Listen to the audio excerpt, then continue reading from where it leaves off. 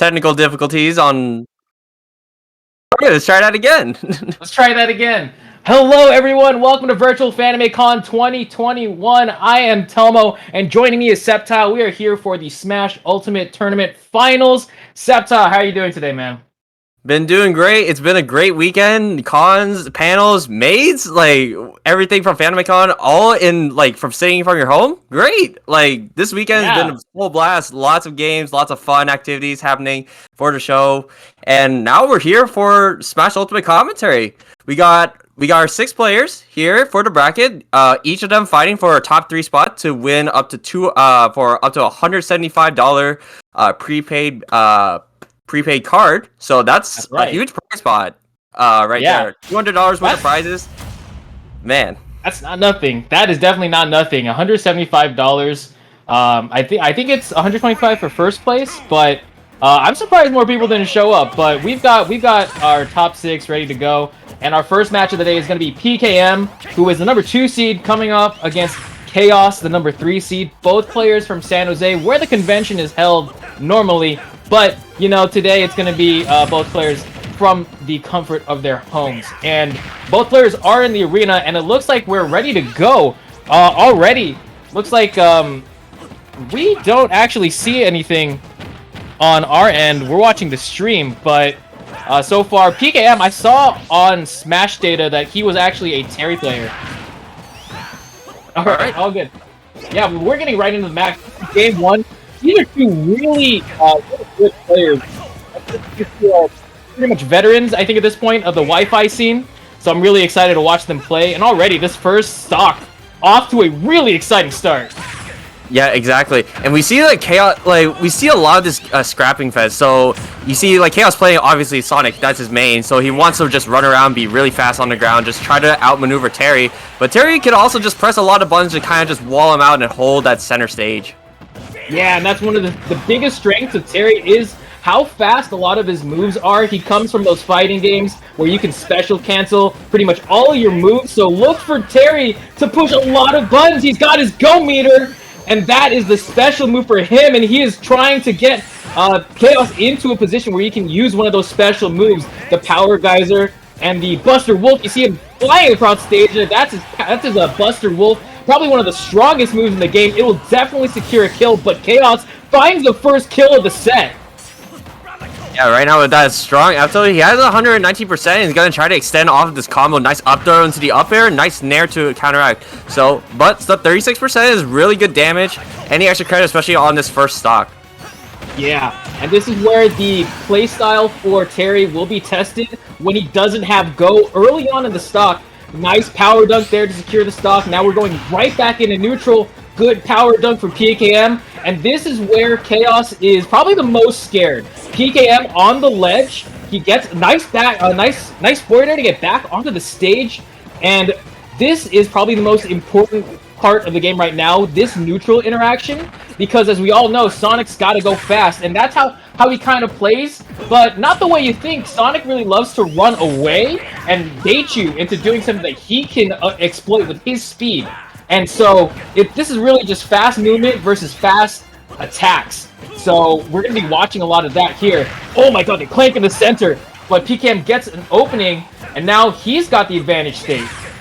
Yep. Alright, homing attack to try to break off the wall there. Trying to push him over to the side here. Gets grabbed. That's going to be a back throw. So now we got a case of the ledge trap situation. So Chaos needs to find a way to get off the ledge. Gets down to the floor. Charles standing there for too long. And the taunt to boot PKM. He hits him with the taunt. PKM says, I'm not having none of this. Oh, but Chaos clapping back. Nice combo off stage. Setting up for a prime edge guard opportunity, but he can't convert. Now Chaos keeping PKM off stage. Gonna have to be smart about the recovery. PKM does have his go meter ready to go. And for those of you who may not be aware, go meter does happen at above 100%. So you'll see the flashing go meter above Terry's percentage. He's got a lot of moves in the pocket, and he is trying to just make an opening, and he's pushing buttons, man. He's pushing a lot of buttons, and it's scaring the Sonic player. Yeah, it's especially with Sonic being such a lightweight character. Like a next strong move like that Buster Roll could have actually done it. Chaos needs to find a way to close out the stock and get rid of that go meter. or else this is definitely going to be curtains. He gets a forward air, but Terry being such a heavy character, edge guarding him can be very scary. Oh my god, the right tackle almost reversing the situation in PKM's favor. Yeah, oh, Chaos now.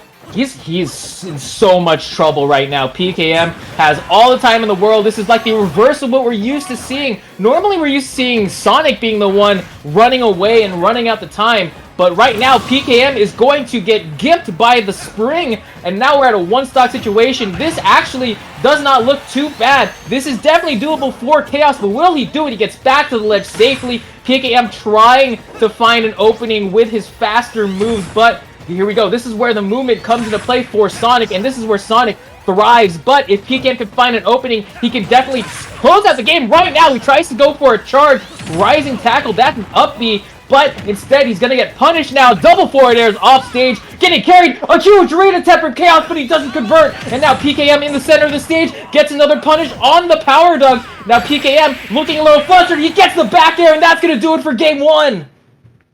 Yeah, Chaos was committing a bit too hard with those S smashes at the ledge, expecting that PKM to land right in front of him. Really wanted to close out that stock. He was doing a good job of keeping him off stage because Terry does not want to be in the air against a Sonic, especially in those situations. So he is going to take that first game, but this is a best of 5 set, so Chaos still has the next few games to actually win. So first person to win 3 games takes that set. So Chaos still has another 2 games to work with, so if he wants to switch a character, he definitely has that advantage.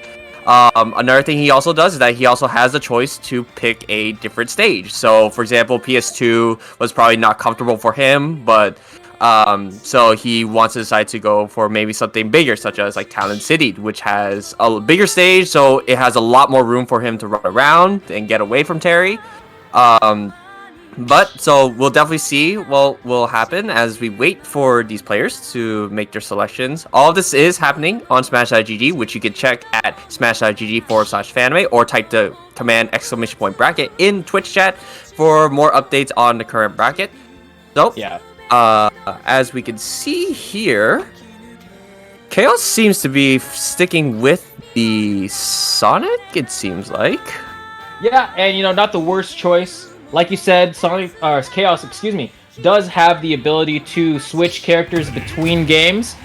He does have a secondary character, and normally the Joker is in his pocket, but he's not opting for that. He's going to stick to the Sonic. This is the character that we know him for the most, the character that he plays the most, so it's not really a surprise. I do think the matchups are a little different, and I think in this case, it's just going to come down to adaptation, you know, gathering data. That's what makes a best of 5 so exciting to watch, is the amount of adaptation that happens in a good best of 5. And we are going to Final Destination, which is an extremely interesting choice to me, because I think this is Terry's best stage, but it's also Sonic's best stage. Yeah, that is true. Like, with the fact that non-existent platforms, Chaos does need to play a lot more carefully against Terry, since now Terry can cover the whole ground and really catch landings a lot easier. But Chaos is definitely starting off a bit better, I would say. Kind of just how in game 1, they were both just scrapping, getting a lot of these stray hits. Missing that homing attack, though. Not going to cost him too much. Has the forward air, able to get him over to the right side of the stage. Yeah, I love these short hops from both players. Neither player being very willing to commit there in that moment, but a huge forward smash read from Chaos secures the first stock, and that is absolutely huge in terms of game flow for the Sonic player, because he can carry that momentum into a second stock. Possibly, he's going to try to intercept the recovery, and he gets hit for it. Oh my goodness. And I like this aggressive playstyle from Chaos. He has a lead. He does not want to stall it out for as long as possible, but he's making, like, he's picking and choosing his battles right there. He committed to the jab, but didn't he went for the jab, but he didn't actually commit to it, so he is going to get, power dunk right in to death right there. And now it's back to even. 2 stocks apiece, and the burning knuckle as well has Chaos in a really bad position. Yeah, you know, a lot of people will analyze that situation and be like, oh, he had a lot of extra credit, but PKM was able to make up for that pretty much immediately. Oh, huge read right there. Getting the back air is extremely important, because if you didn't notice, PKM actually jumped, and you can get a double jump in this game, but if your opponent can read that, they can snipe the jump and actually force you into a terrible recovery situation just like that. Chaos takes the second stock with a forward air, and here again, he is in the lead, but it's not for that long as PKM responds with a burn knuckle to the face. Oh my god, like both of them are just scrapping. Like we see Chaos really just trying to hold that center stage, and as soon as he does get an offstage scenario there, he tries to capitalize on it. Nice F smash as well, catching onto those air dodges and those high recoveries from PKM. Right. This is a huge part of high-level play, is analyzing your opponent's tendencies and predicting them and exploiting them as efficiently as possible. Chaos charging his forward smash at that spacing is not an accident. He truly believes that his opponent will just fall into it, and twice already PKM has exactly fallen into that. So Chaos playing at a pretty high level right now, and it's up to PKM to adjust. PKM now, I think I see the adaptation. He's going for a couple more power waves, using them as kind of approach bait options. So you'll see he's actually jumping a little bit more, mixing up his movement. This mix-up is extremely important for tournament level play. Yep, and you see, and like you said, like the power waves are being used for him to try to catch him on the ground, prevent him from being able to spin dash. He does get a back throw. He does have the stage control. So if he can prevent Terry from laying on the stage, that's a raw Buster Wolf from Lay. God, he's alive. He's alive through the Buster Wolf, but now this is extremely even. I think one big hit from Sonic could take it, but Terry has the Buster Wolf and the Power Geyser. The second Buster Wolf asked him if he's okay. He is not. It is 1-1 now. We got ourselves a set. That was such a finish from PKM. Oh my goodness. And correction, that is not even. So that is 2-0 in PKM's favor. He did win. It's 2-0. It's 2-0. That's right. I misread it. My apologies. But man, I just got caught up in the hype of that. But no, that's 2-0. Yeah, you're right. So now PKM is on match point. Yeah, and if you notice, Chaos was holding quite a bit of a lead for pretty much throughout the entire match, and then PKM is just getting a few of these straight hits. Like Terry hits like a truck. So you get one hit in, like, and he can convert it into like good 30 to 40% off of that. He got 2 Buster Wolves at ledge, and that's all he needed in order to take the game away from Chaos. Definitely just stole that from him, I will say. Yeah, talk about highway robbery. You know, when you're seeing Terry coming at you, and like you said, he hits like a truck. When you're playing against Terry, or really any character with these huge comeback mechanics, and there are quite a few of them in this game, it's really a mentality thing. I think that when you're even with Terry, you're behind. If you're ahead of Terry, you're even. And if you're losing to Terry, well, you've already lost the game. That's how it feels a lot of the time. Yep, especially like since in the game highlights, usually Chaos is able to play defensively, but there were just that adaptation, like you said, from PKM, able to really understand the situation. PKM was catching a lot of his jumps. We saw a lot of the crack shoots every time that Chaos went for the jump. So we are going to see an adaptation from Chaos, an adjustment to his playstyle. So we are going to see the Wolf come out, a more comfortable pick with much better tools than Sonic, with a projectile, that blaster with the neutral B, and just really good frame data with the F tilt, a lot of good moves and combo potential. Right now, down throw dash attack already 40%. Production? Can we see? We would like to see the gameplay on Discord, please.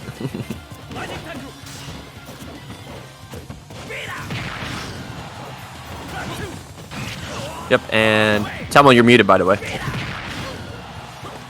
Okay, good.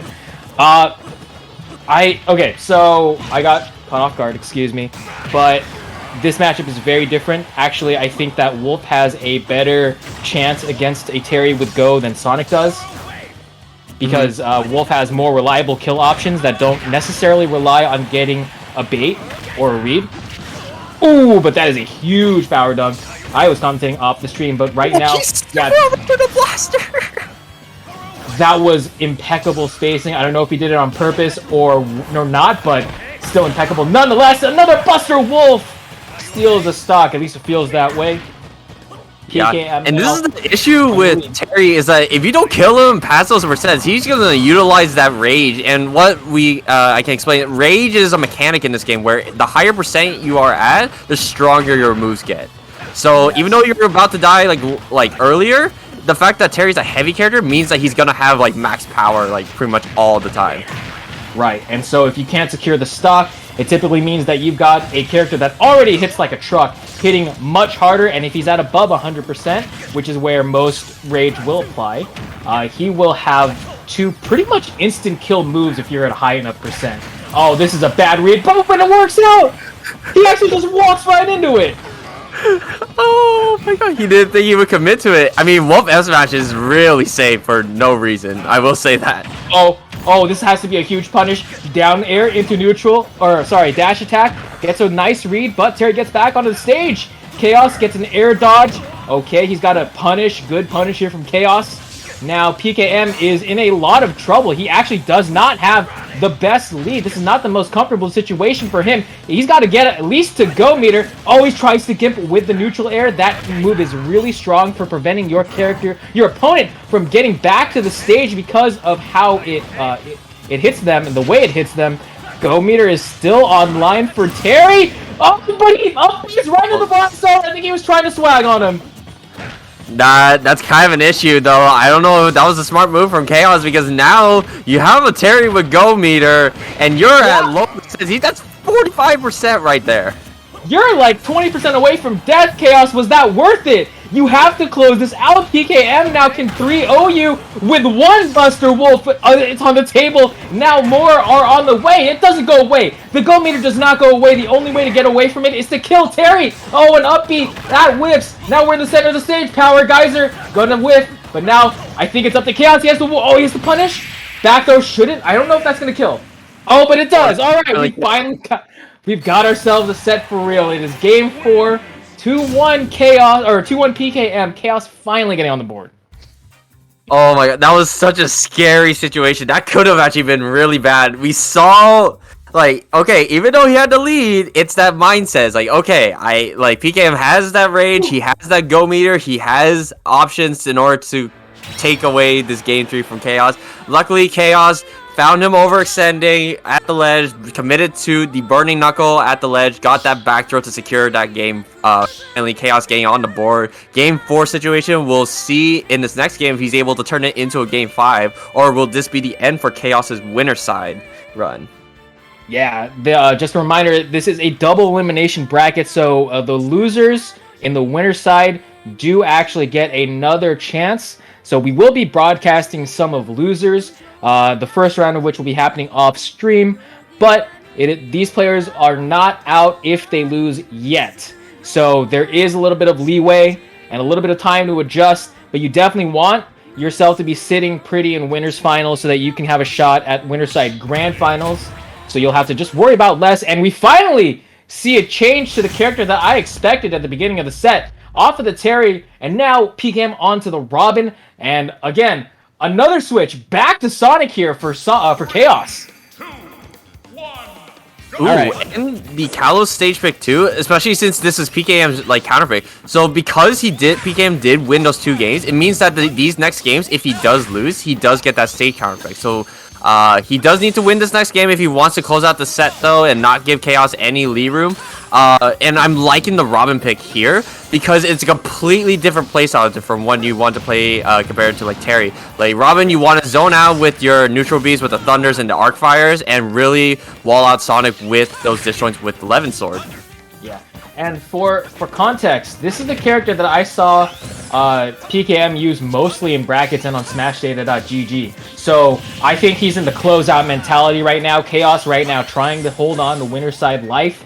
And these are their true mains. These are their true mains. So I don't expect either player to be holding back, pulling any punches. This is going to be really exciting. And already a huge lead here for PKM. I expect some really interesting tech choices from PKM because he's number 2 seed, I believe. He's number 2 seed for a reason. Oh, back air? He got the straight back air? That was a huge win there for Chaos. Oh, and he's actually going to pick it up.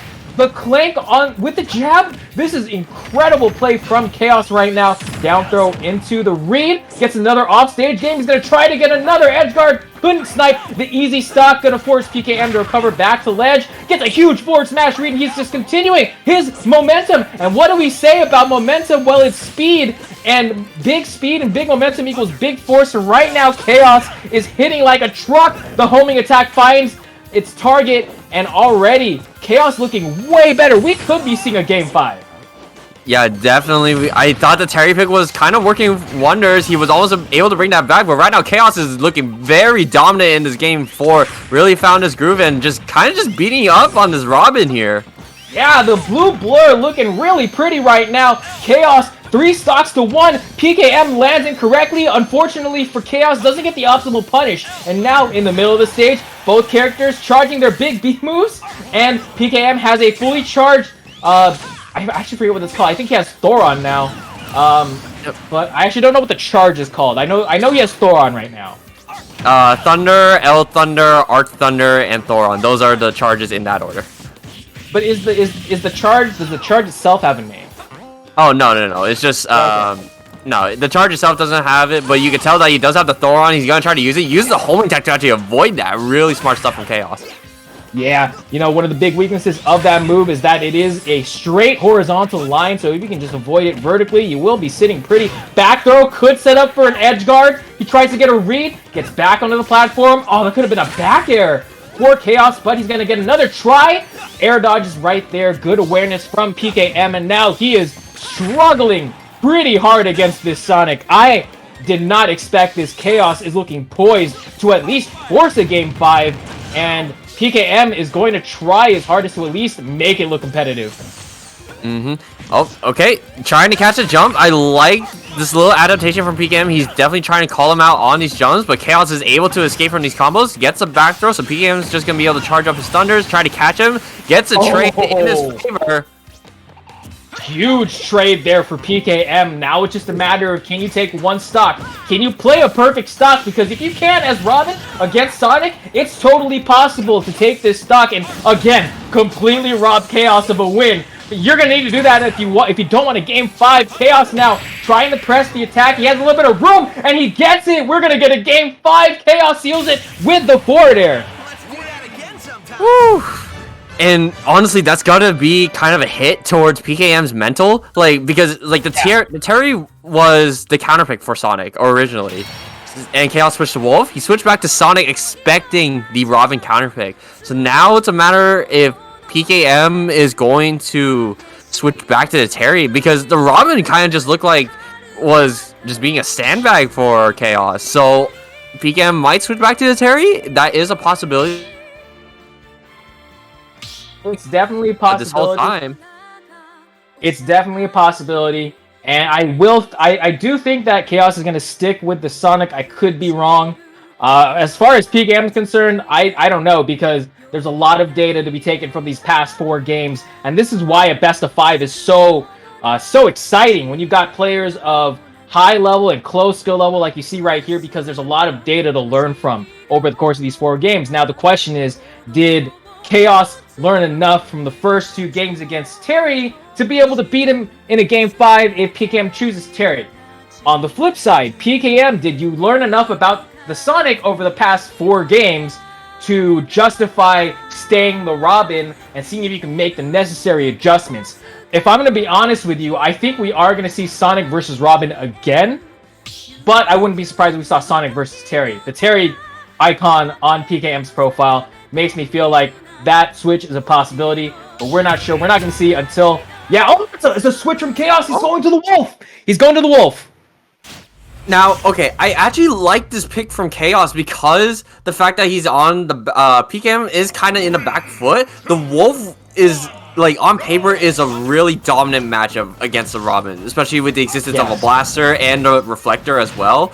It means that a lot of Robin's like neutral options, such as the Thunder and the Arc Fire, are not going to be as relevant. So PKM definitely needs to play more scrappy with the Levin Sword and get a lot of these sword hits if possible. Already getting it there. F-tilt tries to read a down smash option there on the landing. Yep.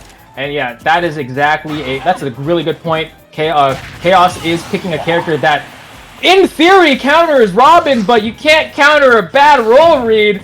And right now, PKM is looking really in bad shape. This is looking like an amazing counter pick for Chaos. You have to be more mindful of Wolf's kit when you're playing as Robin. This is actually a doable matchup. Yes, oh, he got the second forward smash! He hit him with the second forward smash! And Chaos is at, not tournament point, he's at game match point here against PKM. Can he get a third? And right now, PKM is going to have to 3-stock Chaos in order to avoid losers, and right now he can actually afford that SD. I'm not mad at it. He's trying to go out. He's trying to take him out in style. He snipes the jump. He's going to force nothing but the up B, and now Chaos is in full control. He has the range. The Chaos is in his control. He's got all 6 of the Chaos Emeralds, but he's not playing the right character. And right now, PKM is looking terrible. He's down bad. He's caught in 4K right now. I don't know if he's going to be able to make it, dude. I don't know. He gets an air, gets a tech chase, gets a dash attack as well. He's trying to go off stage. He gets a stage control, a bad up B, but no punish on that. Chaos is taking a bit of damage from those Levin Sword hits, and the reflected Arc Thunder is calling out the set. Reverse 3-0 for Chaos. That was so hype. He reflects the point-blank projectile to force the kill, and there is nothing PKM can do. He got absolutely outplayed in that situation. Heck, he got outplayed that entire Game 5. What a win for Chaos. Remember, he got 2 F smash reads. 2 F smash reads. And that's what gave him that lead, and that's how he was able to take that set. He made the adaptations. He was able to close out the stocks with perfect reads, read a lot of rolls for PKM, got that adaptation, and oh my goodness, that's the high player mentality. It's even though you're down, if you learn stuff, you will make it. And Chaos did not give up. Yeah, and no, that was so important. There were so many situations where he knew his opponent was going to roll. So just holding that forward smash is probably the safest option that Wolf can do in that scenario. And really, he just exploited the decisions that PKM was making in very fortunate circumstances. That second forward smash killed at what, 60, 70%? I don't think he expected it to kill at all, and he just walked into it. That's called getting a hard read. Yeah, and honestly, Chaos and his definite good mentality and just got him to winners final. So he's definitely at least confirmed top 3.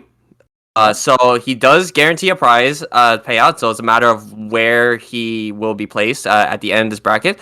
Don't worry, guys, we got more matches coming up. So right now in queue, we're gonna have Silver versus, what time is it? And that is his tag. What time is it? I believe there's a website for that. All right, it looks like we are going to be doing a lag check. Excuse me. But both players should be in the arena relatively soon.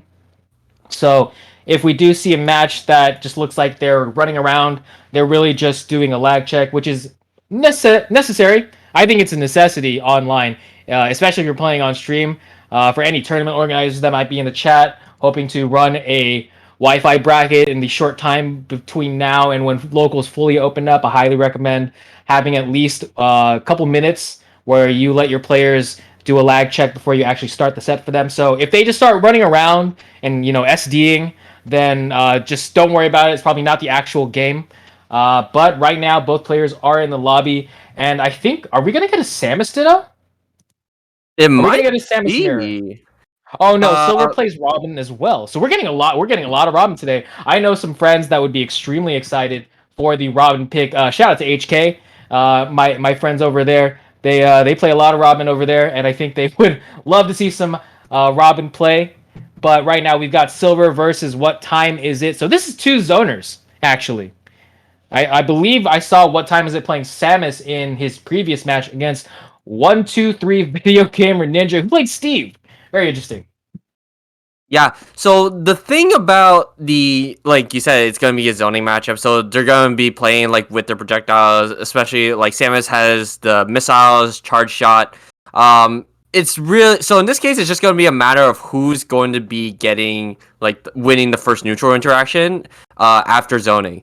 I would say that Samus does have that advantage because every time Robin does use the tome, either any of those tomes, like the thunder or the arc fire, it does reduce a charge of it. So Robin can actually run out of resources in the zoning matchup to a point where Robin has to play defensively, and Samus can kind of just force approaches with the charge shot. So he has like an ammo system basically. So if he uses up, he has to wait for a certain amount of time in order to recharge his projectiles and be able to use them again. That includes his recovery option. So if he runs out of his up B, like in certain edgeguard situations, he's not going to make it back. Yeah, and I think one thing to also keep in mind in this matchup is that Samus does have really good and easier frame traps than Robin. Robin does have a bevy of frame traps to use with those aerials, and a frame trap is when you do a move that forces your opponent to choose an option that you can react to, and which will punish the move that they throw out. That's called a frame trap. So Samus does have some pretty good frame traps, and let's not even mention the aerials. I truly believe that Samus should win the air-to-air game, which is something I think we're going to see a lot of. I think a lot of Samuses at this level love to bait jumps from their opponent because, it's so hard to approach Samus on the ground because of the tools that you mentioned, the crash bomb, the charge shot, even the dash attack, the dash grab, just a lot of stuff that's really scary to deal with on the ground. So a lot of Samuses, or rather a lot of Robins against Samuses will jump.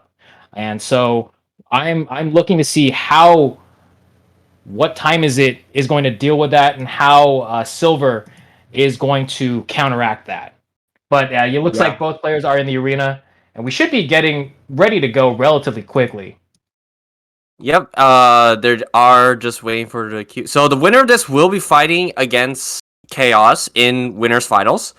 So again, that's also the guaranteed spot for a top 3. That includes winning your prize here at the Virtual Fanimecon 2021.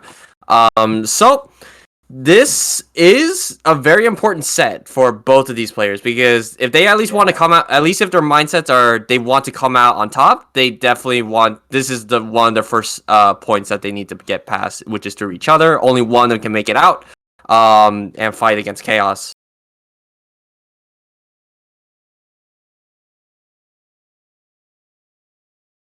Look forward to.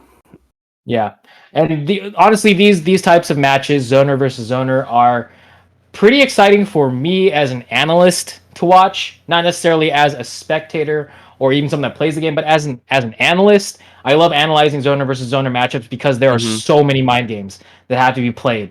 It's definitely a lot more like playing chess, because if you mess up, you get blown up. It's like that. Right. So from an analyst perspective, that's where I find the joy in watching a lot of these, and I know that's probably a hot take to a lot of people, but I actually kind of like watching zoner versus zoner matchups because they definitely use time as a resource on top of everything else they have in their arsenal, and both players are trying to do it. So ironically, it sort of speeds up the match in my mind sometimes. Yeah, and the thing is, about the mind game, it's especially at this level, every player is trying to think ahead about what their opponent is going to do. So when we see, when you think that a move is going to whiff, it means that they're taking an educated guess, usually. And that's what we call conditioning. So it's they think they're going to do this, so they do another option instead, and instead they actually punish that option. But it looks like we are going to go into our first game for this set, Silver versus What Time Is It? Here on PS2. I thought they are doing a lag check. I forgot that they wanted to at least do that just to make sure that their connections are good, no issues. We want to make sure that the players do have the best possible environment. Online can be quite troublesome, although I definitely am excited the fact that people are getting their vaccines, so a lot of more in-person events, such as for example, Fanimecon will most likely be happening again in person next year. Hopefully, I'm definitely coming to that. Fanimecon 2022. So hopefully you guys are also looking forward to that. So I know the pandemic's been hard on everyone, so just hang in there. We're almost out of it. We can see the finish line heading out there. So just stay in there, guys. Stay in there. Yes. If you're over the age of 12, please get your shot, get your vaccine. Keep the mask on in public until it's fully safe to do so. But all right, it looks like they are done with the lag check, so we are going to get into our second winners semifinal here at Fanimecon 2021. We've got Silver versus What Time Is It? It's going to be Robin versus Samus. And I believe if we got a sneak peek, I think it is going to be Pokemon Stadium 2 for the first match. What do you think about this match? This stage for this matchup, Sceptile? This stage, okay, so those who are involved in like tournaments and those who aren't, well, I'm gonna inform you anyway. PS2 is one of the most common starter stages that everybody goes to, just because of the platform layout. It's very neutral, so there's one platform on each side of the stage. It's also very large, so it gives the players a lot more room to like figure out without actually hard committing and playing in like close quarters combat.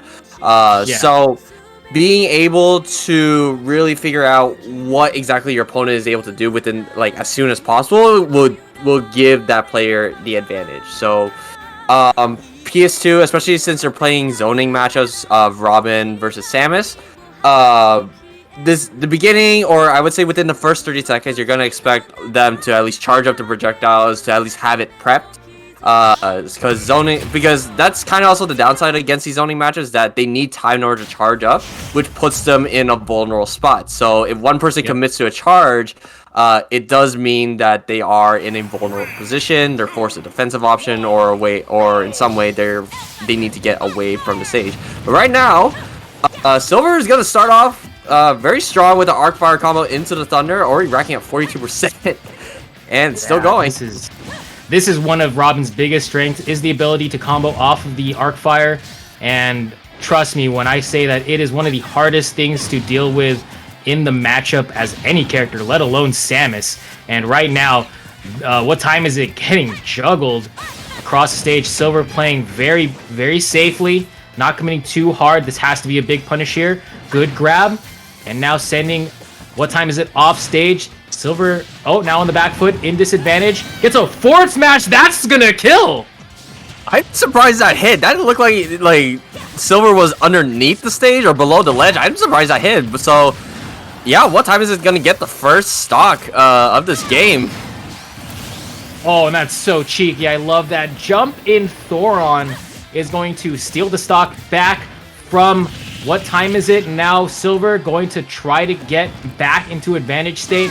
Right now, I really do think that Silver has the positioning advantage. He's definitely playing a lot cleaner, but that forward smash, I feel like anybody could get hit by that. Especially if you weren't expecting it. I think Silver is thinking the same thing that we were. He's probably thinking, how did that hit? But there might be something that What Time Is It knows that we don't.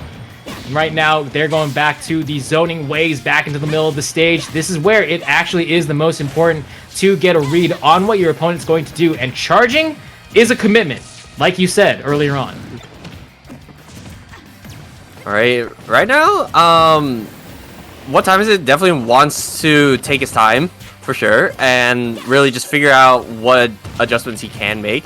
But he definitely don't want to make him too obvious. You see him kind of just walking away, just playing around the sides, holding out that center stage as well. Not really committing to anything. Nice cross up using that dash attack. Gets a grab, back throw, so he does have that stage control. He read the jump, but the up smash gonna whiff. Yeah, very unfortunate actually. He does get the roll in read, but he was a little bit too premature on the down smash, and that's going to lead to another disadvantage situation for Silver, and he is going to, he's going to grab out of the up smash. A lot of people famously complain about Samus' up smash not working correctly, and that might be another example, although in that situation, I think that's just Silver getting better, but the charge shot connects, and that's going to be a second stock for What Time Is It? And now he is Silver is in trouble, I think. Yeah, and that interaction was actually very crucial, because that fully charged charge shot was actually able to beat out the arc fire. So it does have quite a bit of priority. So it means that Silver does need to be careful about committing to the arc fire when Samus does have the full charge shot. He does find the forward air, able to get that stock, but 62% is a bit of a deficit. Just a little bit. Nice re-grab, punishing the whiff. Okay, the jab actually punishing the movement option there for Silver. Now we're in the middle of the stage. This is a big confirm. He tries to go for the up smash. Has to settle for the up air off of the whiff. Probably better than nothing. Back air off stage now. This is getting tense. I think this could be a punish. Good. I think that's forward tilt off stage. Another charge here. How is he going to react? Jabs out of the corner. That could actually be a a habit to exploit later. And this is what you were talking about earlier in terms of conditioning.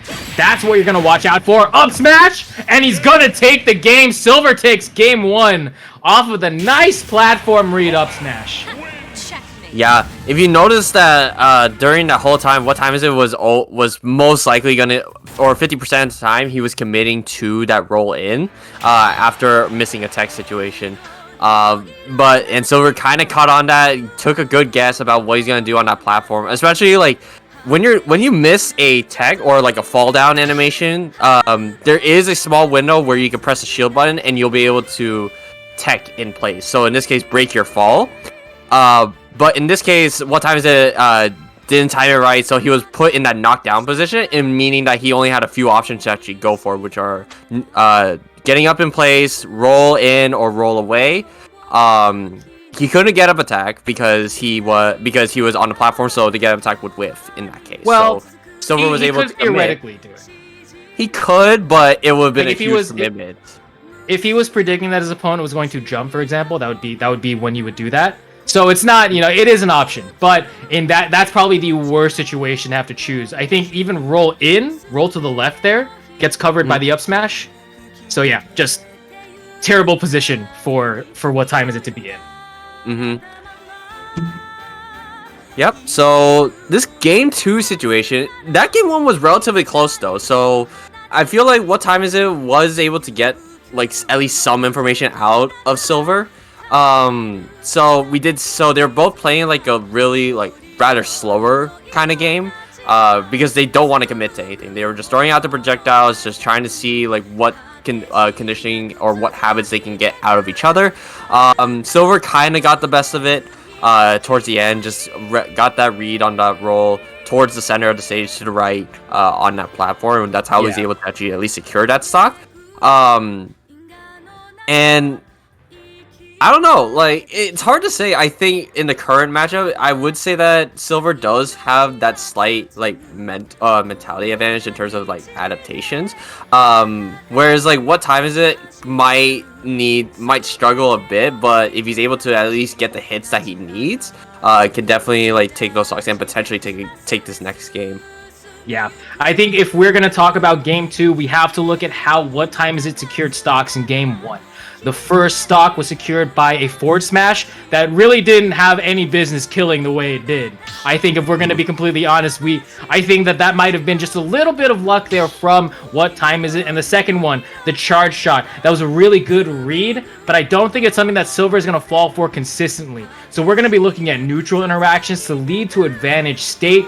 For what time is it, he has to toughen up his defense a little bit, have some less predictable options on the ledge when he's hanging from the ledge. We noticed there was a lot of neutral getup for him, not a lot of jumping, not a lot of jumping, not a lot of rolling. It's actually a lot of just get up attack and then just jab in the corner. I think he's gonna have to change that if he wants to take game 2, and that's probably the first thing and one of the things he's gonna have to change out of what could be a lot of things, because keep in mind Silver is also adapting. Yeah, definitely. Like, with the way that Silver is playing, was really conditioning a lot of, like, options with the arc fire. Arc fire is like a good projectile and a bad projectile at the same time. It's good because of the angle it sends to. It covers a lot of options, and the fact that it's really good for ledge trapping. But it's also bad because, like we saw earlier, it got beaten out by that charge shot and by a bunch of other projectiles. So Robin can struggle in the projectile game just because Samus has a lot of priority with the missile and the charge shot in the matchup. And we weren't seeing too many of the air-to-airs except for when Silver was having that juggle situation, so he was able to get those hits, but not really much from what time is it. So I kind of want to see a bit more, like, I would say, like, more holding advantage. It's hard to say about, like, because I think that the stuff that what time is it was doing was correct, but I think the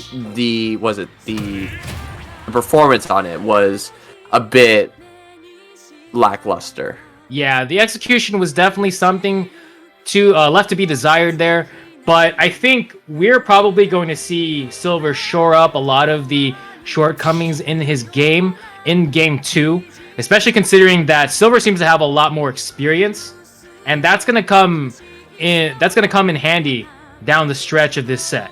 So it's probably going to be Robin versus Samus. The stage is Battlefield this time for game 2. Silver versus What Time Is It? Robin versus Samus on Battlefield. And I think this is a smart counterpick, actually, for What Time Is It? Because you are going to get access to a third top platform, which gives you so many more options to mix up. But then again, Robin has those same platforms. We're going to see as we get into game 2. Get hype. We are in our second winner semifinal. Winner faces Chaos. Here we go. Silver versus What Time Is It on Battlefield. Right, and Battlefield, like one of the more iconic stages, like in the franchise. So we see, What Time Is It? Just again playing it slow, wants to throw out his projectiles, get charges, get whatever damage he can in these close quarter combats. That jab is definitely not one of those things. Fun fact: that jab does not combo into itself at all. So you usually never want to go for the second hit. Want to mix up the first hit of the jab into like a second hit, but I think this playstyle is definitely a bit unorthodox, but it's working against Silver because I feel like Silver again having that experience again, more experience against higher levels of play is definitely just not used to this kind of playstyle. I mean, I think right now What Time Is It is exemplifying the old FGC saying, if you're spamming a move, you're spamming a mistake. If he's spamming a move, you're spamming a mistake. You know what I mean? And in that situation, that down smash is going to clean it up, and Silver making the adaptation to clean up the first stock. But right now, all of this damage coming from the jabs and the charge shots, he's doing the same thing. He's making the mistakes. Oh no, it's ASCs! Oh, that is terrible for What Time Is It? He's got to calm down just a little bit. He's going to give the homie stock. Oh, the mid-bracket homie stock. That is probably one of the most disrespectful things you could do as a competitor, in my opinion, is give that homie stock. Why would you want that homie stock? I'm playing to win. You should be playing to win. Exactly. I mean, in higher levels of play, you would not do that. This is just gonna be disrespectful, especially since Silver's already in a stock lead and already set up at 79%. And this is kind of just rude at this point. Yeah. But Silver's still playing to win, getting a lot of those B reverses, reversing his specials, getting a lot of arc fires as well, trying to see if he can land something here. Yeah, and right now, I really do think that What Time Is It just is having his experience exploited, or rather lack of experience at that. He's not used to playing against a Robin of this caliber, maybe let alone Robin the character, and you see he's really struggling, and that is going to be 2-0. Silver just takes it and runs away with it with a disrespectful homie stock to boot. And when you're doing that homie stock, what I'm hearing is, I don't need this stock to beat you. And that's why I consider it that disrespectful. Silver might not, but I do. If you do that to me, I take it as a sign of disrespect in bracket. But that's just me. No, I would definitely take that. But honestly, if you're playing to win, you take what you take whatever you get. If you homie stock against me, it's like, okay, that's an extra stock I don't need to take. That's how I see it. That's how I would see it if I was What Time Is It. It's like, okay, well, you're giving me a free stock, you're gonna set yourself up for a comeback. It'd be really embarrassing if I made this comeback, wouldn't it? But yeah, that's a really solid closeout for Silver. He is going to be up 2-0 against What Time Is It. He's going to be moving on to match point. And the winner of this, again, faces Chaos, we saw in the last winner semifinal set. The winner of this does move into the money. They are guaranteed top 3. So this is going to be pretty comfortable for Silver. Honestly, though, I think that, there might need to be some readjustment here for What Time Is It. A lot of just standing still in place and pushing the A button, which does not fly at this level. I'm just going to say that. Mm-hmm. Yeah, I would say that pushing the A button is definitely not going to work. You really have to really commit to understanding your character. And what I'm seeing is that Silver has complete understanding that if he lands an arc fire, he's able to get a combo, able to get a good up air or up smash, pretty much anything he wants. Whereas Samus has combo potential too. But what we're seeing from What Time is that he doesn't really understand too much about the frame data, or in this case more details into it. Is if basically their time is still a factor in which a person's able to commit to a different option. So you need to connect your hits within a certain amount of time in order for it to be a true combo. So, for example, like charge shot into dash attack, if you charge it to a certain level, you can combo it into possibly a grab. You can combo down throw into like an aerial, such as forward air. It's just really understanding your character, what we call those in the FGC, those bread and butter combos. Just standard stuff that you should know for like whatever character you're playing. Know your combos off of like grabs, off of a hit. And those fundamentals for your character are just the most important part about being a competitive player and really mastering a character.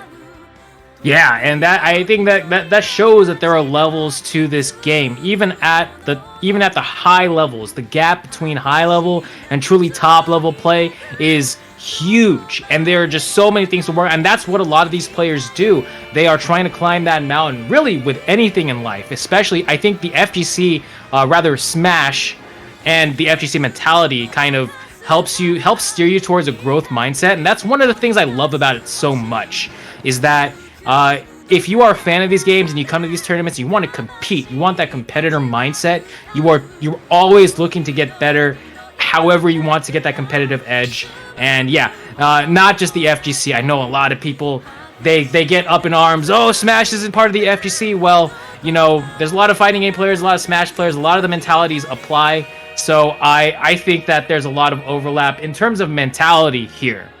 So we're going to be moving on to Game 3 really soon. I'm seeing what's going on. We haven't gotten a stage pick. Oh, we have. It is Final Destination for Game 3. And, oh, that's interesting. What time is it? Says, I wish I had my main unlocked, which is implying that he doesn't have access to the character that he actually wants to play, because Samus is actually one of the original 12. So you have access to them regardless of whether or not you've unlocked any characters. I'm surprised that he doesn't have his main unlocked. I mean, you would think that if you're going into a Smash Ultimate tournament, you would want to have access to your main. Then it makes me wonder, like, who does he actually main? Like, that he doesn't have unlocked. Like, at this point, I feel like every person should have every character unlocked. Even if you don't buy, like, the DLC characters, like, I feel like you should at least have some main in there. Yeah, I don't know, that's really interesting. You know, there's a possibility he's playing on a completely brand new copy of the game, which that is true. Which is probably the most likely situation for what time is it. You know, Samus probably one of the better characters. I main Fox for a while, so if you plot me on a new Switch, I think I'd be good to go. Yeah, it's probably not a DLC character. Otherwise, what time is it? We'll probably have them unlocked if he bought all the DLC. They bought all the DLC with it. Looks like they're taking a little bit of time, and it looks like no character switches. Looks like it's going to be Final Destination for Game 3. This is a closeout game for Silver. And we're just waiting for what time is it to get back into the arena. And here we go. Okay. Game 3. Silver versus what time is it? Silver wins. He moves on to face Chaos. What time is it wins? We get a Game 4. Either way, we're going to get some Smash Ultimate action coming your way right now as we get into that sick loading screen. That's probably one of the best additions to Smash Ultimate from Smash 4, in my opinion. Here we go. That loading screen was definitely like Smash. Like Smash has just come such a long way from like the 64 and even in competitive tournaments and even right now here. So Final Destination is going to be the stage counter for what time is it? Pretty much going to play on even ground, no platforms. So Robin is going to be forced to land on the ground. Samus is just a really good character for catching the landings, but the same thing can be said about Robin. Robin can also catch landings that arc fire into the dash punch, almost connecting. Yeah, here's where, like I said, I'm going to reiterate, the experience for Silver is coming into play huge here. That Game 1, lost the first couple stocks, had to readjust, get used to his opponent, and now he's kind of just been rolling. He's continuing to roll, and the approach from what time is it not good enough as Silver meets him with the back air to secure the first stock. And right now, this is just more of the same. We're failing to see an adaptation here from what time is it. He's going for those charge missiles and just jabbing in neutral. That is not going to fly. Like I said in Game 2, he actually breaks the arc fire with a get-up attack. I did not know you could do that. That is a very useful piece of information, but will what time is it be able to leverage it properly in order to get something going here? He gets a charge shot. It's a good charge shot. Charges up all the way again. Can't get the read this time. Down throw, up air, not quite a checkmate. Down smash? Okay, no down smash. Yeah. All right.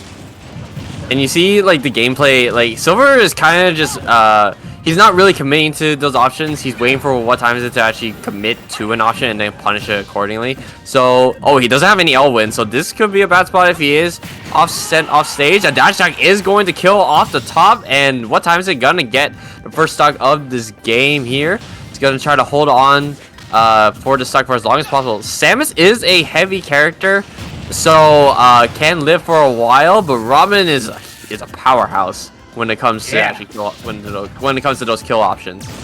And this is actually, I think this is actually a smart adaptation for what time is it. This is something I wanted to touch on. Ooh, he gets hit with the Thoron, the very end of that Thoron, but this is actually what I was wanting to say, and I didn't get an opportunity to, is that what time is it doesn't have to run towards him. He can just run away. He plays the best, he's playing the best character to do that, and he's not really taking advantage of the fact that he can run away nearly as much as he should be. But he took that stock, that first stock, because he was baiting a lot of options from Silver by running away. But you'll see now he's kind of reverting back. He's trying to get into his face. You'll see he runs away to the side of the stage. I am not opposed to this whatsoever. I think what time is it should keep doing this until it stops working. And right now, it actually looks like it's working. He is almost back to lapped one stock. Down smash is going to connect. But like we said, Samus has some pretty strong moves that will kill relatively early if unchecked. So you don't want to sleep on your opponent. Oh, he had a good idea right there with the up smash, and that forward air should meet the anti-air from Samus. Oh, okay, I thought he was going to SD. Going to charge up smash. I mean, you can't play with your food too much, but we're not going to say much until the end of the game. Jab 2 actually connects, and that's going to anti-air the Robin. Oh, dash attack. Oh my god. Spotdodge as well, and that's going to be it. Yep. Got caught with the anti-air with the arc fire. We did see some adaptation from what time is it. I saw the confirms coming out, the charge shot into the dash attack, and that's kind of what he was looking for those kill options. Especially, we did see a couple of good up smash reads, but I guess the timing on it was just mistimed them. Caught them on the air dodge. We did see quite a bit of adaptation, but that is going to be a 3-0 in Silver's favor. So he'll be moving on to fight Chaos here for winners finals. So winner of this will be getting that grand final spot. Not necessarily winning the tournament, but this is a crucial spot, meaning that you are a higher seed, so you have more games to work with it, just in case your opponent does end up in that adaptation, does adapt to you in the later parts of the set. So I don't know. I guess the takeaway from that game is the fact that experience for Silver was definitely came in handy for him. Yeah. So I don't know, understanding the matchup and really understanding the character, landing those arc fire confirms, really helped him in a lot of situations. Not exactly sure how that's gonna be compared to when Chaos does come around, because Chaos does have, again, a higher caliber player. So definitely gonna be a lot more of a challenge for Silver to deal with, especially against Sonic. Sonic is a very fast character, can really just weave in and out against those projectiles. So it's really going to be a matter of Silver adapting to his playstyle and really understanding where Sonic go, where he's committed to when he does go for side B or spin charge or homing attack. So I don't know. This is definitely a coin flip, at least on paper.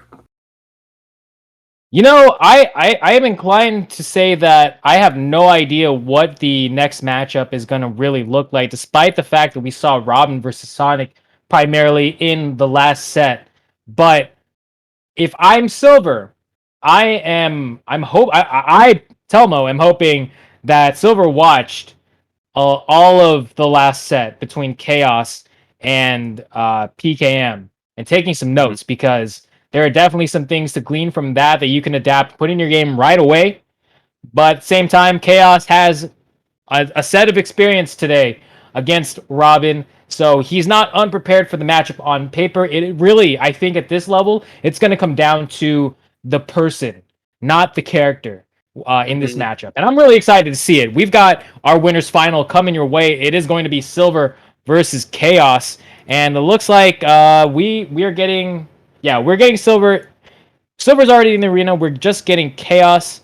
They just finalized the results on Smash GG. So we are good to go. And if you guys are having a great time, let me get some hype in chat. Spam those emotes. And Fanimecon 2021. I can't wait for Fanimecon 2022. I hope to be doing this alongside you this time next year, Septile. I'm having a blast. This is my first time doing this for Fanime, and I gotta say thank you to Fanimecon for doing this, and thank you for the opportunity. This has already been a great experience for me. Yep. Honestly, like for an event like as big as like Fanimecon, like we hold our own like events like with weekly tournaments here for Telmo Tuesdays, like and also for Wi-Fi Night Fights here for the California Smash scene. But we also want to entertain like people who are just also not familiar with Smash, but we want to provide them with a good time. At least if they are interested in the game, they want to get insight. Like that's what we're here for, and being able to give that to you guys, the viewers out there, whether you're at home or going on a walk, or whether you're just tuning in just now. Yeah, thanks again, you guys, for honestly making this con happen. Like, if it weren't for like the people participating in Fanimecon this year, like there wouldn't be a Fanimecon. Like, we also got to give it to our competitors. I mean, like us organizers and staff members, like we can't have a con or an event without any attendees or like participants, so we both go hand in hand. So thanks again, you guys, the viewers, for watching Fanimecon 2021. And yeah, and this is gonna be one exciting match.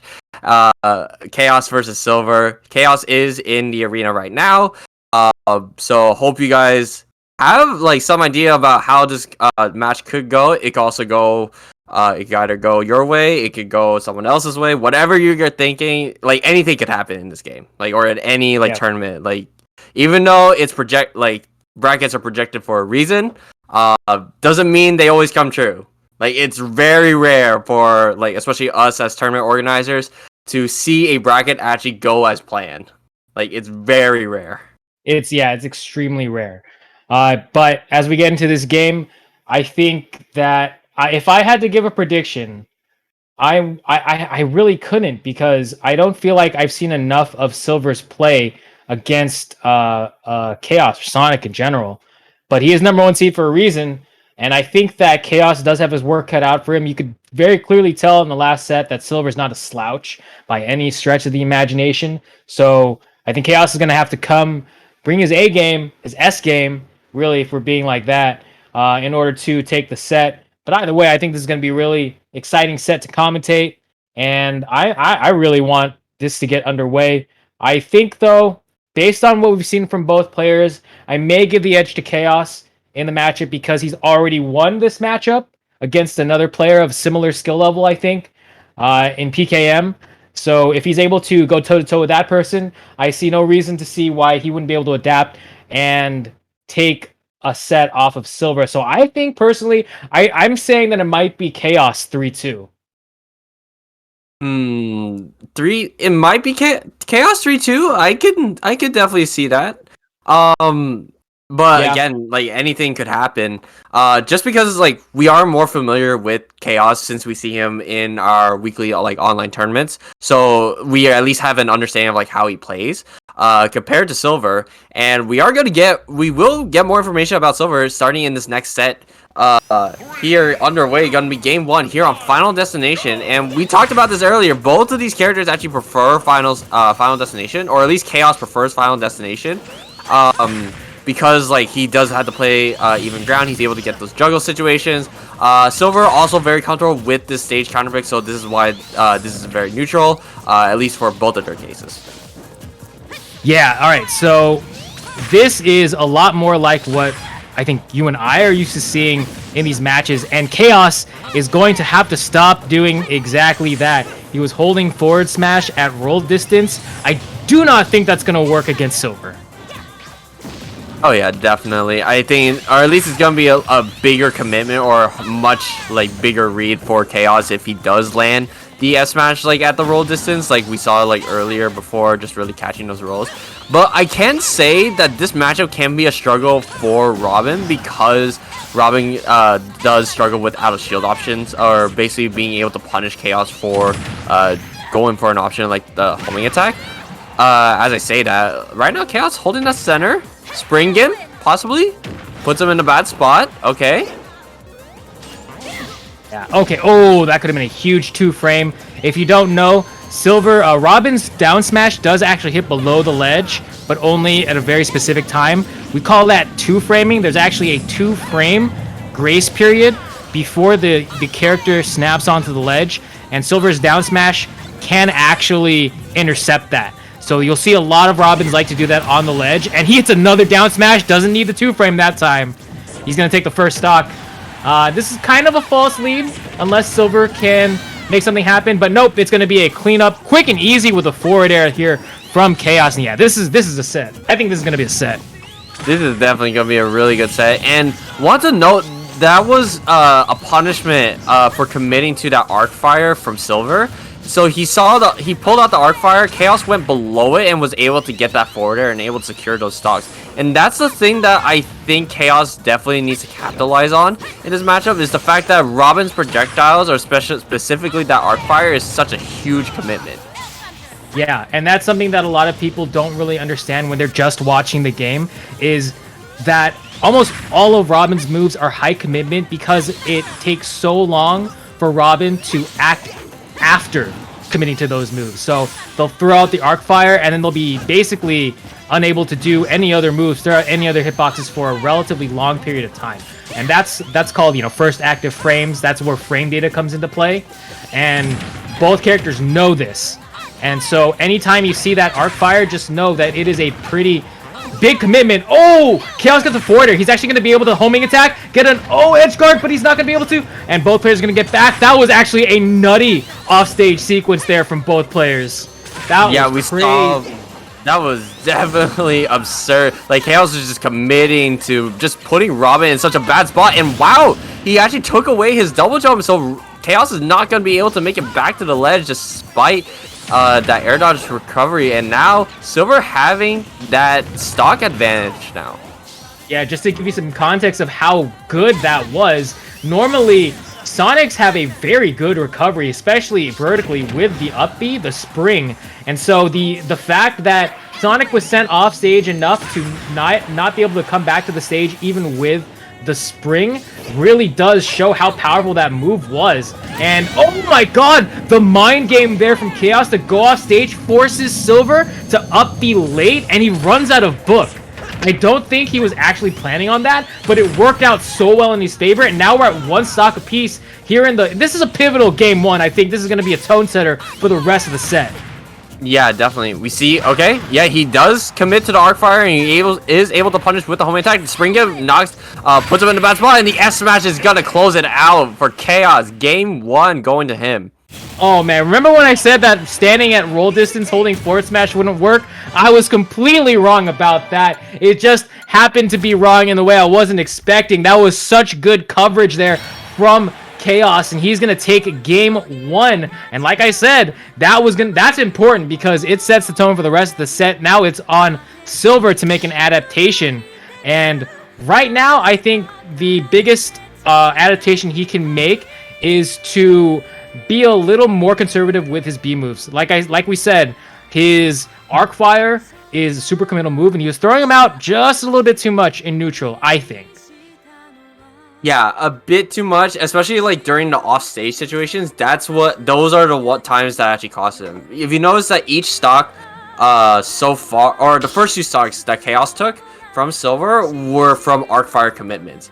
The first time he did arc fire high, so Chaos was able to go low and really get that forward air. Same situation again, except Chaos didn't connect the forward air and actually forced Silver to go a bit too low in order to actually get back to the ledge.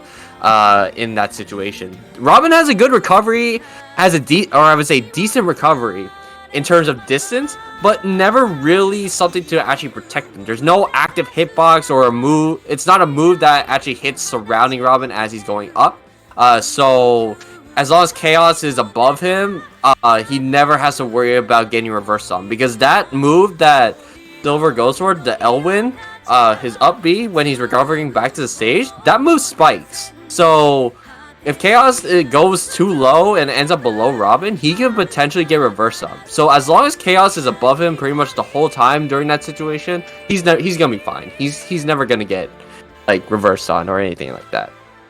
Yeah. And okay, so we're gonna get into game 2 relatively soon. That's some good data. I think if either player were listening, they probably want to be listening to that. It looks like for game 2, we're going to get small battlefield, and the matchup hasn't changed. It is going to remain Sonic versus Robin for game 2. Yeah, I think definitely Silver may need to show a little more. I don't want to say respect. He has to respect a lot more of the options, especially considering it's online, and by nature of the frame delay, it is a little bit harder to react on Wi-Fi. So there are some choices that you have to adjust for. And so we're gonna see. Oh, it's a switch. He actually switches to Lucina. Oh. I did not see that coming. Okay.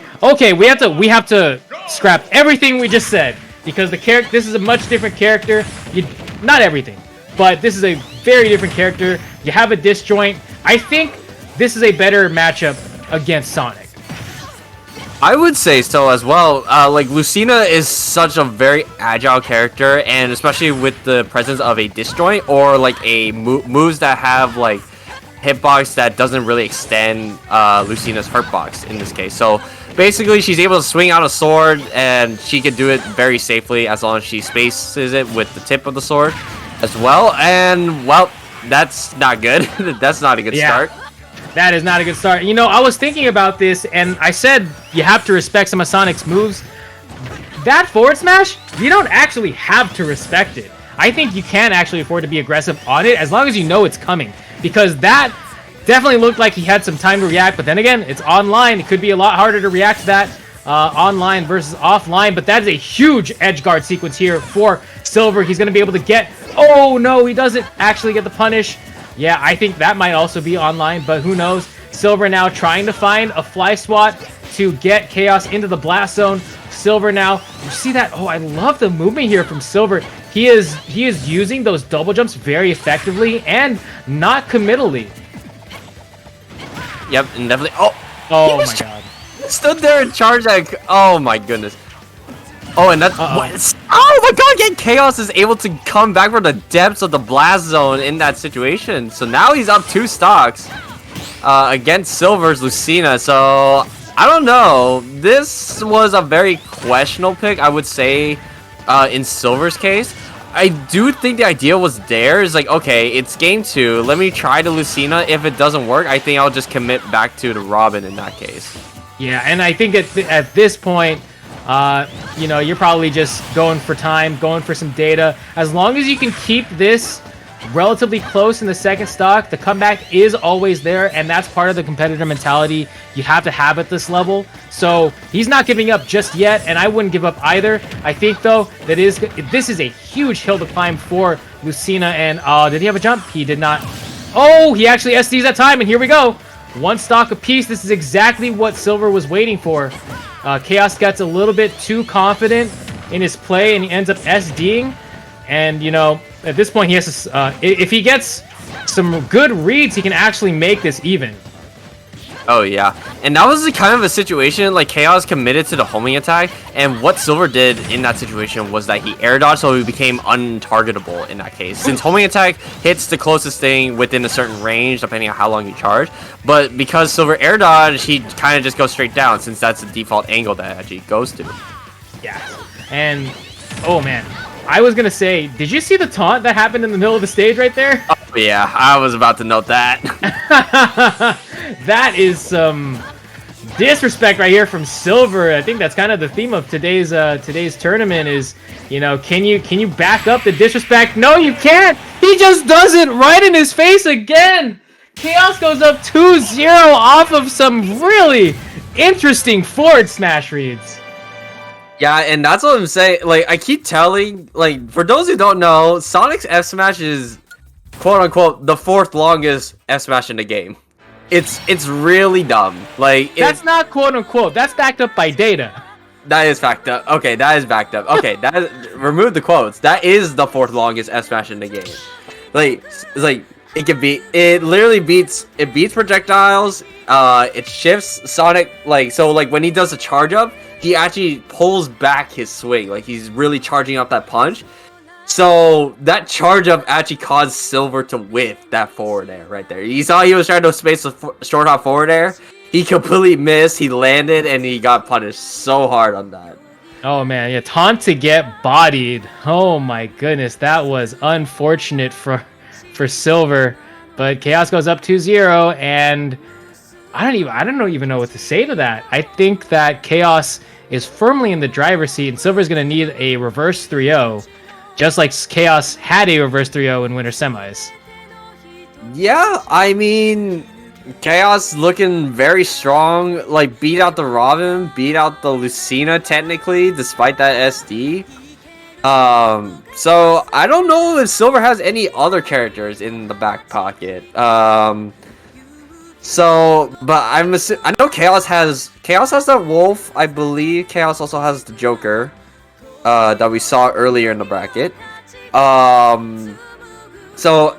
And he is up 2 games, so he does have counterpick advantage if he does lose this game 3.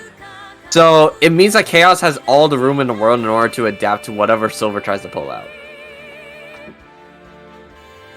Yeah, I don't know if Chaos is gonna switch. I mean, I could see a switch to Joker, maybe for the Lucina, but I don't see any reason for Chaos to switch other than to maybe get some experience playing a different character. Yeah, I'm not really sure about that. Looks like the bans are Yoshi's and Kalos for, I think this is Chaos. Yeah, so Silver has choice of the rest of the starters, and you know, we do play with only like 8 stages, but I think it's for a pretty good reason. A lot of the stages do have some things that would make it a little bit weird and unfair. We definitely removed all the huge stages, all the stages where you can just run away. We removed all the stages where there's RNG in play, and then I think we also removed all the stages where you could run off.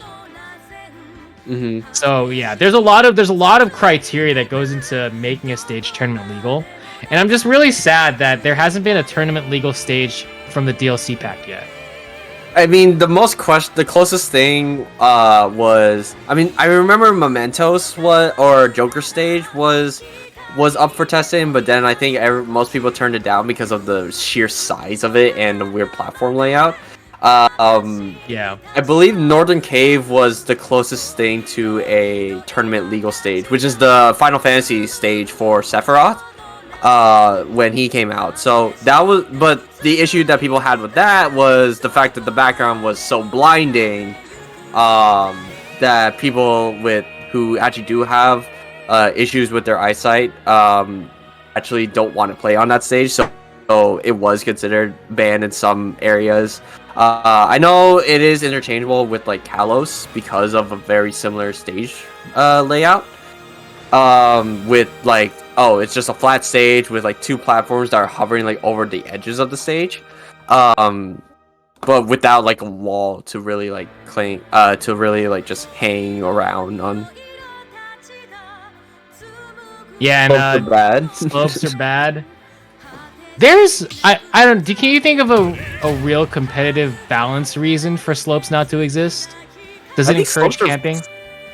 It does. I remember in the beginning of Ultimate, like characters like Pichu were just able to stay at the slopes of like Lila and Yoshi's Story, and they just couldn't get touched by like anything unless you hard commit. But in fact, which is understandable. But we don't have Pichu. We got the Joker. We got the Trickster from Persona 5 coming out from Chaos and here on Town and City. Okay, this is a change that I kind of expected. Chaos did pull out the Joker in his first set of the day in round 1 against Monkey. And so seeing it again here is not a surprise. He gets an instant Arsene. That is trouble for Silver. If you don't know, the Joker, I keep saying the Joker, but Joker gets a counter, a 2-stage counter when he doesn't have Arsene. He can actually counter to gain meter. You'll see that bar right below or right above his character portrait. That is the Arsene meter. When it becomes full, he gains access to Arsene, which is probably one of the hardest hitting characters in the game. Joker with Arsene definitely kills super early, and the fact that he got a Arsene so early on in the stock meant that he could have done a lot more damage, but actually this is a win for Silver because now he's got Chaos in a position where he could actually get a stock off without having to worry about Arsene. He's already dealt with the Arsene. And that's how you deal with Arsene, is you just have to hit, you either have to camp or hit Joker. Oh, he actually died before there. That was poor DI from that. So, well, for those who don't know, DI stands for directional influence. So basically, after getting hit by a move, you are able to influence your trajectory in how you actually move. So we saw Chaos actually kind of DIing towards the stage, so that's why he was able to die. He died like at that percent, especially on Town and City, which has the highest ceiling.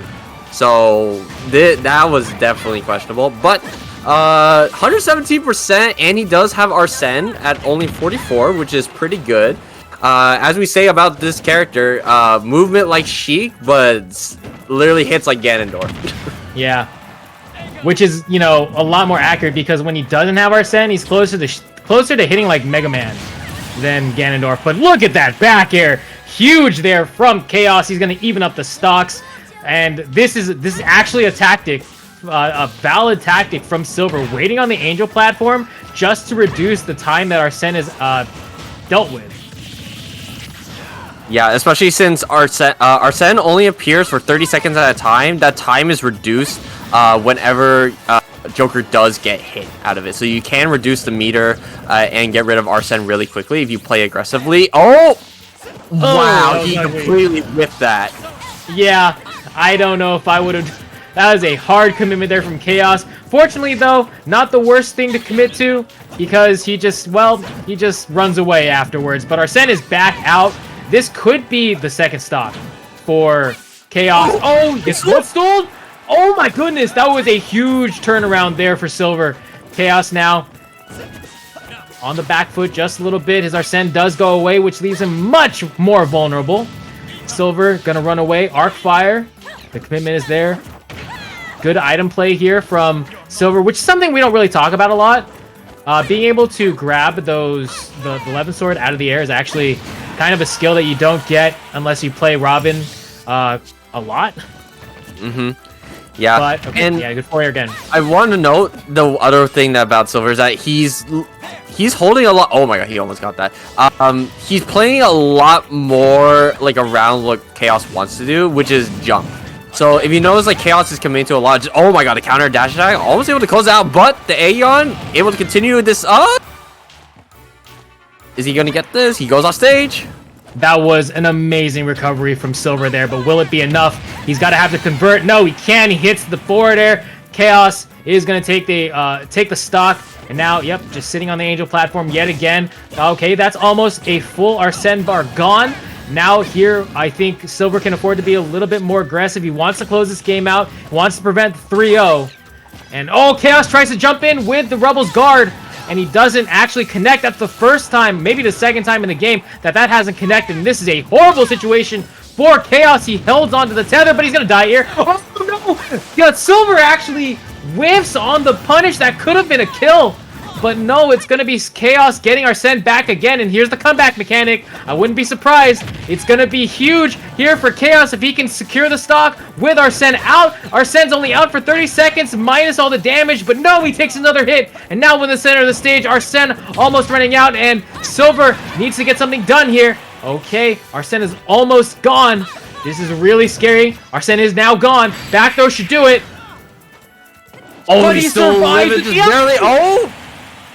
The snipe, he caught him out from the landing, and I wanted to note that I think Chaos has a bit of like a jump, bit of a habit with that jump button, like especially with Joker. Joker tends to jump a lot because his most powerful tools in his kit are his aerials. So Silver was able to adapt to that situation, to the situation, and really call him out on those double jumps every time from Chaos, like for throwing out the arc fire on the ground so he couldn't land, so he either forced a jump or forced a counter and was able to commit to those landing options, and that was just perfect, immaculate gameplay from Silver.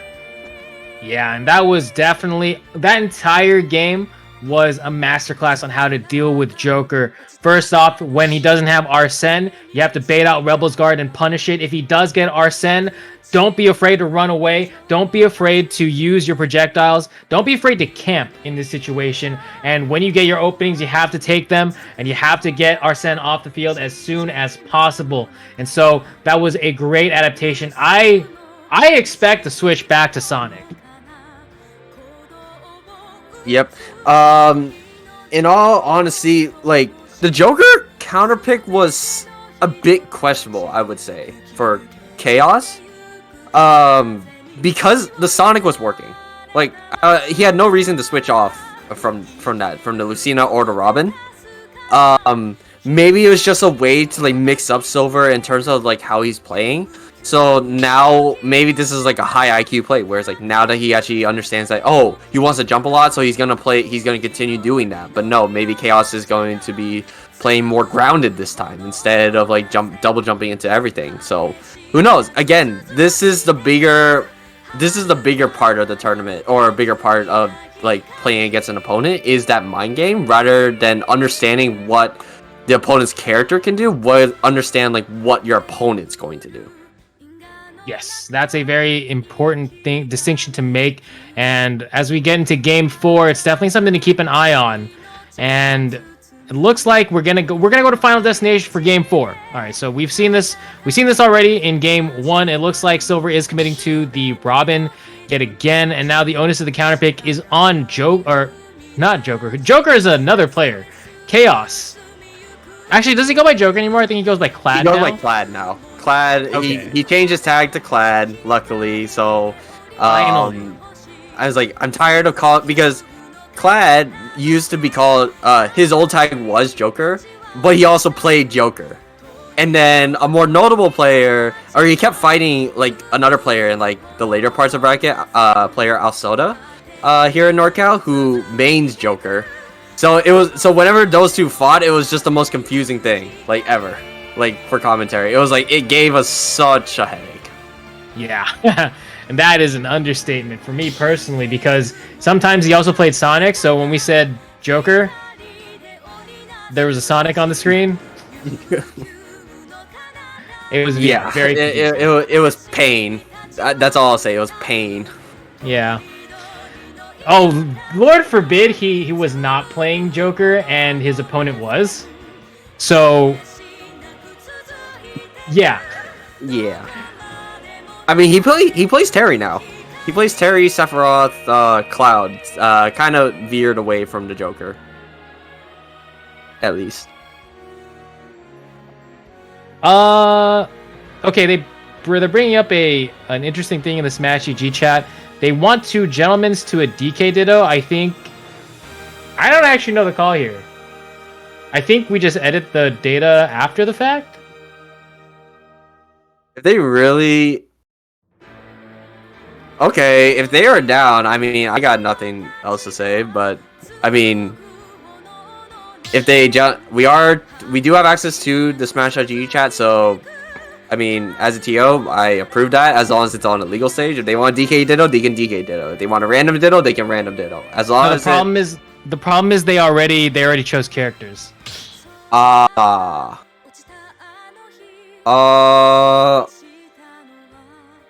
think as long as I would say that if the players are okay with the call, like, I think it's fine, usually.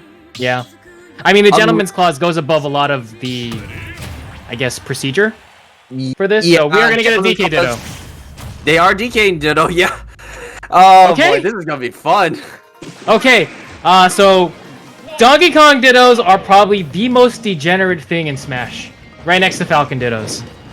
No, I think Ganon. I think the order is DK, Ganon, then Falcon. That's definitely how we put in that order. Yeah. Yeah, this is high levels of degeneracy on your screen right now. Both characters playing Donkey Kong. We are going to see some insane cheese. A lot of it coming from the grabs. These are two heavy characters that can punish each other extremely well and get so much off of throws here. That back throw is what he's been using most, but the cargo throw is what you're going to be watching out for. You can definitely cheese your opponent. Also, those side Bs, not to mention the fact that Donkey Kong has 5 spikes. You only needed 1 to take that stock. Oh, here we go. Cargo throw. Cargo forward throw. Okay, my man trying to get the slap on, but he gets it. He gets the stock. He's up 2-1 and he's teabagging in the middle of the stage. Chaos 2 stocks to 1 now. He gets a grab, the pink DK. Oh, I like it. All pink everything. Okay. Silver now, trying to get some damage in, but no, okay, another one of DK's 5 spikes, the down air, and he taunts back, 1 stock apiece, 81% on him now, but now this is, what a game 4, and I'm not sure why that happened, but it definitely happened, folks. DK Ditto to close out the set, Chaos moves on to his grand finals winner side. Oh my goodness! Like I forgot I had to stand up. Like it's like you don't get a break. You get it's like okay, we're gonna be losing stocks every 15 seconds. And the fact the biggest highlight was that like that second stock that Chaos took off of the trade, he was up in percentage. Yeah. And the stock count, he took a stock at 0. Silver was at 0 and he died. Like what? You know what we can do? We can actually clip that and submit it to top 10 stocks under 10 seconds or top 10 matches under. I think that was that felt like less than a minute. That was a minute 15. That was a minute 15. Minute 15. Unfortunately. Yeah. Damn. 60-second game. That would have been such a treat. But yeah, that was quite a game 4. But Chaos moves on 3-1. He will be on winner's side of grand finals, meaning he has a top 2 spot secured. We are going to be moving on, and wow, we've actually got all 4 of top 4 in order. 1-3. Oh well, not in order. It's actually 1-3-2-4. But we've got our next match. They're not in the arena, but they are ready to go. PKM versus what time is it? PKM, the Terry/Robin that we saw earlier, versus what time is it? The Samus player earlier on in the stream.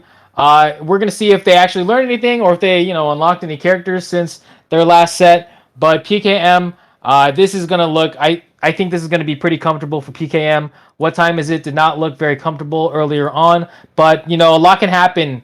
He did 3-0 Monkey. So that's not nothing. Yeah, he did get a couple wins under his belt. So PKM, though, is going to be a tough task for what time is it? Yeah. And to confirm that this is loser semis, not losers finals. So loser of this goes out with nothing. So yes, literally you have to win this next set, or winner of this set will guarantee a prize, especially fighting for that confirmed top 3, and gonna have to fight Silver in the losers finals set. So PKM again, the Terry Robin that we did see, and then what time is it? The Samus. This matchup is definitely going to be focused on experience, especially also in the projected seeding. PKM did almost take a set off of Chaos, but Chaos was able to reverse 3-0, so it does go to show that experience. But now it's like a matter of that mental stamina for him, if he's able to keep going. It's because he did just get reverse 3-0'd by Chaos, so yeah, he did have a break in between, so he is going to have some time. He had some time to refresh and just go into his next set, fight a next opponent, who is hopefully, or at least for him, a better matchup to deal with. Whereas what time is it? I don't know what he's thinking. He's got Samus. He doesn't have his main unlocked, apparently, according to Smash.gg chat. I don't know what his plan is. Yeah, if I'm going to be completely honest with you, I think at this point, PKM, all PKM has to do is to respect his opponent enough to not sleep on him. Definitely You know, even if you start to feel out your opponent, you think this might be, you know, something you don't have to really think a lot.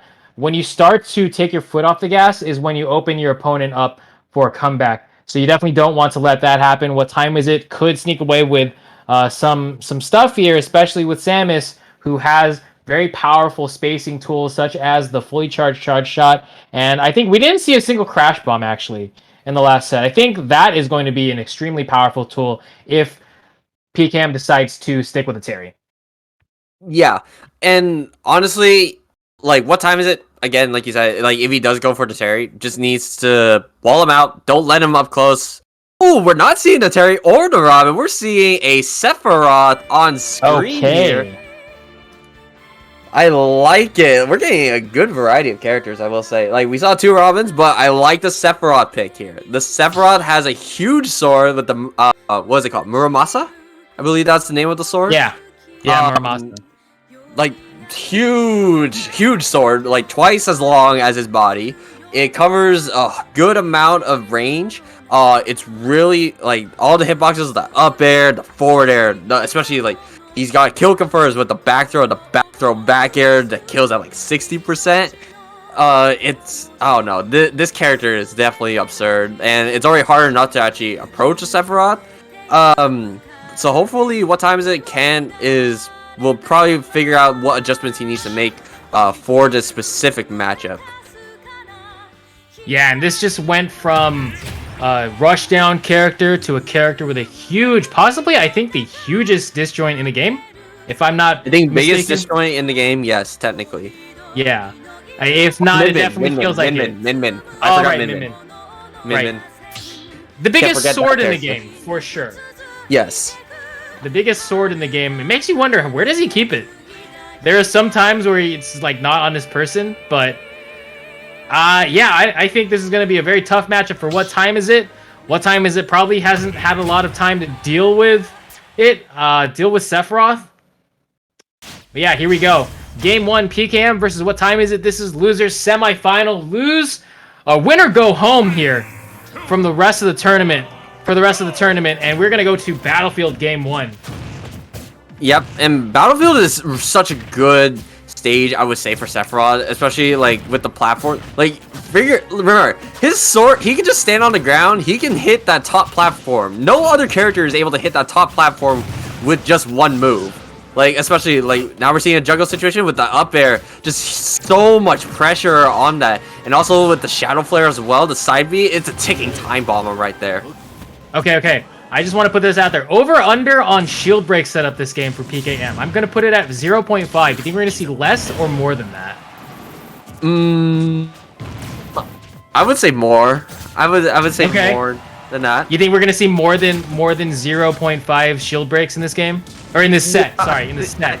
I think we're going to get one. I think we're going to get one shield break in this case. Okay. I would expect that. Yeah, I think so too, especially because Sephiroth does have one of the best shield breaks in the game. Oh, but an unfortunate SD. That was very unfortunate. Okay, but, you know, there is some damage on the Sephiroth. The One-Winged Angel has come out, but I think if PKM starts sleeping, he might find himself in the blast zone. But this is a good forward throw here. Uh-oh. The shield break. All right, there's the first one. And that's smash, and that's gonna be it. Oh man, brutal there from Sephiroth. PKM sends What Time Is It into the blast zone. Doesn't even need the counter to get back on the stage. Nice jump read there from What Time Is It? Spicy play. And yeah, that's more like it. I think get some good reads on your opponent and not. Okay, he gets the charge shot. Gets a grab. Down throw, no confirm on that. Good DI away coming from PKM.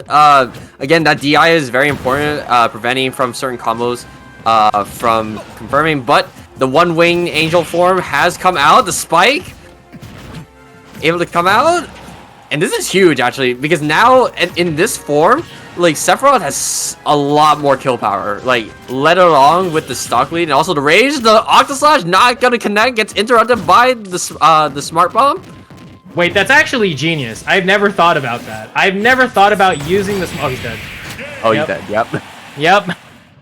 I've never thought about using the Crash Bomb to interrupt Octo Slash at that spacing. That was actually a really interesting play from What Time Is It? I think he should take that and note it for the future and keep that like in the back of his mind. If you get Sephiroth off stage at that where he has to use the Octo Slash, you can just Crash Bomb it and he won't be able to actually recover. You'll be able to set up for a punish opportunity. But that was going to be PKM dominating game 1. Absolutely dominating game 1. I do also want to note the way that PKM was using the Giga Flares like as the ledge trap tool. Like because Samus gets back to stage like at a very slow rate. Like the airspeed is not necessarily great. The recovery is like good, but it takes a while for Samus to actually get back to the stage, meaning that PKM has a lot of time to actually charge up that Giga Flare, which takes 3 whole seconds, by the way. It takes a long time to charge up.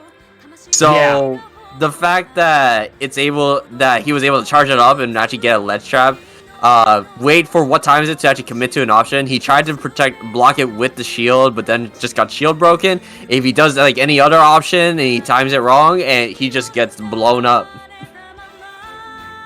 Crash Bomb is Mega Man. It's just called Bomb? Oh, it's Morph Ball. Morph Ball. Morph Ball. Well, Morph Ball is what Samus turns into, but the move is called Bomb, apparently. Oh. I just call it a drop bomb because, like, Samus just drops it. Yeah, I always thought it was called Morph Ball. But I think technically it's the bomb that does the down. Is the form that Samus takes, like, going into the ball. Yeah. Yeah, thank you for the correction. PKM now up 1-0. And are we going to see a switch here? No, I don't think we're going to see a switch from PKM. Honestly, with the way that game went, PKM, I think it's more the experience, so I think PKM can almost go like any character. At this point, against What Time Is It? But honestly, that would be kind of disrespectful. But if I were in this bracket right now and I was up 1-0 against this, I would be considering the random button. Yeah, especially maybe when you're up 2-0, as a safe bet. Yeah, but then again, never sleep on your opponent. You always have to give him a certain degree of respect. But yeah, it looks like we're going to go to Final Destination 4. Game 2 just has to choose a character. It looks like we are going to be seeing Sephiroth versus Samus yet again. All right, they are going to get into it. Yeah, and this is what the thing that was something I wanted to note is that PKM was pressuring What Time Is It? His shield, Samus' shield, like a lot, but never really getting punished for it, especially for those close quarter situations with like a bad space nair or a bad space forward air. Like never really getting like properly punished, like at all. And I think that's what Time Is It needs to do, especially since Samus has decent out of shield options with that up B, also the nair out of shield as well. Like really good options in order to actually get out of those situations. Yeah, all right. Game 2 here. PKM versus What Time Is It? And we are on Final Destination. Yeah, this is going to be a tough one, I think, for What Time Is It? And I don't know, what are the bread and butters at this level for What Time Is It? I think a lot of, bomb into forward air, bomb into a lot of stuff, actually. Bomb is just a really powerful tool in general for Samus. So but I feel like bomb is not like a tool that you could use like in like defensively or as a way to combo. It's more like a way to hold advantage, such as like a ledge trapping tool or like a way to stall your landing. Especially since Samus does hover a bit. But I don't know, like in this case, so right there, like the down tilt was quite unsafe since it got blocked, able to get a nice jab to at least get out of the corner. But these F tilts, man, from PKM, like I don't know what Time is going to do about those. The thing, I would expect to jump over it. Oh, they traded? What? How did he not die? That was very interesting. Probably got the back hit. Like, you need to land like the actual strong hit of the Giga Flare in order to actually like really kill. So there's like an outside hit, and then if you're not in the center of the Giga Flare, you won't die to it. You'll just take like tech damage. Oh, Okay. jump with the up there. Okay, I see you. What time is it? Okay, yeah, you don't need crazy movement options. You don't need broken hitboxes. What you do need is solid neutral. And right there, actually, I think that was probably the best neutral that What Time Is It has played this entire this whole day. Actually, this is probably the best neutral he's played all day. And he is rewarded pretty handsomely now with a stock and a lead. He gets the grab off of the counter. Yeah, you can actually grab that. Most people don't try to punish that with anything because he does throw out a hitbox, but you can grab him out of it. So this is the gears turning here for What Time Is It? And PKM's got to stop sleeping. He's got to respect it a little bit more. Parry comes out from What Time Is It? And oh my god, he actually could have punished there with a back air. One Winged Angel comes out, which means that PKM is at a significant deficit. What Time Is It does have the lead right now, and if he can convert on the stock, this could blow up in the whole set. I truly believe that he gets another grab. Forward throw off stage. One Winged Angel not seeming to help whatsoever. Oh, okay, and this is pretty big. Oh, doesn't get a punish onto Octoslash. Octoslash is such a huge commitment as well, especially when doing it on the ground. The F tilt's also coming out. What Time Is It had such a huge advantage, but this One Wing Angel form is just so scary to deal with. You can probably hear, like, just in the background, the Sephiroth theme just running in. It's like just the little piano, the violins rolling. Down smash. Oh, that could have been a shield break there. Dash attack. Sephiroth, very light character, so the next one will probably kill.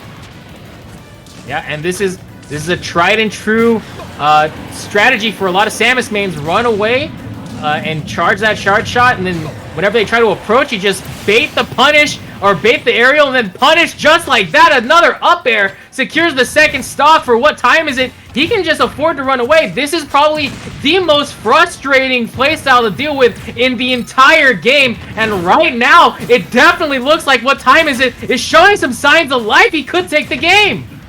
Oh no. He's a stock up and he's got almost 100% on him.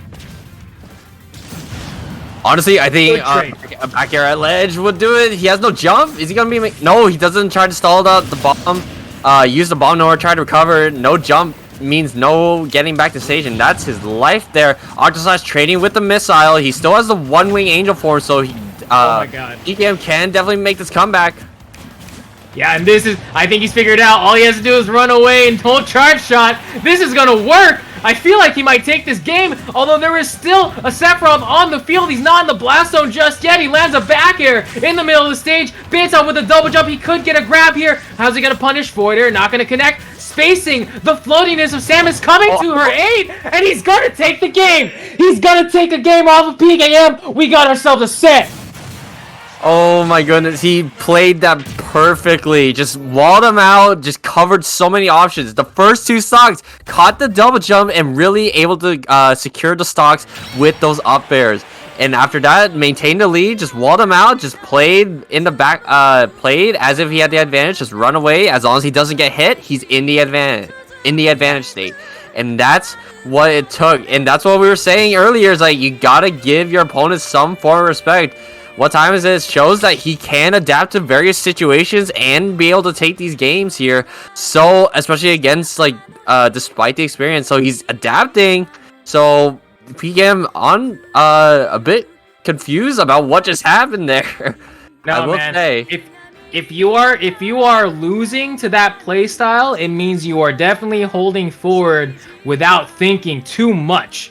You have to be more methodical when your opponent is playing like that, with that zoning style. You have to be more, especially as Sephiroth, one of the best disjoints in the game in the sword, you have to be a little bit more intelligent, and that's where baiting comes into play. PKM holding forward, not really thinking about their approaches a little bit too often past what I'm going to hit them with, is what ultimately lost him that game. Yep. Honestly, I'm hoping to see more adaptations coming from what Time Is It? Like, it would be really cool to have the underdog, like an underdog, so someone of lower seed, like, actually be able to potentially take this tournament and actually get an upset here. Like, this set has potential for that. For What Time Is It? Yeah. And this now has blown the doors of the set wide open. He's going to force a switch onto the main. So now we're going to see Samus versus Robin, and the stage is Kalos Pokemon League. Okay, this stage is definitely like more on the side of PKM. Like especially again, the same game plan with the projectiles to try to at least outzone Sephiroth. It kind of needs to be well versed in terms of spacing in order to actually win neutral interactions and really force options. But PKM just wasn't feeling comfortable on the Sephiroth, especially for that second game. So switching over to the Robin, where he can kind of at least keep up the pace with the zoning that What Time Is going for, is actually quite a smart move, especially like on Kalos. Means that he has more time to react to the projectiles and more space for him to actually retreat and actually charge up his own projectiles. Yeah, and yeah, this is where we could see, you know, a little bit of revenge, a little bit of a snide camping here from PKM, and yeah, I'm really excited to see what he does with the Robin against Samus. I think though we are going to be seeing a lot more setups. Kalos, Pokemon League, and Pokemon Stadium 2 are both Pokemon stages. Looks like Kalos, I gotta tell you, with like 80-something stages in the game, I actually still get lost in the stage select screen sometimes. So I don't blame somebody like What Time Is It, who doesn't have a lot of online experience, for not being able to really find Kalos. Because I've done it before. I've definitely not been able to find Kalos on the stage select screen, and I've been TOing this game ever since it came out.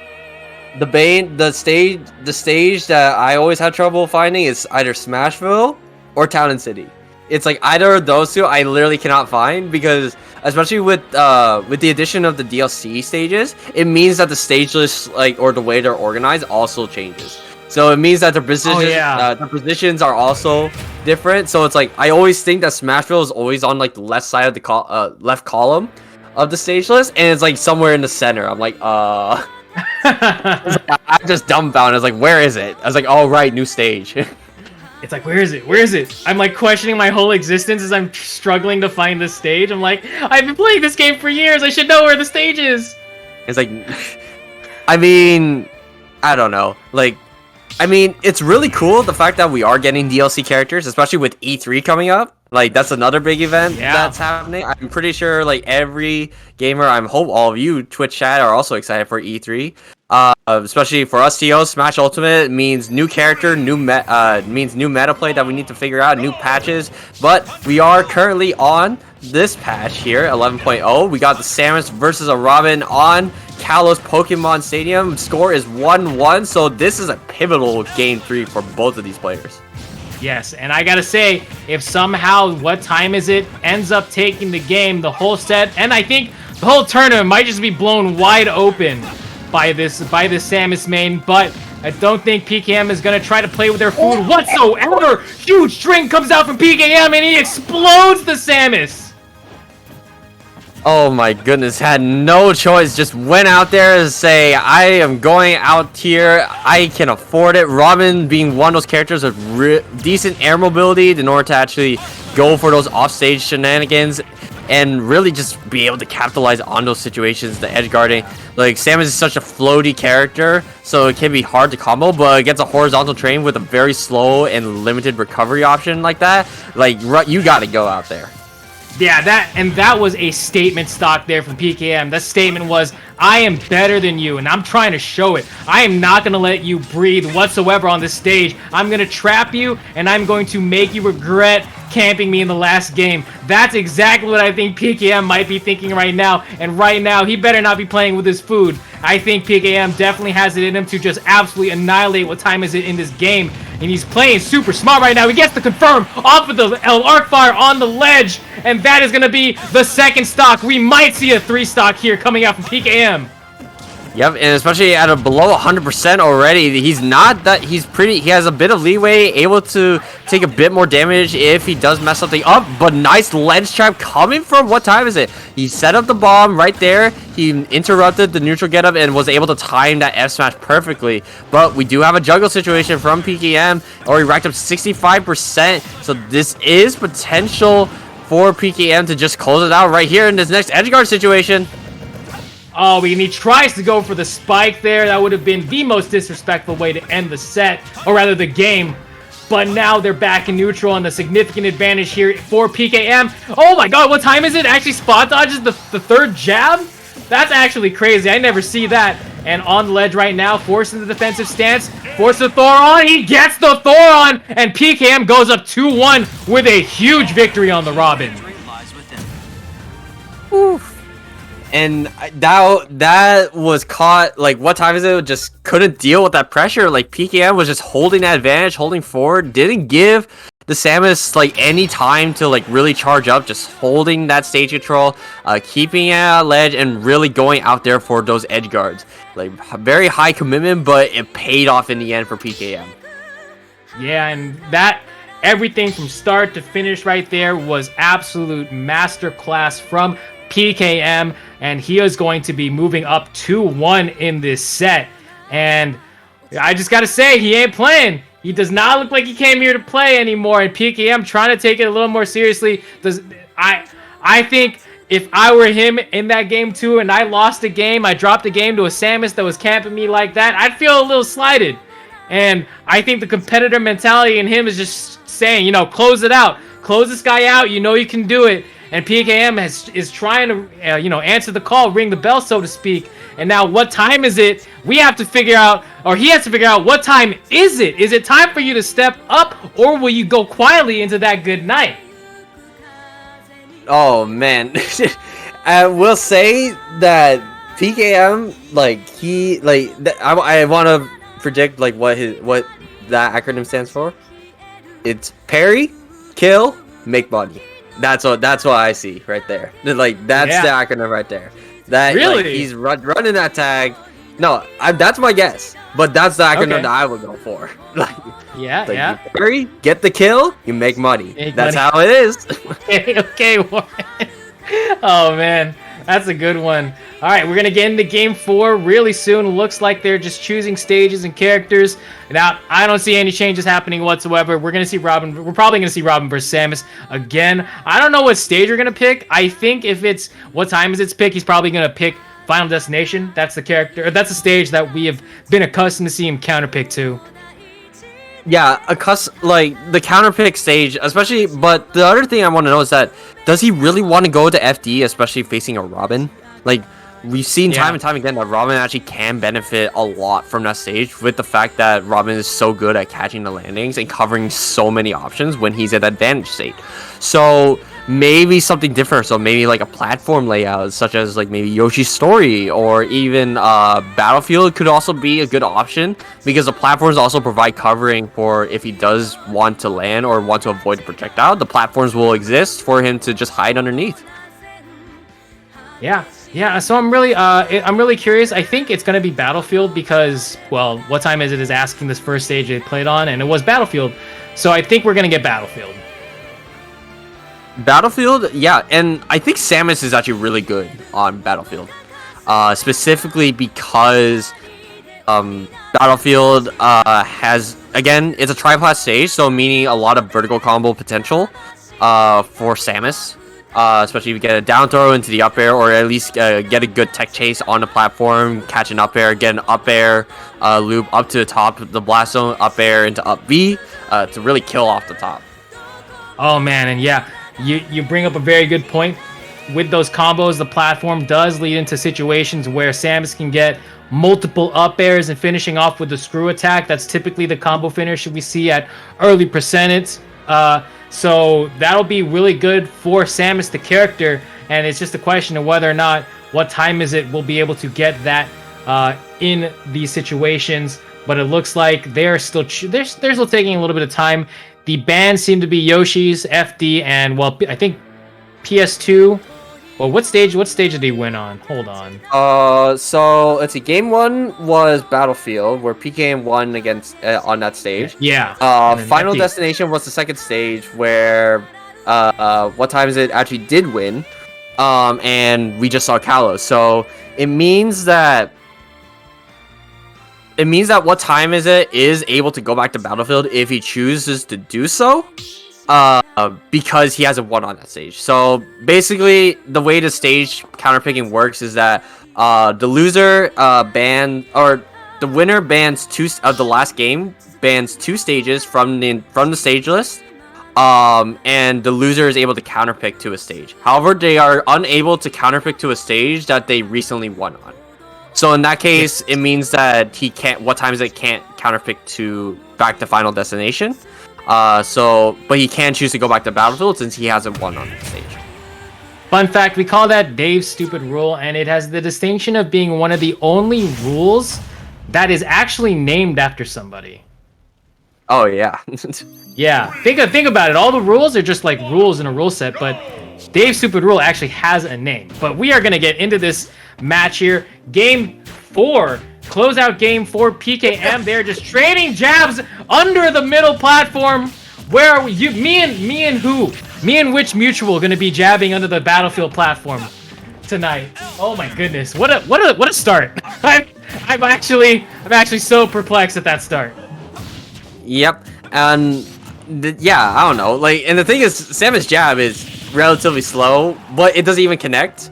But it does have quite a bit of priority, so I'm actually surprised it was actually even able to clang in that situation. But PKM holding advantage here, trying to catch a landing. No jump on, what time is it? Able to recover back though. Yeah, now, okay, in the middle of the stage, we've already concluded that the comfort option for what time is it is going to be to jab in neutral when he finds himself in close quarters. So I think that's something that PKM has to exploit hard in order to really secure this. I mean, we could just see more of what we saw in Game 3, to be completely honest with you. I think that would definitely be exactly what the Robin ordered. All right, this is going to be a kill. Good confirm off of the arc fire. And really, in that situation, there's a million ways to get that kill. I think the flavor of kill that, you know, PKM prefers there is the forward air, but you can do up smash, forward smash. I think even down smash might connect. Also Thoron if you've got that charge. There's a lot of stuff you can do there. Yep. And honestly, with the way that PKM is playing, like, I kind of want to see what time is it actually go more aggressive, like off stage, I will say. Because Robin, like we saw earlier against Chaos, like Robin can struggle with the edge guarding sequence. Oh my goodness, and PKM just create a nair train or fair train across from one side of the stage to the other, taking him for a trip. Yeah, absolutely evaporated, but he jumps into the forward smash. Luckily, PKM is able to DI away from the blast zone. Gets hit with another up air. Okay, charge shot is charged up, and the screw attack, run up screw attack. That is the riskiest thing you can do in that situation, I think. Because if you whiff, you might get comboed really hard. And now, okay, up air string coming out from PKM, trying to get the thank you combo. And that's not going to work out. PKM now on the ground. Now, what time is it? Has the charge shot. He gets the revenge. Oh my god, the revenge shield break. And our over-under is definitely over now. But, you know, we didn't do an over-under for shield breaks on PKM. But, okay. Okay, that was a great trade right there. I take the shield. You take everything else. The whole stock. Thoron connects now 78% on what time is it. And PKM looking to close out the set here. 3-1. Throws the book at him. Quite literally.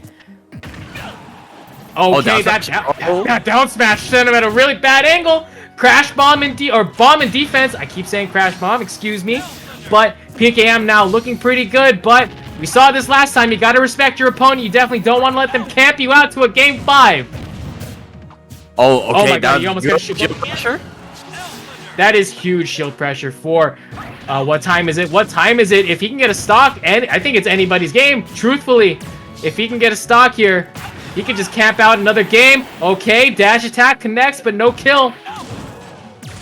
What's he gonna do? Okay, what's keep out the the ledge. Good patience. Good patience here from what time is it? The very end of the jab hits from PKM. Oh my goodness. Alright, the book is thrown. PKM does have the advantage, but no arc fire, and that was huge. He was able to get back to stage and gets the S-Smash. Not gonna kill yet, but what time is it? Has a potential. Up air, doesn't catch the drift, but still holding on to this advantage. Has a full charge shot, setting up the bomb as well to try to set up for a ledge trap situation, but PKM playing very cautiously around that. Gets a forward air, but still able to live. I think right now, that's gonna be great, yeah.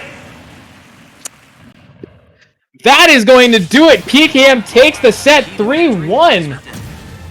And that's such an unfortunate screw attack. I think he definitely was trying to hold on for dear life, but PKM just too strong at the end. And he's going to be moving on to losers finals to fight Silver. And I think this might be the best set of the night coming up. Yeah, this honestly, we might potentially get a Robin Ditto if that's the case.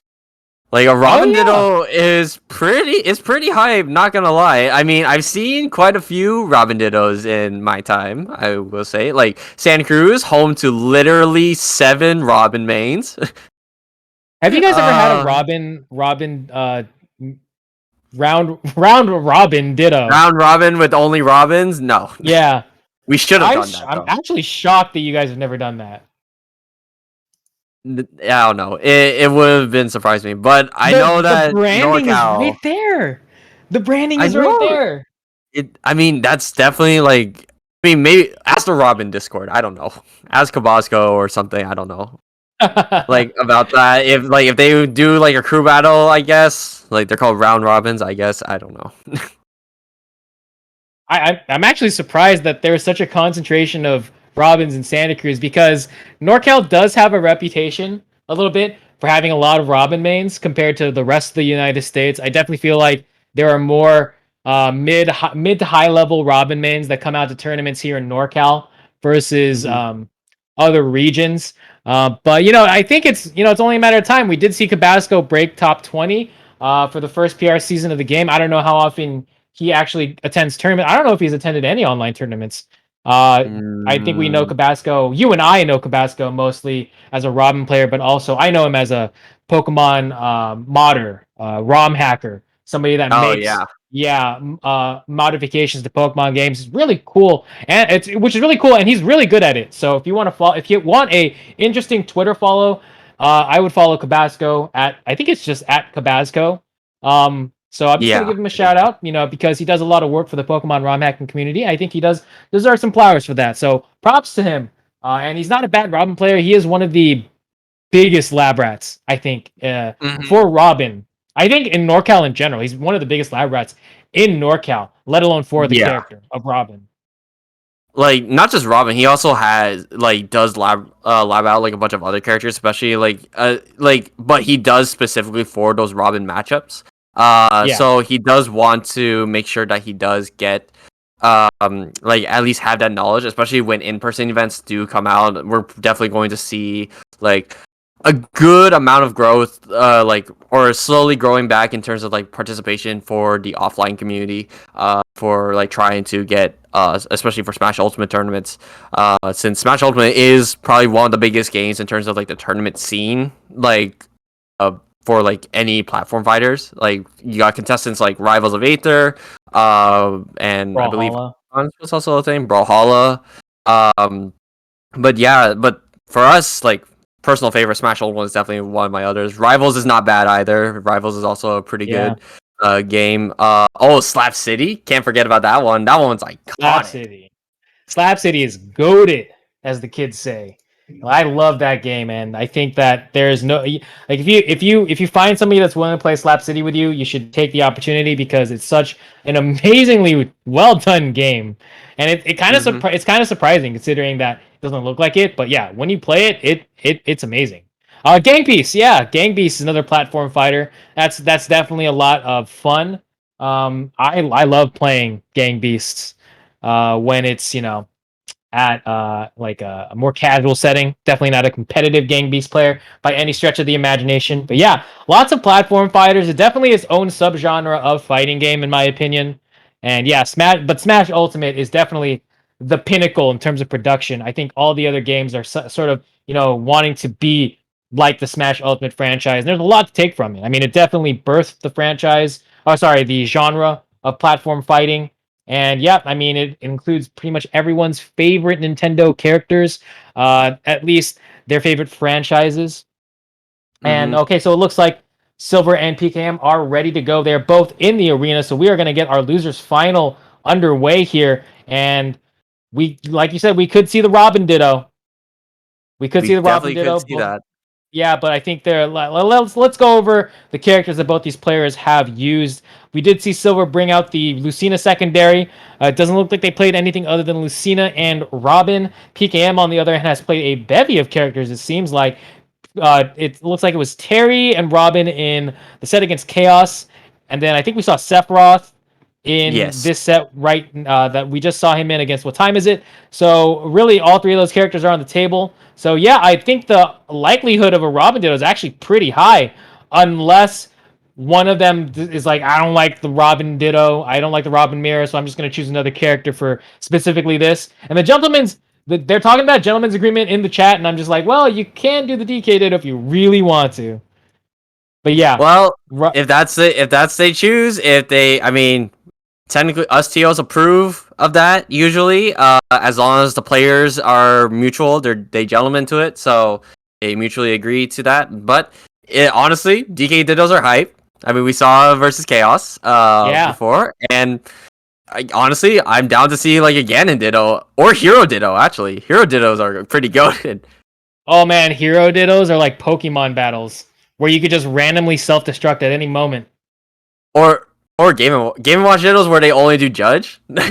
Yes. Oh my god, I actually love doing those.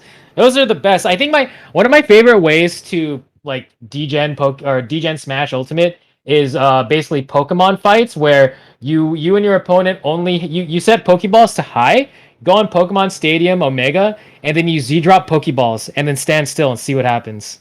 Yeah. And by the way, this is not tournament legal. We're not talking about items for tournament or like maybe for like casual tournaments or they're like side events usually. Which, speaking of which, if you guys do have suggestions for what to do for next year at Fanime, we do have a feedback link.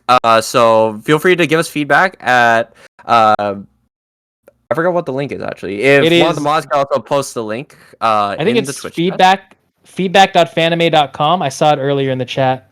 But yeah, if you guys have suggestions for what to do for next year's events, including the games that we were talking about in terms of platform fighters like Slap City, Rivals of Aether, feel free to let us know, and that idea could be potential for the next Fanime, especially since Fanimecon 2022. Definitely something to look forward to, especially since everybody will be back in person, back with that convention. I will admit something that personally, Fanime was something that I've always wanted to go to, but I never had the time for it. So doing a virtual Fanime was technically my first con experience, but definitely not when I want to go. Definitely, I want to be on staff for next year. If you guys are also enjoying the commentary for tonight, I also would like to commentate for you guys for Smash Ultimate or even League of Legends, which League of Legends did technically happen, but unfortunately due to player count, we did have a collab, which was fun as well. But commentary for like certain games, like for like tournaments, is always, in my opinion, like a way to kill time. Also very fun, especially like get to talk with you guys about like what you guys want to see, like what's hype, what's enjoying, and enjoy that experience with you guys. Yeah, and it's actually really funny you mentioned that because you were on the collaboration with the Maid Cafe here, Fanimecon last night, the League of Legends collab. I saw you. I believe it was. I saw Sam on the Sejuani. But yeah, that was a lot of fun. I had a lot of fun rooting for you guys in the chat. I hope you guys read it. Yeah, Top Gap. Actually, yeah, and that was. Oh my god, they were doing the Robin Ditto. They're doing the Robin Ditto. We do see the Robin Ditto, but they both went the same skin, so they are going to switch skins just so that we can figure out, actually differentiate who is who. They both went to default Robin, but yeah, so the Robin Ditto is going to come out, so now it's just a matter of who is going to be having the better fundamentals, because they literally do the exact same thing. So the thing about like a Ditto in this case is the fact that what each character is gonna do, because they're literally the same character. So now it's a matter of like how creative or how far each player is thinking, and that's why I find Ditto so interesting, is because now it's like who is better at their own character.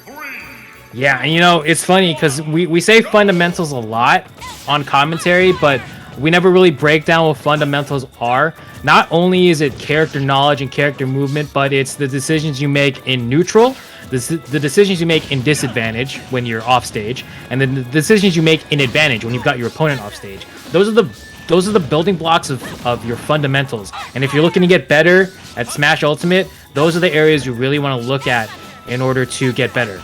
On top of course, moving your character and getting your character to do what you want them to do.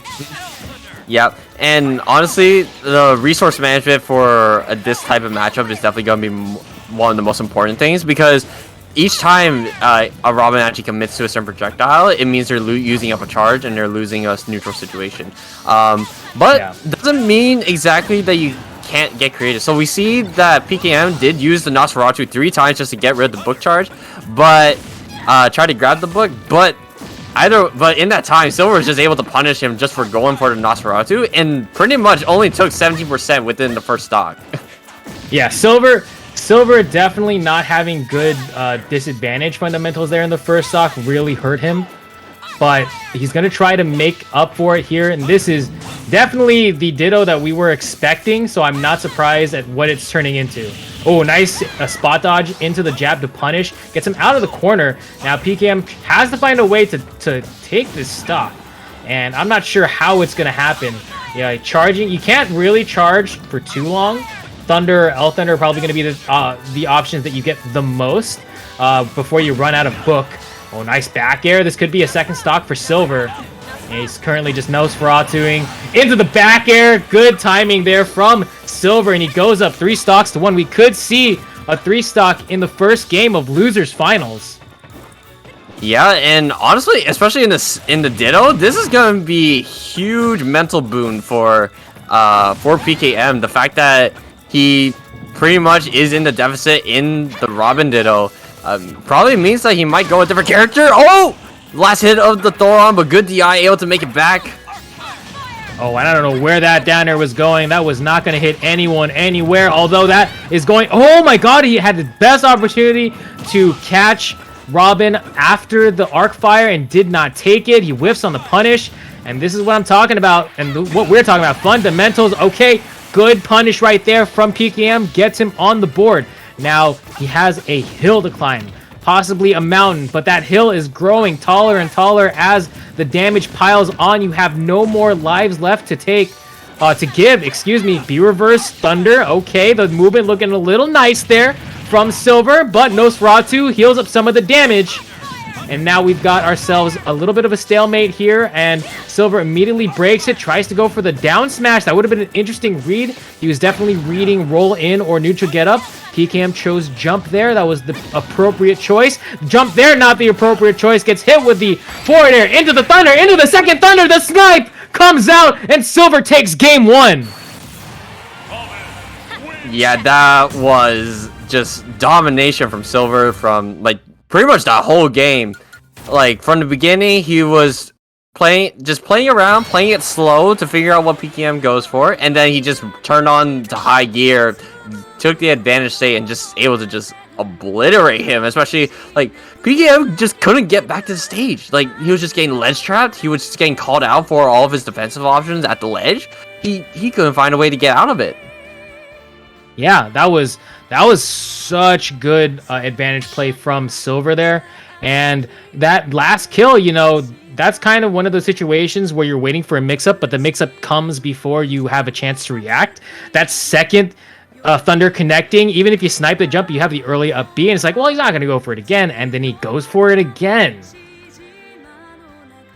But yeah, that was very dominating play from Silver, and I don't want to spoil anything, but we are getting another Degenerate Ditto, it looks like, for game 2, but it looks like it's not going to be Robin. Let's see. So PKM played...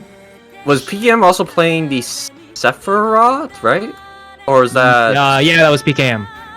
Yeah, so we could see the Sephiroth come out. We could also see the Terry. I think the Sephiroth will be more likely, though, just to actually be able to zone like a bit, with the Muramasa actually having that priority against certain Robin projectiles. Terry can kind of struggle just to approach in general against a zoning matchup like Robin. But if he does get in, if he understands like if PKM understands the timings in which he can approach, then and actually get into Robin's face, he can get like a bunch of hard punishes, especially like jab jab power dunk, rising tackle, burn knuckle, etc. Yeah, and okay, so I think it is going to be the Ganondorf Ditto actually. Oh, well, yeah, that's Ganondorf. Even more exciting actually. Yeah, more exciting and way more degenerate. Here we go. I think. Oh wait, he accidentally chose Robin. I'm not sure what's going on. Okay, nope. Looks like we're getting the Robin Ditto again. All right, they just agreed to play it out. Robin Ditto. They're not gonna go. They're not gonna go Dorf versus Dorf. Door to Dorf. PKM choosing the Terry now. Okay, so PKM blinking first in terms of choosing characters other than Robin. So yeah. Okay, so all your analysis about Terry. Definitely going to have to apply to the Robin matchup now for PKM. So, here's what I'm thinking. Like, Power Wave is a decent tool for forcing people to shield or go for a defensive option like jump. However, Robins actually have good aerials, so I don't know if Power Wave is going to be too much of a good tool, maybe just to get like a bit of tick damage occasionally, but it's really going to be a matter of PKM finding those openings, especially for those arc fire punishes and actually short hopping over them, or finding ways to approach creative ways to approach. He does have access to the birdie knuckle and the crack shoot as well. Crack shoot is a really good approach option to actually close out space. It's really quick, does quite a bit of damage as well. And this is a new stage for tournament streams. This is going to be small battlefield, similar layout to, I mean, it's kind of self-explanatory. It's small and it's battlefield, except there's no top platform. Oh no, that's not how you want to go out, or at least start off this match. Yeah, that was definitely unfortunate for PKM. And that's definitely something that happens to a lot of us. I know I myself have SD'd a lot of times because of the, I guess, missing the ledge there is definitely what PKM expected. And you have a little bit of mental lag when you miss ledge. Like, oh, I actually didn't hit the ledge. Well, I have to use my up B now, but by that point, it's too late. Even with the charge on the up B, a lot of Terrys fall prey to that when they even when they're experienced with the character.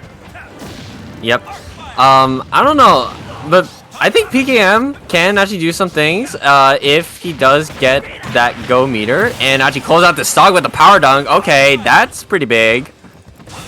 That is indeed pretty big. 81% on him right now, 19% more until the go meter. So Silver is trying to find a way to prevent Terry from getting back to the stage, and that will do it. Oh my goodness, great charge there from Silver. He is going to finish that second stock, and because of the early SD, now he's only got one more stock to really need to play out, and this is huge for Silver in terms of the set play here. Oh, he does have the ledge sharp situation. He's holding that, but this is going to be a back throw. He does jump out of the Thoron situation. Oh, but he goes too low, and that's gonna be the game 2 for Silver. He SD'd twice there. That's unfortunate. Yeah, and definitely gonna make him reconsider the character choice for this pivotal game 3, the closeout game for Silver. And I think we go back to the Robin. I'd say that's probably the best shot, although I'm not sure because game 1, Silver made PKM's Robin look elementary, to say the least. Okay, I'm gonna actually disagree with you on that one, because despite the 2 SDs that PKM did get, I feel like the Terry was working out a bit better than the Robin, because as Terry, you want to instill fear on your opponent of actually getting in, so Silver's forced to play defensively. So if Silver puts himself in the corner, like PKM is actually able to just pressure his shield, and Robin really can't do anything because of the fact that Terry has a really good down tilt into, and then if they drop shield, you can shield poke with jabs into the power dunk as well to get damage and potentially take the box. So I don't think the Terry pick is actually that bad. I think it's just a matter of like he just got to shake it off, shake off the rust of whatever he has going on, and really just focus on the game. Like, because the 2 SCs I think were definitely just like accidental. Like, we saw the air dodge come out on the first dog because he wanted to avoid the arc fire. But I think PKM needs to play with more confidence and actually be able to really play more aggressively. Other thing to note is that he's able to beat out Arcfire with his forward air. His leg is completely invincible when he does the forward air, so he's actually able to beat air to air if he goes for Arcfire or other projectiles. Not really the Levin sword as much, but if Silver commits to the Arcfire, he can beat it out and actually get in space. Hey, I see a character. I think that's Byleth on Silver. Oh. Okay, you are the Byleth main here, so I am take it away. Take it away. Okay, Byleth, super long range, like big disjoints, massive neutral in terms of volume out, really good conditioning. Honestly, this matchup is a terrible matchup for Terry, and I'm honestly glad to see it. We got the multi-hit nair just to be able to like start up combos, really get out of situations and land from Silver. And honestly, I'm kind of excited to see this, but PKM kind of just making it look like a sandbag at the moment. Yeah, and this is where you have to definitely take the fact that Silver is definitely taking advantage of the fact that PKM is more than a little tilted after that second game. But right now, no, he's not playing like it. Silver is getting beat pretty hard. Yeah, pretty much. Oh, the crack shoot not connecting, but I don't know, like PKM is kind of moving and playing a very aggressive up B. Oh, nice combo. Down tilt, up B, into the side B. I love that. Yep. Yeah, a lot of Byleths. One of the first things that I would recommend them learning how to do is learning how to do that confirm, because it is very good damage, as you see. Yep. All right. And actually, you're the Byleth main. Well, yeah, that is definitely a fundamental, just being able to combo off your up B, but I think it's more important that you actually understand like how to actually play Byleth in neutral. Like, you have a super long range with your lance, with your forward air and back air, so you're able to wall opponents and actually like force them to go for different options. And Silver's at 192, and PKM is struggling to find a way to get a kill. The back throw is probably, or up throw, wow, okay, that went nowhere. I thought back throw actually probably wouldn't do anything would have either. killed, actually. Really? Okay. I actually don't see Terry back throw a lot, so I'm not really sure about that. Huge read right there. Not going to work out for him. Silver losing the first stock and get Terry with go meter. I think we say it a lot when we cast Terry's, but Terry with go meter is, I think, more scary than Joker with Arsene. Oh yeah, I think so, because he actually has kill confirms, like that jab to Buster Wolf right there. He has a lot of kill confirms where like Joker needs to get a certain hit, but good snipe coming from Silver, able to get the arrow with the fail knot. Ooh, parries the first of the crack shoot, can't parry the second one, but now still in disadvantage. I like the use of the crack shoot to open up the shield drop from Silver, and Silver has not been able to punish it too effectively. Okay, the charged versus the uncharged rising tackle. I think we have to carry that. We have to talk about that distinction a little bit, because we saw that Silver was trying to spike here, and if PKM doesn't do the charged version of the rising tackle when he goes for the recovery, he will get spiked. Yeah.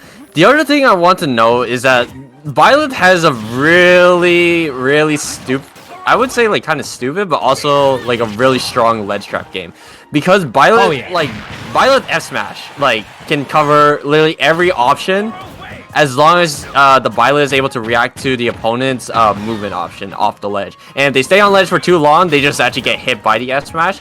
And especially like on a character like Terry, the up B doesn't barely snap the ledge unless you do it from like really low. So that's basically a free F smash for Byleth, like in the ledge trap situations if PKM is trying to recover back to stage. So hopefully we see that situation, but right now PKM is holding this lead, being very aggressive and really pressuring Byleth, and this is kind of what I want to see. You're not letting Byleth have any room to work with and really getting into her face, so that way she can't throw out her lance, she can't really space it that well. Her tilts are not relatively safe, like up close, so definitely needs to run away and space out a lot of things. Okay, yeah, we're getting into crunch time here for Silver. PKM at 150%. He could definitely close the game out with a Buster Wolf or a Power Geyser, but I think Silver's gonna get hit with a Buster Wolf, and that is gonna be game 3 going over to PKM, so no sweep just yet. rather no sweep at all in this set, and Silver has to go back to the drawing board when it comes to the Byleth, I think. Yep, I honestly think that the way that PKM was also playing was hyper aggressive, so not allowing. So the moment you lose like neutral against Byleth, is that Byleth is already gonna be stuck in that advantage state, and that's what PKM was trying to force, is prevent Byleth from being in that advantage state. So just by pressing a lot of buttons, like getting in those power dunks, the jabs on the shield, because Byleth can struggle with the out of shield options. Like the fastest thing is definitely her up B or her Nair. Up smash being very situational, but it's like frame 12. So Nair being like the fastest option that you get out of that. But Terry can kind of just press her shield, or like what we call this type of character a Shoto character, which is basically from like which is a character we call like from who was originally from like a 2D fighter, such as Ken and Ryu, who were originally for Street Fighter. Terry's from King of Fighters, so he is able to like just have those combos up close and have really good frame data, just pressure your shield with almost no drawback. Correct me if I'm wrong, but I thought that Ken and Ryu are called Shoto characters because they practice Shotokan karate. Is that what the... I don't know. I put Terry under the Shoto category because at least that's what I believe the definition was. Correct me if I think the archetype is called Shoto for sure. But the reason that Ryu and Ken are called Shoto characters is because I believe they actually do. Yeah, they practice Shotokan. I just looked it up. That's like that's their fighting style. But yeah, it is the archetype. It is the archetype that we use for them as well as Terry in this game. And yeah, it sort of is a reference to the fact that they come from, more traditional fighting games, 2D fighters. But yeah, fun fact. It is, in fact, because of their Ryu and Ken's fighting style from Street Fighter, Shotokan. Okay. Yeah, so Silver hopping off of the Byleth, which is the smart move, I would say, and actually switching back to the Robin. I honestly think after seeing that Byleth actually get set to like 190% within the first stock, without tacking on like barely any percent, that was concerning. Yeah, and I it's interesting you say that because of the fact that you said that the Byleth matchup was actually really bad for Terry. But yeah, I think I agree with you in this scenario. I definitely think that Robin might be the better play just because it seems like Silver is more comfortable with that character. Right, Arc Thunder. Yeah, and this is going to be a lot harder for PKM now because now like the thing that Byleth has compared to like what Robin can do is the fact that Byleth can only wall out using her forward air and back air, like never really anything else. Maybe pressure with the arrow, but that takes too long. Like Robin has multiple projectiles in her arsenal, so with the charge of thunders, they're able to mix up timings and condition things. Also the books, the Levin sword as well, arc fire, like so many things that Terry has to get around just makes it so PKM actually needs to work harder just to actually get that damage.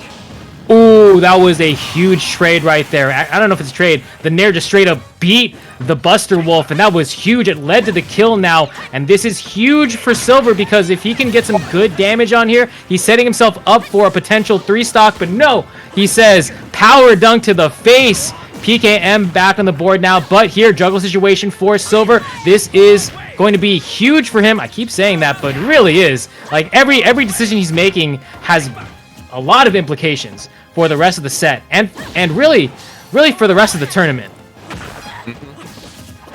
All right, PM back in the driver's seat here. He is threatening those air-to-airs. Like, you're really trying to trade out with Robin, but Robin with Levin sword is the thing that you can't trade off with, but Robin with the bronze sword is something that at least Terry can kind of challenge. So if you notice, the timing in which PKM is actually approaching is when he doesn't have a certain resource, whether it's the arc, the thunder, or the Levin sword, and really just trying to hold that advantage state. Oh, the power geyser! Ooh! Able to get that kill off the top. PKM able to hold this lead. No, gets caught by the arc fire, gets up smash for his troubles. So PKM is on tournament stock right now, so he needs to get this in order to take it to a Game 5.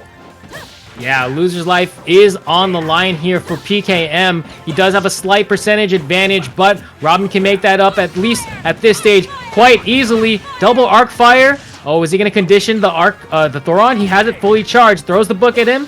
Has to wait just a little bit. The Thoron's still on deck, waiting for PKM to land. Is probably going to be the best way to do it, but he pulls the trigger a little bit prematurely. Doesn't get it. Gets power dunked off the side of the stage now. PKM in advantage a little bit. Goes for another jab, power dunk. That's some big damage here. And Silver now in a little bit of trouble. He could die here to some Terry stuff. He has the punish really well for the next few seconds. Oh, that doesn't connect. The back air does, though. We could see a Game 5.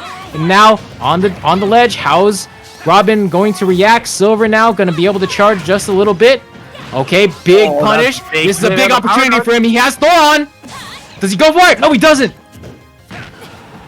Oh, this is big. He has no 11 sword, so this is troublesome. He needs to find a way to get back to center stage. PKM is pressuring, is sharking from the bottom. He's not letting him back to stage. He has 11 sword back. He does connect it, but the goal meter is online. Monumental moment here for both players. Game 5, Thoron versus the Buster Wolf. The Thoron wins. Gets him off stage yet again. Go meter's on deck. He goes for the neutral get up. That's going to do it. Silver's going to move on to Grands 3-1 over PKM. Woo, my mic just fell off. What an ending. Huge momentum right there. Like, he had all the PKM had all the momentum in terms of pressuring, but he just couldn't find a way to actually keep Silver at the ledge, and Silver's is going to be able to move on to grand finals to fight Chaos for our final set of potentially final set of the night. I say potentially because this next set is still a best of 5. However, Silver needs to beat Chaos 2 sets, so it needs to win total of 6 games. Where Chaos only needs to win 3 for this first set. So. And this is going to be a run back. And we saw earlier, Chaos beat Silver 3-1. So, I don't know. This is going to be quite the set because Chaos showed really good gameplay in terms of adaptations and really adjusting to Silver's playstyle. But Silver is warmed up. Chaos been sitting nice and relaxing, like in the sidelines until he was ready for his final opponent, who is going to be Silver, who he fought earlier in winners finals. Yeah, there's a lot to say here. There's a lot to analyze. This is grand final, so the winner will take home the first place prize. And I believe, was it $125 or $175 for first place? I believe it was $175 because I remember the prize pot total was $225. Oh wait, no. In that case, it would be $125. Yeah, it would be $125 because So I got it wrong. So the prize pot total for Smash Ultimate is $225, I believe. So I believe it's the payout is $125, 70, 30 in that case. Yep, and it looks like we're going to be getting our grand final started relatively soon. So there's a lot of stuff to unpack here, namely the fact that the winners final set ended with a Donkey Kong Ditto. Yes, I remember they did do a Donkey Kong Ditto. That is true. I did forget about that. Yeah, they definitely did that. So we're gonna see if okay, so he got what he wanted for. We're getting game 1 of Grands is gonna be a Ganon Ditto here at Fanimecon 2021, virtual Fanimecon. This is the last matchup of the night for us. So here we go. It's gonna be a Ganon Ditto. Oh, it is gonna be a Ganon Ditto. Really? It's going to be a Ganon Ditto. Oh my goodness, we are getting the Ganon Ditto in grand finals. Oh snap. Yeah, I want to see this one play out. This is, I believe did we say it was number 1 on the list of degenerate Dittos? I rated it from DK and then Ganon. Okay. I put DK first and second. I think Hero, then Falcon, then Game & Watch. Okay. And those are the 5 Dittos that I think at least are notable, that are actually the most degenerate. But yeah, so Ganon Ditto PS2, the mutual taunt here. That's how you gotta give your opponent respect. In the Ganon Ditto, it's the gentleman rule. It's like you just have to. I know the grand finals of the tournament. I think we've still got some more stuff to show tonight, but this is definitely the last set of games, potentially 2 sets of the night. Chaos holding the up smash right here. All right, we got to talk about this. There is a lot going on here. This is definitely just hard reads the matchup. Oh, up smash there from Chaos takes first blood. He takes the first kill of the game. And the Ganon... Okay, so he's got a stock lead now, so you got to watch out for the Ganon sides. But nice. Nice down throw Nair. That's the bread and butter for a lot of Ganondorfs. Okay, could have been a big punish there, but Silver now trying to find an opening. Down air. That stomp would have been huge. Good DI here from Silver. There's just so much going on. We have to talk at a million miles per hour. The forward smash there comes out from Silver. He evens it up with a sword of his own, charging the neutral B. Both Warlock punches coming out, but no, that's going to be a huge punish from Chaos. He turns it around. What's going on here? Get a big punish. No, we can't get it. Okay, forward throw off stage. Okay, these two are just pressing neutral B. They're just pressing neutral B. Okay, I think the gentleman rule here... Oh, he tried to spike it with the Wizard's Foot. I think the gentleman rule here is that if you land a Warlock punch in the Ganon... Oh my goodness, okay. You win. You win the set. I think that's the gentleman rule. I think that should be the gentleman rule. The rule is like, if you land the Warlock punch in the Ganon Ditto, you win. You straight up win. You just take the game. Yeah. Okay. Good bread and butter here. Oh, he tries landing. He gets it. Oh, okay. Looks like Silver wins the Ditto. And he respects it. What a gentleman. Wait, he actually landed and he took the game. Oh my goodness. Okay. Well, and yeah, so Silver takes the first game because Chaos got hit by the Warlock punch. And that's on him. That's on him. You think they're going to do it again?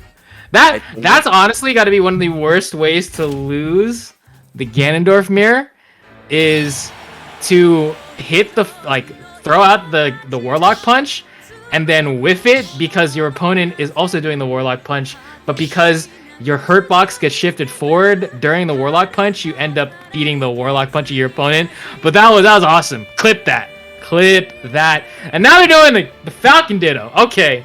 If you thought the Ganondorf Ditto was too fast to commentate, we're gonna have a hard time with the Falcon Ditto because there's gonna be a lot of stuff going on, a lot of decisions being made, a lot of stuff just happening on the screen extremely fast. Both players are not gonna be running back at all, I think, in this game. Yeah. Honestly, I enjoyed this. This is entertaining. Like we rarely get to see this in normal tournaments. Like where it's like, oh, the player is like, oh, okay, they know it's like, okay, it's chill. It's grand finals. Potentially a reset for Chaos if he does win the set. Or sorry, if Silver wins the set. So it means that really grand finals reset is gonna be like the true set where Chaos will probably want to win, and the Falcon Ditto, like you said. Same rules apply. If you get hit by Falcon Punch, you lose. Yeah, and I think both of them know that. Yeah, both of them know that. And we're going back to FD. Here we go. Taunt. All right, who's gonna get bodied? Show me your moves. Both of them say. Here we go. Okay. All right. I think that's Silver in the blue trunks. Default Falcon on Chaos. Okay, already the stomp off stage. We're getting some high octane Falcon plays tonight. Oh boy, Falcon's on the menu, and I love it. They're both going for knees in neutral. Down throw knee at like 20%. What are you doing? What are you actually doing? I don't know. Like, oh, okay, that's one knee for Silver. Oh yeah, oh my god, they're really just going double knees. I love it. They're just doing nothing but knees. Okay, Falcon dive breaks the neutral of just knee. You gotta talk about that up smash. That up smash is a powerful move. We're gonna see it. Oh, smash! Oh, the shield! He parries! He needed to parry that because if he didn't parry that, the shield would break. And he gets the up air knee. The first kill of the game goes over to Silver. Oh my god! And like what the way he's playing it, he's just landing these knees. He knows his Falcon combos. Down air knee. Okay, Chaos gets a second knee. And he goes for the teabag as well. This is what Smash Ultimate is, folks. Smash Ultimate is two Falcons kneeing in neutral.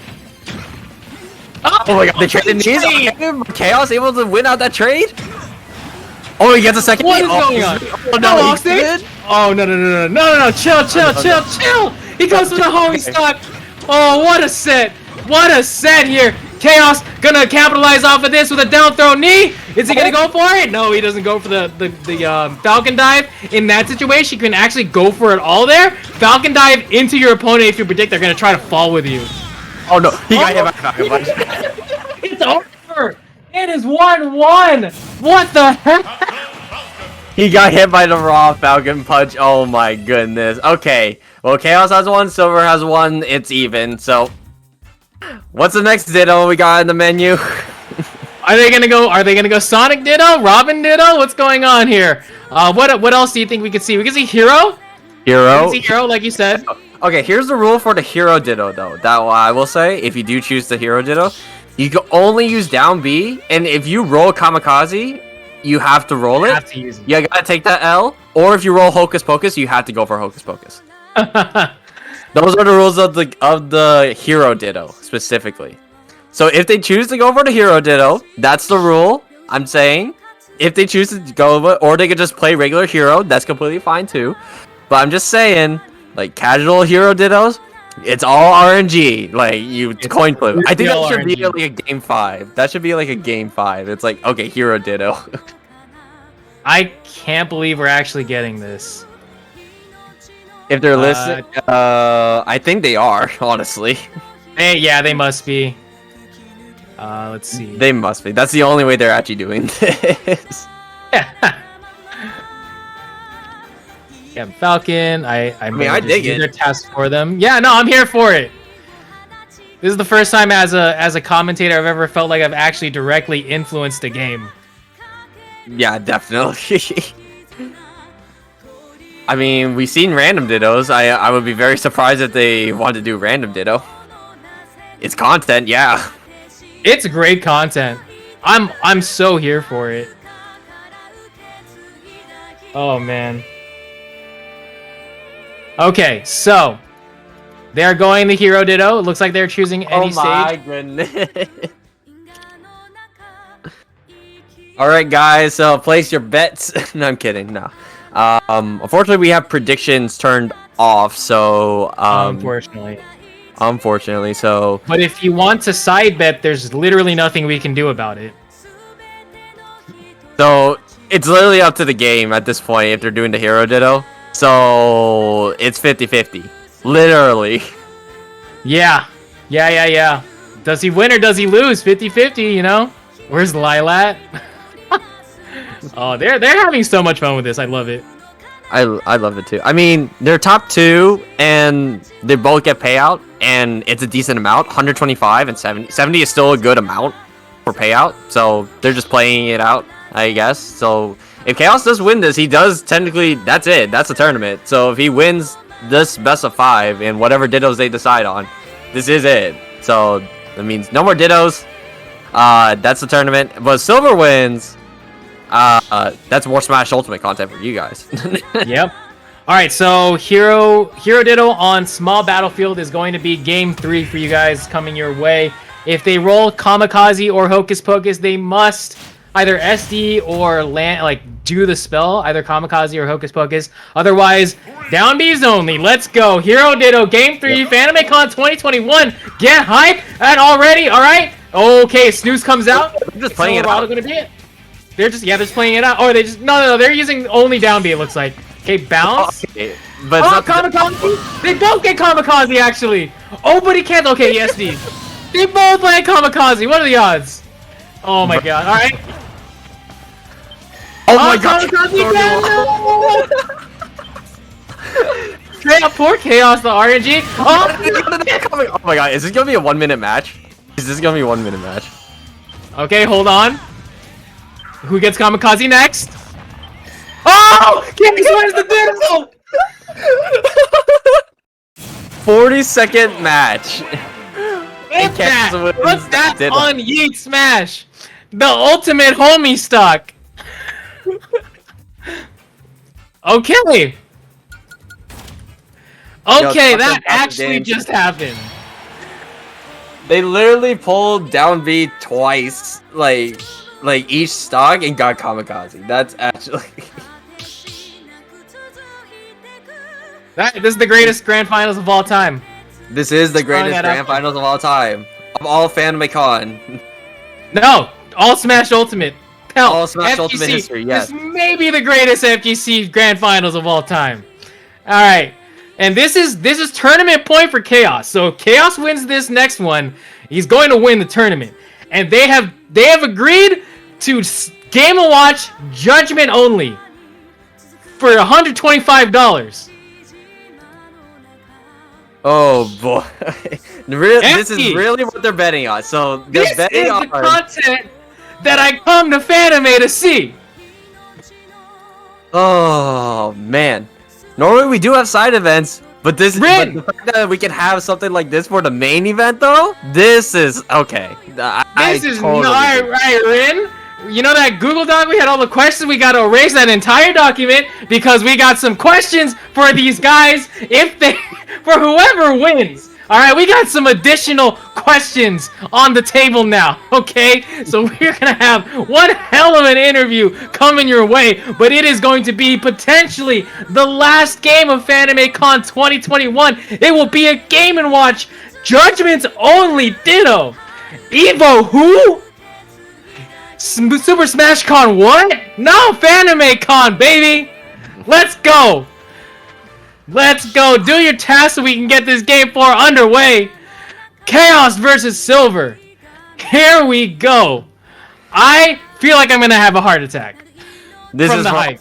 marbles for Chaos. He's betting it all on literally getting 3 9s before Silver does. He's betting it all on this. He does have another game to work with, but he is literally betting all the marbles on this game to take the set. Let's go. Chaos. Okay. Game 4. Chaos versus Silver. Game 4. Final destination. Game & Watch Dittos. Who is going to have the better fundamentals? Who's gonna win this set? Who's gonna get outplayed? Oh my goodness. Okay. Oh, okay. 2, 6. 7, 2, 2, 1. Wow. Oh, comes out. It's Chaos. Oh my god. Do you ever think in all your days commentating Smash that we would do this for commentary? Okay, 1 comes out, matching 1s. There's the 3. 6 comes out. That's gonna do some fire damage. 4, I actually don't know what that does. 7, gonna spawn some apples. He's gonna use scumbag tactics from Chaos. He uses the apples. Okay, he's gonna use them back. Okay, Silver gonna heal some. Okay, multi-hits. 3. Who's gonna land the next 9? 3 comes out. 1, 6. Okay, this is a lot of damage coming through. 3s come out. Another 2. Low numbers. That's gonna be due for a high roll. 6 now. Okay, wait. Gotta get back up on the stage. What happens if you accidentally SD in the ditto? Do you just ditto, do you just SD back? What happens? No, I think he just loses. And the 9! The 9 comes out from Silver! They're even in stocks now! Okay, he needs another 9. Huge. I will say that's huge because Chaos does have a fresh judge. A fresh 9 on the table, so it means that it will kill at this percent. Well, he's at 130. Even a 6 will kill probably at this percent. Like, 6 is the second strongest in terms of... Oh! He doesn't kill! He doesn't kill! Is he gonna... Okay, he's gonna let it happen. He landed 9. Yep, that's the stock, and that's gonna be 6 will kill. 6 will kill. Okay. Last stock, last judges. Who's gonna get the 9 first? Oh my god, this is 10th. They're both rolling so low, and then a 7 comes out. 6 comes out from Silver. 3 from Chaos. 4 from Silver. Oh my god, they're just going consecutive. 3, 4, 5, 6, 7. Wait. No way. 8. Oh, another 7. Oh my god. Oh no. This could be it. Oh, they're RNG manipulating so hard right now. The 6 comes out. Oh my god. Who is going to get the next 9? There are 3. They're counting down. 1. Oh my god. Oh my god. This is so close! 4! No, he didn't take his turn. He has to do 2 in a row now. Let him do 2 in a row. Oh, wait, no, he's not. Scumbag tactics coming out from Chaos! What is going on? This could be it. Oh my god! I can't handle this! Who's gonna get the 9? Chaos got the 9! That's it! That's the tournament! My voice is gone! Chaos gets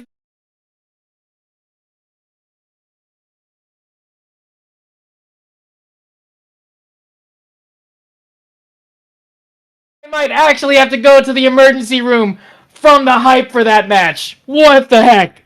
Oh my goodness. But yeah, okay, Chaos is your Fanimecon 2021 champion. And man, that was pretty intense. We are gonna get an interview with Chaos in a bit, so it was fun commentating, I will say, Tamo, but we will be hosting our interview. We gotta do some prep work, so don't go anywhere, guys. We're gonna interview with your champion, Chaos, in a few moments, so stay tuned.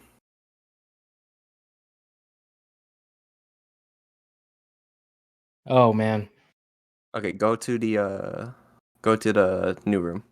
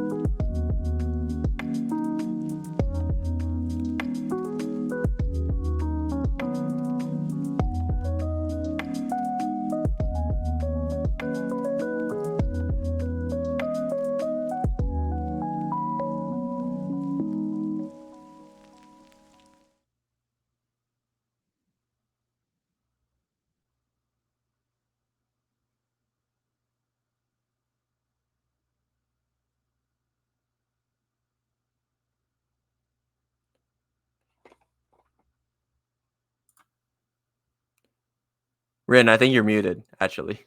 Yeah, we can't hear you. Like, we can't hear you at all. You might need to switch your audio settings again.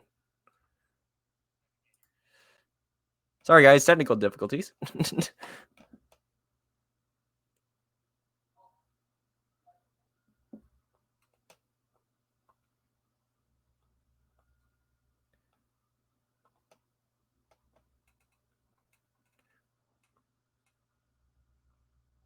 All right, hopefully. Oh, Wait. Oh, there we go. yeah.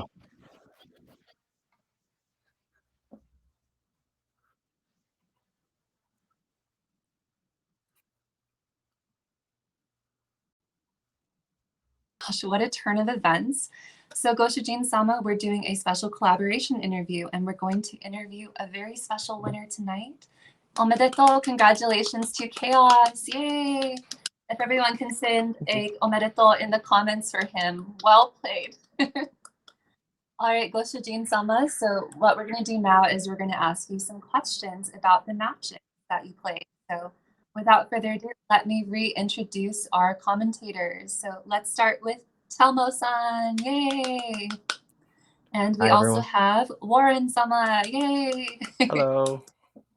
And we also have, is Lou here from gaming? Lou? That's okay. All right, No. Goshujin-sama, so welcome back again. So we'll go ahead and jump into some questions. So we have very exciting questions for you, Chaos-sama, because this was quite the match. Oh my goodness. Yeah, so Tomo-san, would you like to start with the question? Yeah, okay, so we've got a ton of questions about the grand final set.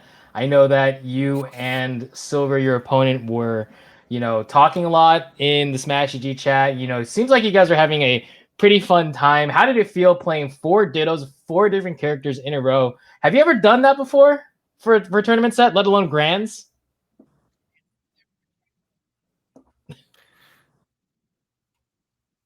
Yeah.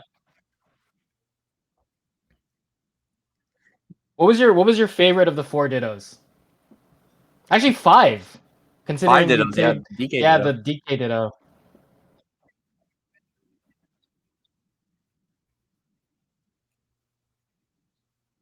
Okay, yeah, yeah. We noticed the hero ditto is definitely under a minute long, thanks to the gentleman's rules of having to pull kamikaze every time it came up on the menu. Yeah, how did it feel? How did it feel knowing that RNG was on your side there? Like, honestly, it's just luck. It's honestly luck. Well, I don't know, Goshujin-sama, I think the RNG gods were in your favor tonight. Definitely. Yeah. Definitely. All right, let's pull it back a little bit. You had to get through a couple other players to get here. You did fight Silver in winners finals, and let's talk a little bit more about the other matches, everything leading up to the DK Ditto. What was your general game plan? Because we knew that set was gonna go. It wasn't gonna be a sweep. Your first match, I believe, was actually 3-0 over Monkey, and that seemed to be it seemed to be a cakewalk for you. But the set against PKM could have gone either way. So when can you walk us through that set all the way from the first game to being able to come up with the reverse 3-0? Yeah. So the first 2 games when he took the games, I'm like, okay, maybe if I should play a little safe but aggressive at the same time, I can do it. Mostly those games, I think it went to last stock, last hit ish, and mostly his favorite, right? So game 3, I'm like, okay, should I say Sonic or go Wolf? And it was tough. It was a close decision, but I just went Wolf and just played the best I could. And thankfully, because I shielded, I took game 3, and I'm like, okay, maybe if I could go back to Sonic, maybe I can do it, right? So I go back to Sonic. Didn't expect them to go Robin at all. So I'm like, okay. And maybe if I could just change up my game plan, maybe it will work. And yeah, it worked. And then game 5, I'm like, okay, my Sonic, it might go either good or bad. So it's like maybe go Wolf, because my Wolf was feeling good during that time. So I went Wolf, went my gameplay style, like a bit aggressive, also try to play safe. And yeah, that's basically my game plan for that set, at least.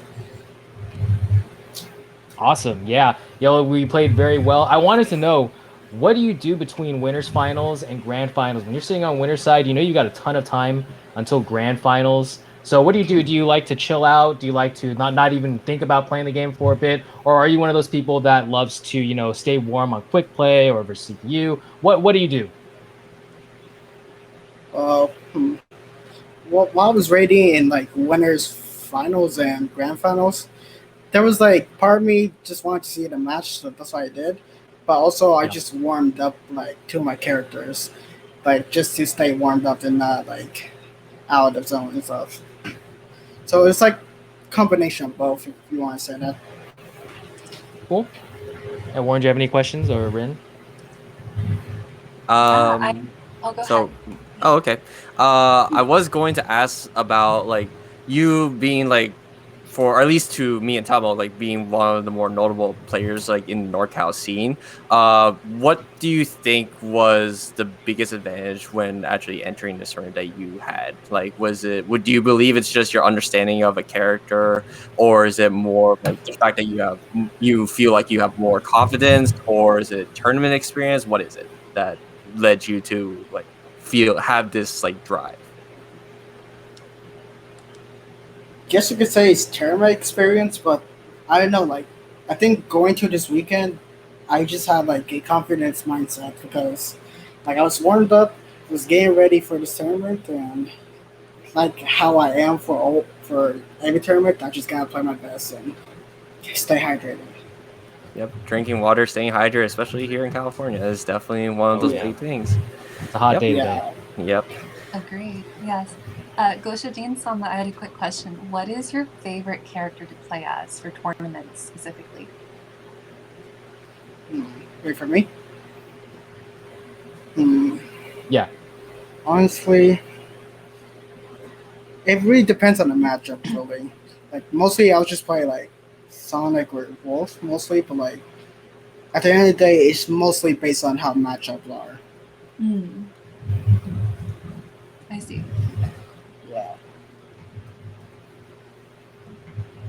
Yeah. Yeah. So with the post tournament, so tournament is over. So you did win. So congratulations, $125 gift card. So you'll definitely have something. Have not gonna ask you like what you plan on spending on it, but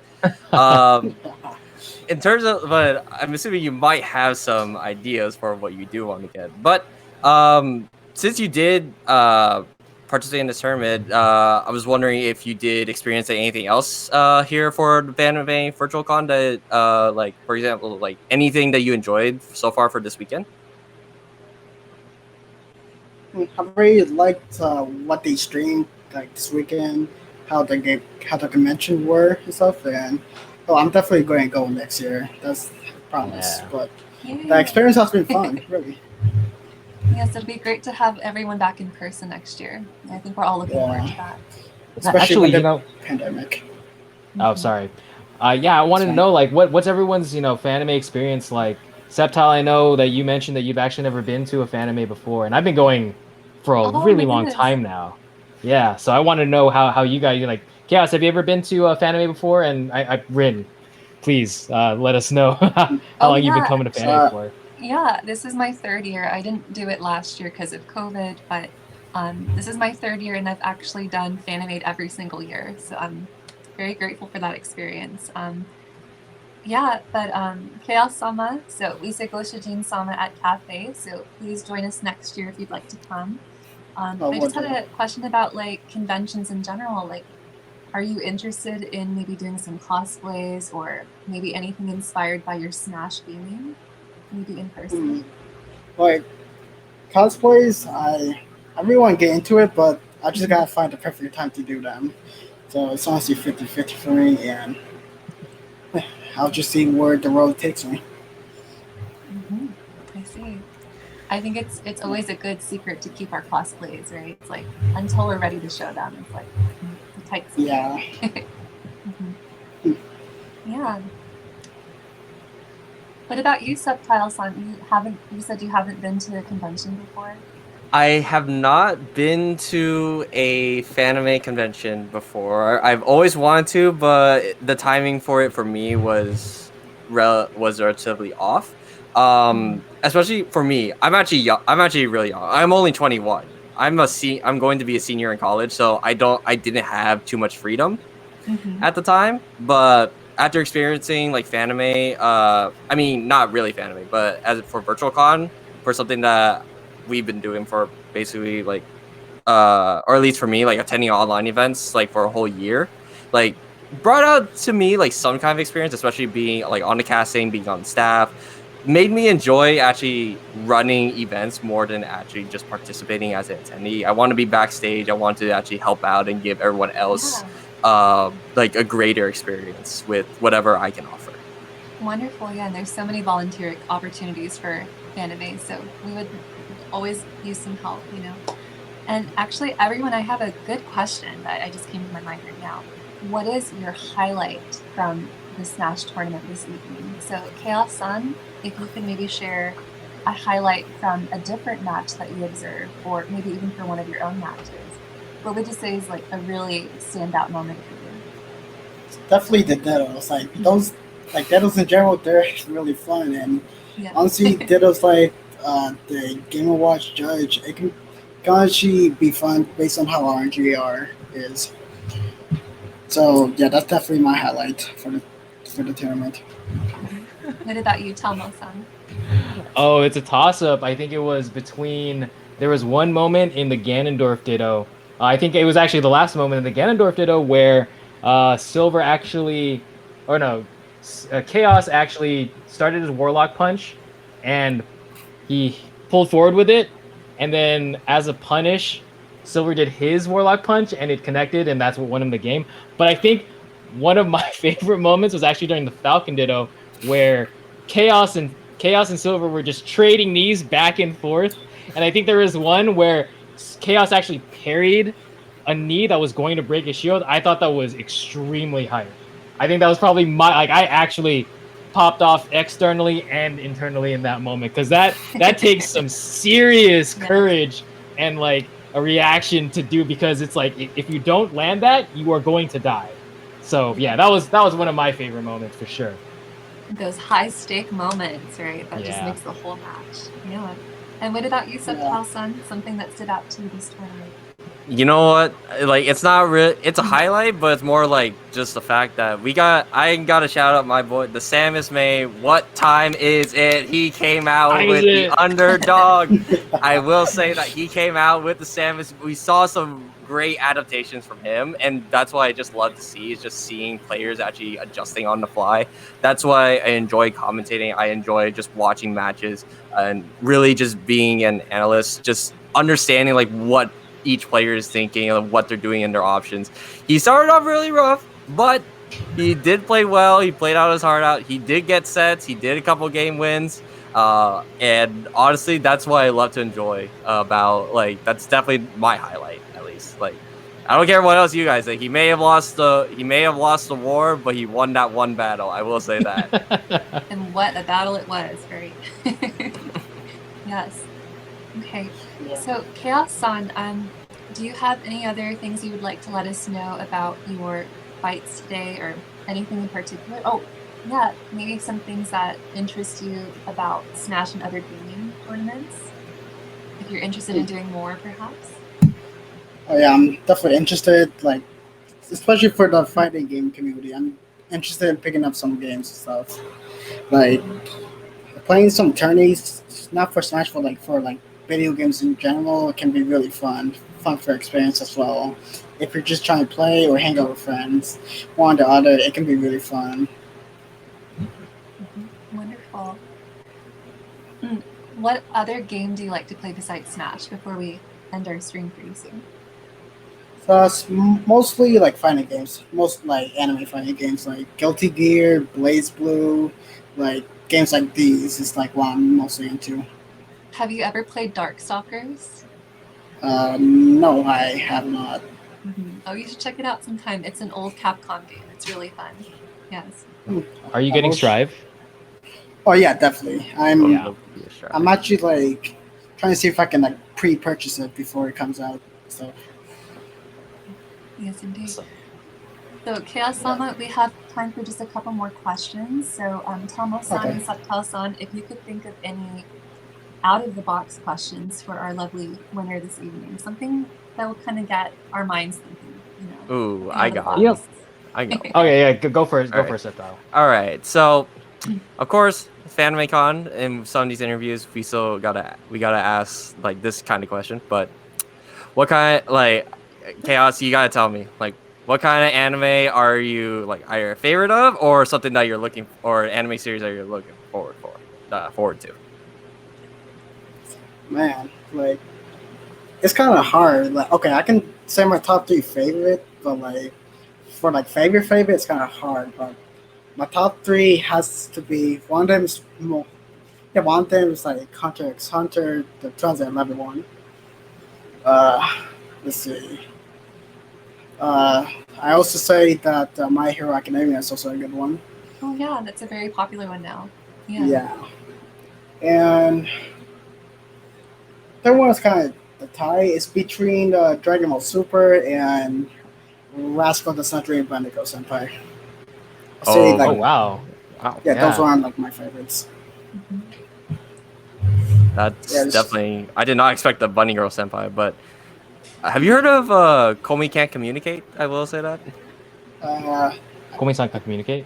I Yeah. think, wait, did they announce it for anime? They adaptation? announced an anime adaptation of the manga as of last or 2 weeks ago, actually. It's funny. Yeah. Before this, you know how Septile has Persona 5 in his background. He actually changed his background temporarily to the Komi-san reveal trailer. It was really cool. I actually did.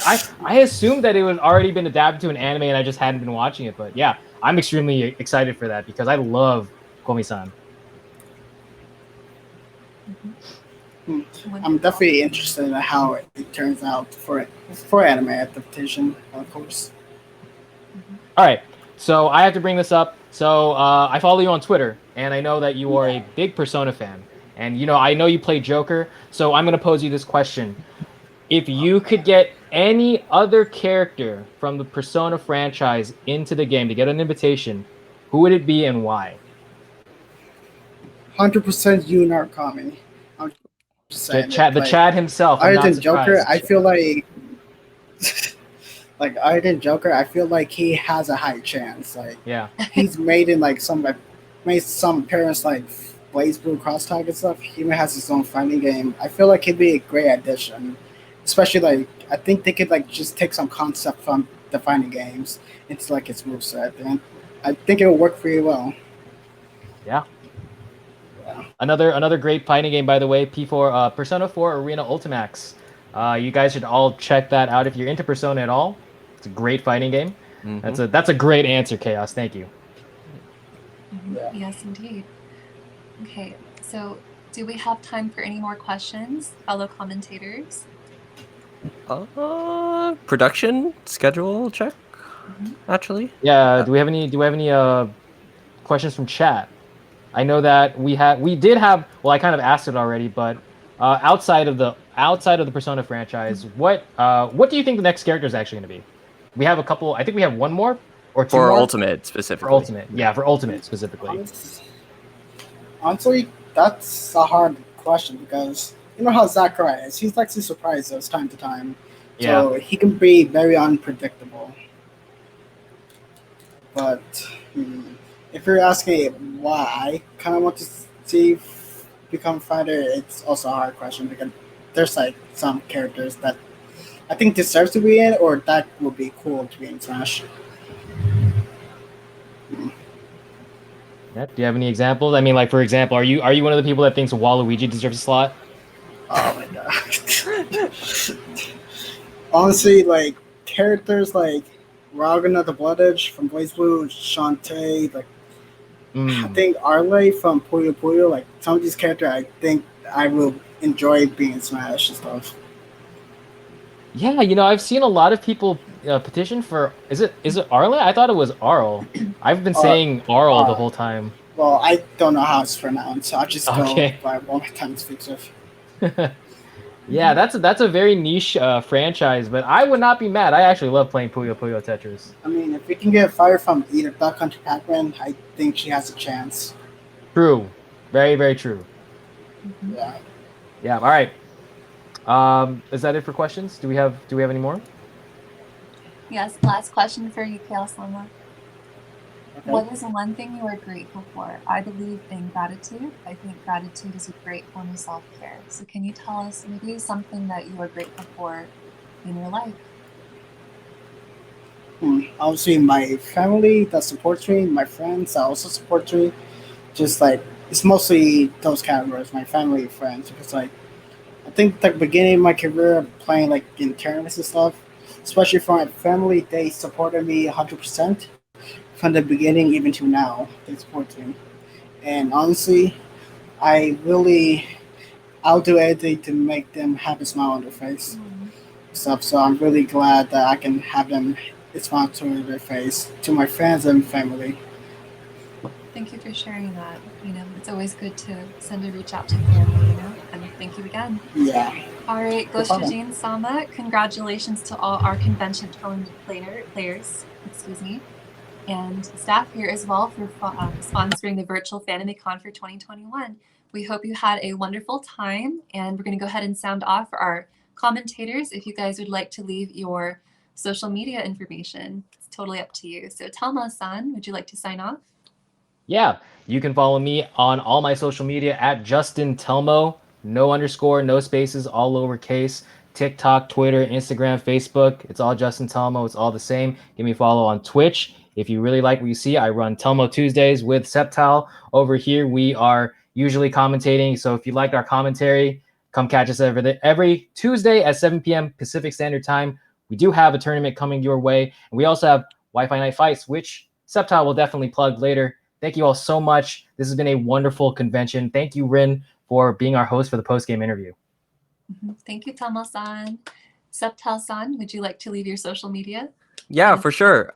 You can go ahead and follow me on Twitter at Septile329. Yes, I know the numbers are about. Everyone just calls me Septile. Forget the numbers, but it is Septile329 on Twitter. That is the social media that I'm most active on. I do, just like Telmo said, I do host NorCal weekly tournament Wi-Fi Night Fights every Monday starting at 7:30 p.m. PST. It is open to all California players. So I'm assuming all you Fanime attendees, if you are in California, you are eligible to enter for Wi-Fi Night Fights. It is a more of like casual tournament. Usually, like we do alternate usually between singles and doubles, and occasionally have special rule sets for all you casual players out there. So feel free to stop by if you want. Also follow me on Twitch. I don't stream as much before, but I do help with the tournaments for Wi-Fi Night Fights. You can follow me on Twitch, also at Septile329 as well. And we'll enjoy. Oh my god, I didn't realize my alert box was on my virtual. Oh my goodness. Okay, well, I'm using my virtual cam on OBS to get this green screen stuff, so I did not realize that. So that was funny. Someone clipped that. But yeah, it was a great experience here at Fanime. Like being casting and working, running the tournaments for Fanime staff. Hope to be there in person next year. I hope to see you guys for next year events, especially for my first official Fanimecon. Yes, we'll be excited to have you in person for your first one. And last but certainly not least, Chaos-sama, would you like to leave any social media and a sign-off for your congratulatory win for tonight? Omedetou! Well, I'd say the most social media that I'm mostly active with is on Twitter, so follow me at chaos_sonic, chaos_sonic. Wonderful. And again, congratulations to all our tournament players. Thank you so much for playing tonight, and our wonderful commentators, gaming staff, and also the opportunity to collab with me tonight. I really appreciate it. All right, Goshujin Sama, thank you so much, and have a lovely rest of your convention. Yay! Bye, everyone. Bye-bye. Bye.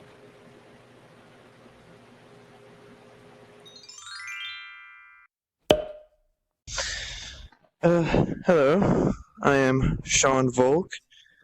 I'm working as the lead game designer for Rayori and also for Cartridge Monsters, which is Dave's not here yet, I believe, but that's the Happenstance Games booth. So if you have any questions about either game, you can go ahead and ask me. I'll probably just talk about my experience as an indie game developer. I decided to get into indie games when I learned and got VR. I was blown away and I decided I want to get in it. And for my first project, Rayori, I decided to go with bringing an existing concept or game into VR because that would be a more easy experience than designing and creating a whole new game that's also VR. And a lot of people also were, like me, wanting to play the game, which is Yu-Gi-Oh! If anybody's familiar. It's pretty one-to-one in terms of gameplay. And we decided to do early access, free-to-play, at least for now. And as we built a community before going into early access, we were making sure to have testers and letting them in on the process of trying to build a game with them. But that obviously increased tenfold once we actually went to early access. We got so many more people to help give feedback and make requests, which we were blown away with by what people were actually work on first. So we had to move our schedule around and listen to the players and give them what they wanted. And it's been pretty awesome.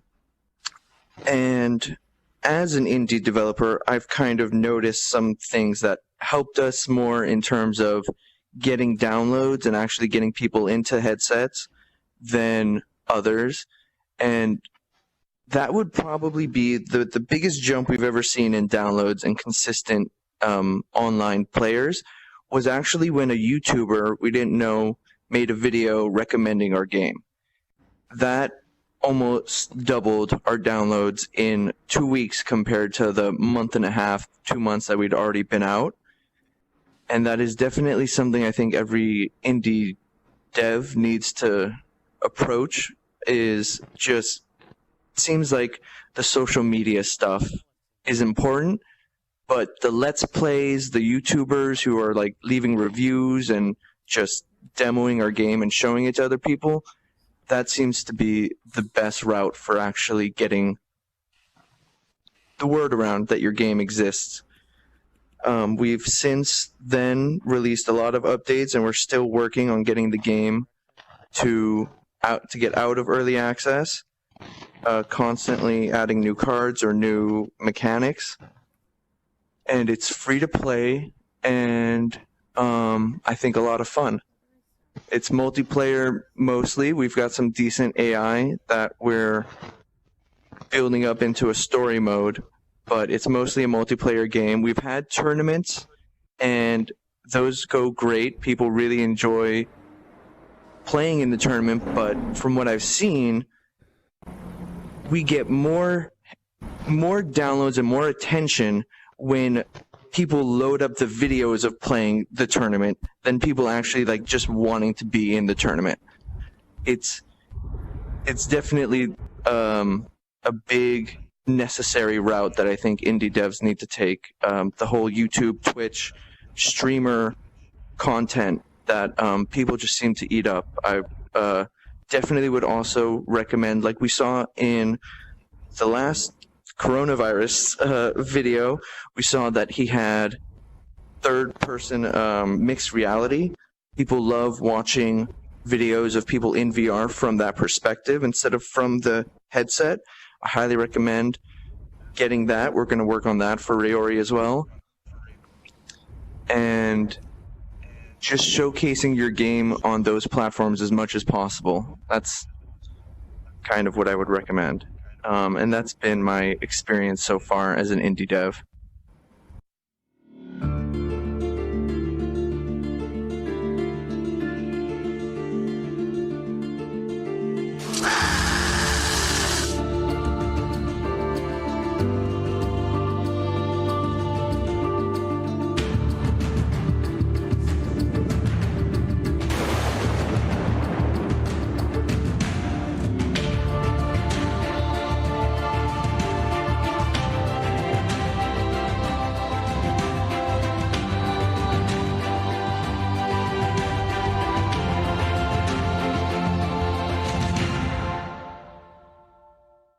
everybody. My name is Jeremy Lam. I'm the founder and CEO of Virtual, so this conference and VR platform. The most exciting thing that we're probably working on right now is this, the conferences in VR. From the very start of our studio, we are a game studio. We create VR content as well. We started in the VR arcade, VR LBE sector. We even opened our own VR arcade and made multiplayer VR games for the VR arcade. And we started our company actually running the first VR arcade conference. Since then, ran 4, and we're about to run our 5th VR arcade conference 2020 this fall. And actually, I'm very excited to announce today that VR arcade conference 2020 will be held in VR this fall. So you're all on our mailing list. Stay tuned for more announcements, specific dates and times, and inviting speakers and exhibitors. So, but basically this idea came from, well, we get a lot of our enterprise contracts from hosting our own conference, going to conference, networking there. We get a lot of our game partnerships and developers and recruiting, and basically all the networking connections are why we're able to do all the projects that we're able to do. So we thought to ourselves, how do we either host more conferences or go to more conferences and speak at more conferences, exhibit at more conferences. Conferences in real life are really expensive. We have to fly, the plane ticket costs, and the more people you bring, the more cost it is. We have to get hotels. We have to take maybe days or a whole week even for something like GDC or PAX or something like that, as many of you all developers have been through that yourselves, to have a booth, and you're away from home, you're away from your office, you can't really get other work done necessarily. But with a virtual conference, it's as simple as like an hour meeting, or in this case today, a 2-hour meeting or so. And you could do it from home, you could do it from work, and you could do it right on your computer or your VR headset if you have. So we thought this made a lot of sense. And our vision for VR is that eventually we will achieve the Ready Player One, the Wreck-It Ralph of VR internet. And how are we going to do that? With the original internet, with smartphones, it all starts from enterprise. It originally starts in like military and government and university, and then it goes to enterprise, where all the money comes in. So our strategy is to, okay, let's hold enterprise business conferences. This can be applied to every enterprise in the world, not just VR, not just games, not just software and tech. Think auto, think oil and gas, think manufacturing, think film and arts and culture and everything, and health. We actually had a climate change conference back in April, birthday. So that's sort of what we're about. Our booth is right over there. Feel free to come and talk to me. I'm Jeremy. You can email me at jeremy@virtualarcade, like it says above my name tag. And if you're interested in talking about enterprise content development, if you're interested in talking about hosting your own events for this conference in VR, thank you very much. I'm going to head off stage, and then we're going to move on to the next speaker. Woohoo! Good talk. Can we clap in VR? Sure. Clap, clap, clap. Clap, clap, clap, clap, clap, clap. Hello there. It's done in the turns, but it's pretty much Yu-Gi-Oh. Yeah. So it's feature limited, or just get on our list through our website and play. Hey, just stopping by to say Hey, hi. Jeremy. I see you.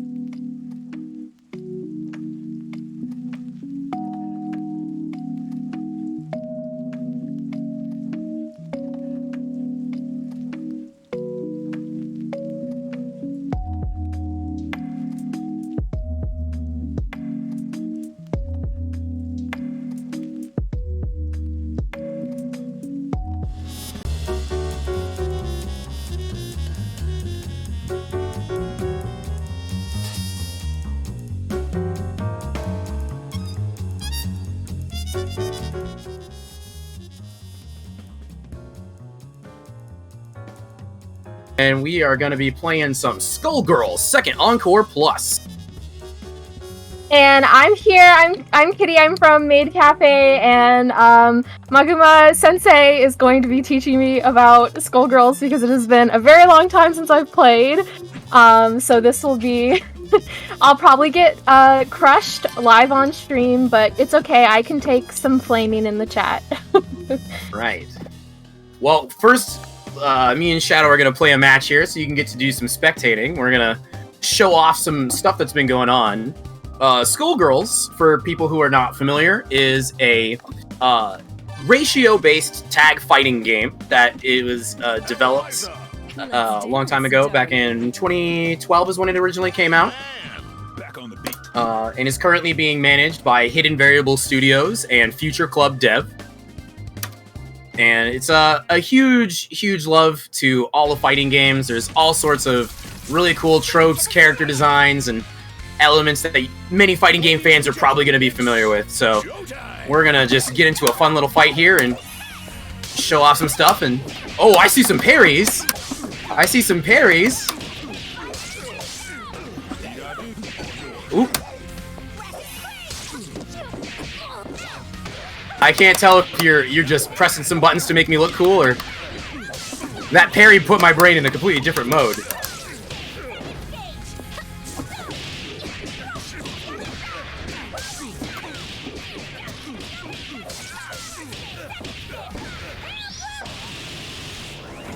So if you're a big fan of games like Marvel vs. Capcom... I don't even know if I have all the buttons mapped on the controller I'm using. Oh no!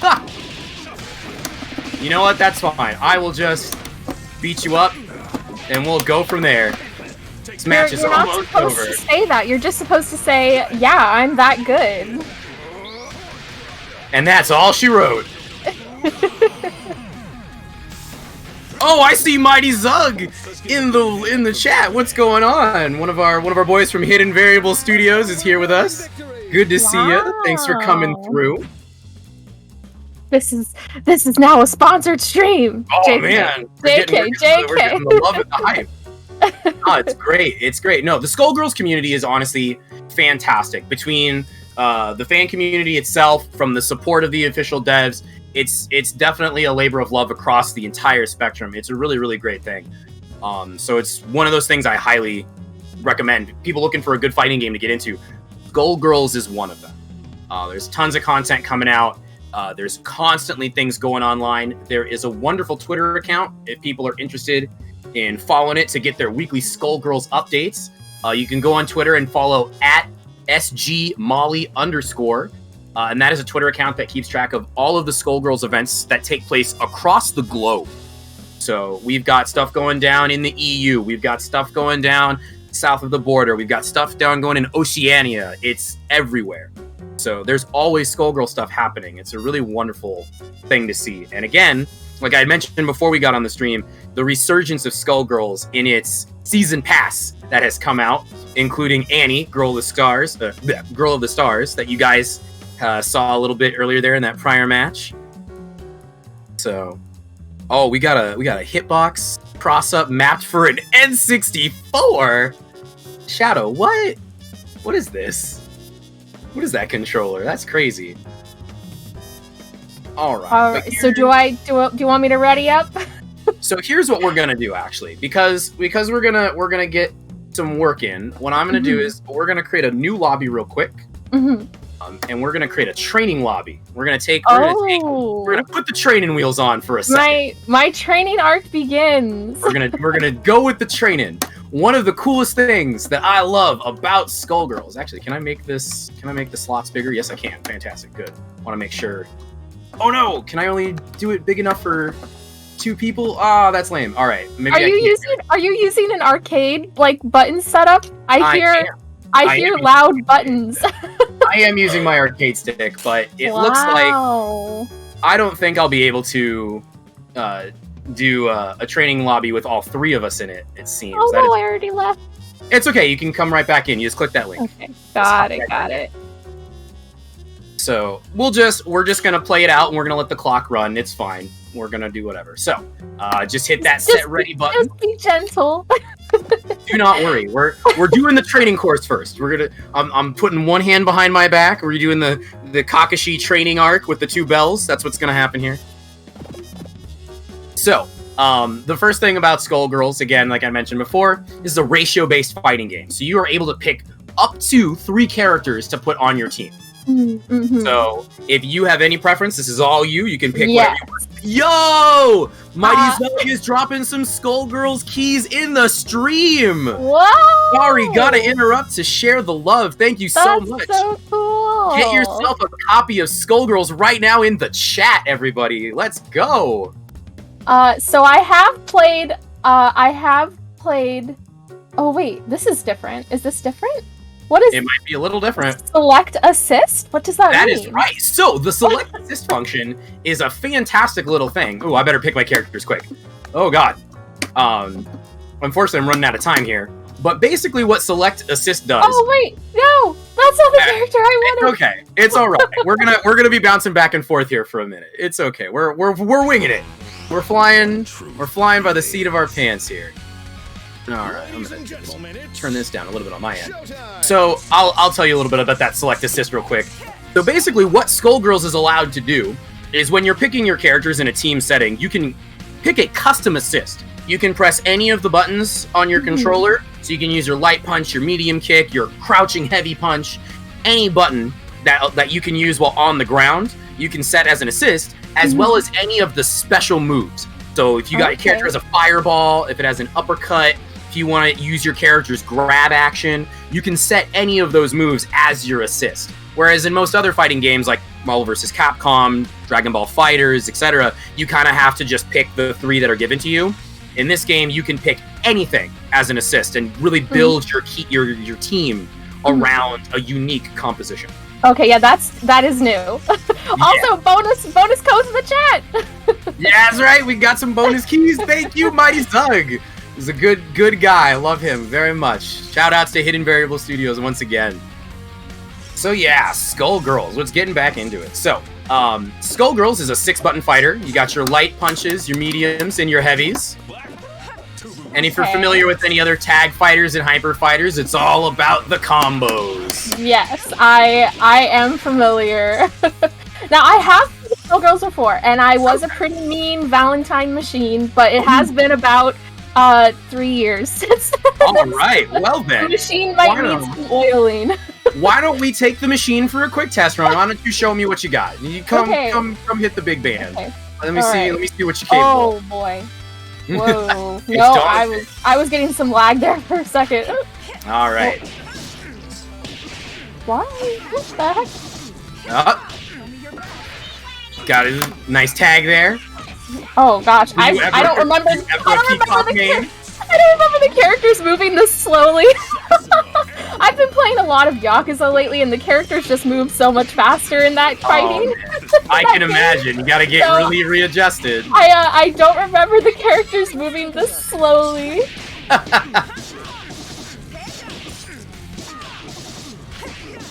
Funnily enough, Skullgirls actually in an earlier iteration got a speed boost. It used to run a little bit slower, actually.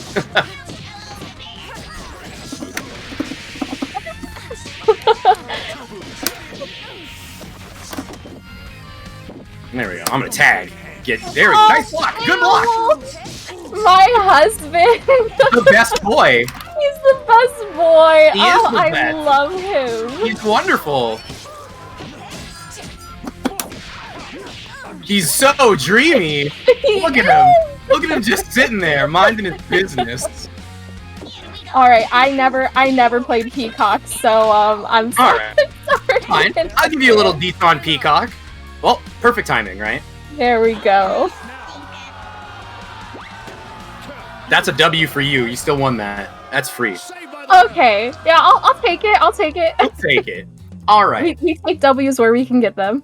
So you're slowly getting into. I see Kitty Bear 626. Did he steal that chair from Aerith?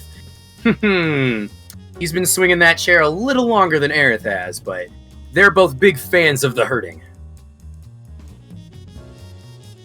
All right. So here's a question for you. What is something that you feel you need the biggest refresher on? What's something, because like you kind of played this, you played this before, you're familiar with fighters. Yeah, I think the combo system, because every arcade game has a little bit of a different combo system. Cool. All right. Well, let's ready back up and we can talk a little quick about that combo system and show off some of that. So Skullgirls uses a very, very common system in certain fighters. A lot of people who are newer to fighting games, especially games like BlazBlue, Cross Tag Battle, and Dragon Ball FighterZ, are going to be familiar with the auto combo system. Before that, there was another system in a lot of tag fighting games and hyper fighters, which was the Magic series. And basically, it's kind of like a target combo in which you can press a series of buttons in a specific order, and there's no timing restriction on when you press those buttons. You can just kind of 1, 2, 3, 4, 5, 6, and you'll just get a combo for it for free. Good for button smashers like me. So I'll show you the basic one. So normally what it is it's going to be light punch to light kick, medium punch to medium kick, and then ending with either heavy punch or heavy kick. Oops. Oh, I am using an Xbox controller, so I'm gonna guess that's AXYB. But we shall see. You're on Xbox, so it would be XAYB, left bumper, right bumper. Okay, X. Okay, God. Okay. There you go. So yeah, so some characters will have unique paths where maybe you can't combo their light punch into their light kick. Like Annie is a good example of that. Her combo strings have to be any one light attack, but you can always do her medium punch into her medium kick into a heavy attack. Big Band, however, can do a proper Magic series, so that's a Magic series for Big Band. That's his light punch to light kick into medium kick into heavy punch. Okay, I will try and follow along.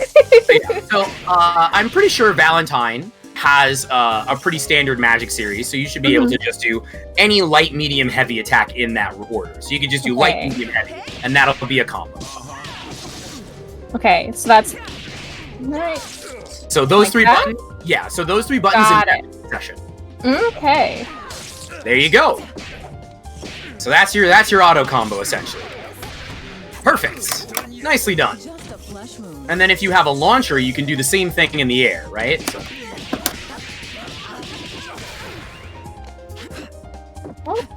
Oh, okay, I see. So yeah, so if you have your air combos, you can do the same thing. Alrighty. Jump! Oh wait, no, Eliza, get out of here! No place to run.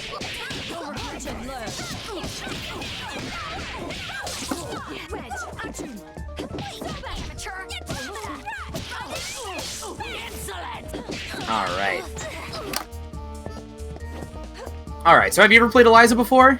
Yes, I have. Eliza and Valentine were my favorite characters to play. So, I'm very glad that you brought out Eliza, even though we're going to run out of time. Eliza got a little bit of a change in Skullgirls now that Annie's been added. So, if you do a quarter circle back punch, you can summon her... That's a lot of words you just said. So, if you rotate the joystick from down to back and then press a punch button... Oh... There you go. You got her. Oh, this is new. I love this. Yes. So, Sekhmet, her evil parasite. Sekhmet is a extension of Eliza who has hyper armor. So nothing I do to Sekhmet will ever make Sekhmet flinch. You can always keep attacking. Wow. Okay, now, and then you can recall. Okay. Yes. Now, originally in the first versions of Skullgirls, when Eliza was added, her mechanic was that when Sekhmet came out, you would lose your meter over time. But in this new edition of Skullgirls, where Annie's been added, her mechanic has now changed. So what happens is now Eliza's health will drain over time, but every time Sekhmet hits the opponent will drop blood onto the stage. And when Sekhmet returns to Eliza's body, if you walk over those blood droplets, you'll regain your health. Oh, interesting. So she's now being rewarded a lot more for being aggressive. and you have a lot more functionality inside Sekhmet to do combos and to do attacks. Oh, those Misfortune emotes are so cute! They're the cutest! I also really like Misfortune as well, but that's only because she is a cat. Misfortune is a fantastic character. I absolutely love Misfortune. She's one of those characters you really gotta keep your eyes on, because as soon as that head comes off, it gets hectic. Yes. You know what? I'll try her out. Where? Try some Misfortune. I will join you. Where? Oh, that's Robo Misfortune. Here we go. I'm gonna pick. You know what? I'm gonna pick both of them. Also, shout outs to all the anime and gaming fans out there. Skullgirls' palette roster is very, very big, and there are some familiar faces like Tracer or Mash from Fate Stay Night. So if you got some personal favorites from your number one animes, video games, or pop cultures, you might find a really cool palette like She-Hulk. Oh, cute! Ooh, Master Chief. Yes, I love that color. Let's go with Master Chief. There we go. All right. And we're going to take it over to the training stage. All right. Can I have a cheeseburger? So Misfortune is your resident immortal cat girl who, after a terrible accident from the Mafia, was cut up into a bunch of pieces. But because she's immortal, she can reattach her body parts. And then her signature mechanic is she can take off her head and use it as a weapon.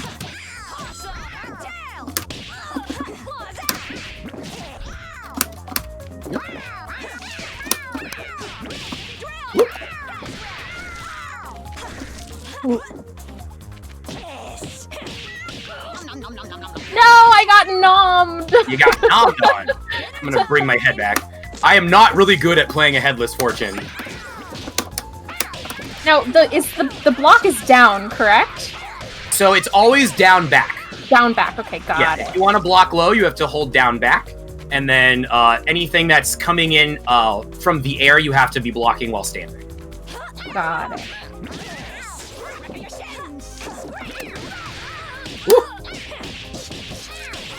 No! I'm gonna lose one of my 9 lives!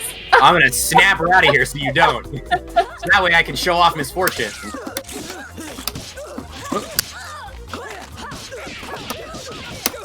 And if I remember correctly, like each character's kind of kit in their moveset is good for like defending against different things. Like if I remember correctly, Painwheel is good with aerial defense. Painwheel is a very aerial-based character, and then her other big mechanic is that a bunch of her different normals have tons of charging mechanics. So if you hold down like your heavy punch, so I don't remember that. While you're doing that, you also get some armor. Oh, I don't remember any of this. Oh my god, this is all new to me. So if you hold it down, see that? I can hit you. You'll use Wow. It's like I'm playing this game for the first time again. It's coming all back. It is. It's coming back. Yeah.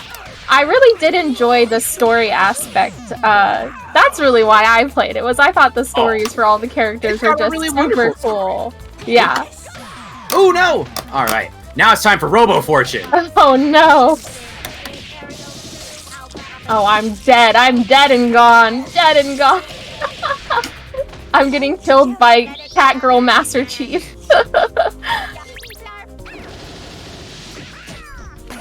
Yeah, there we go. I got nuked by a cat. Oh, watch out.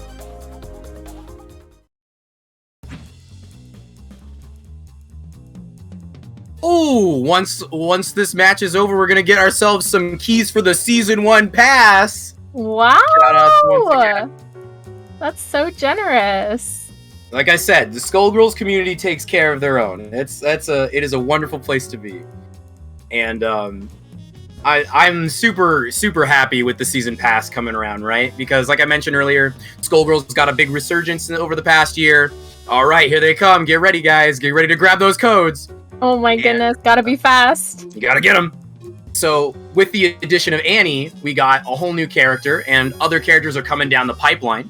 One of which is Parasol, the umbrella-wielding warrior's younger sister, Umbrella. She's going to be the next DLC character that's going to be coming out. So, I'll try Annie out. yeah, let's talk about Annie. It's the new character. Loves me some Annie.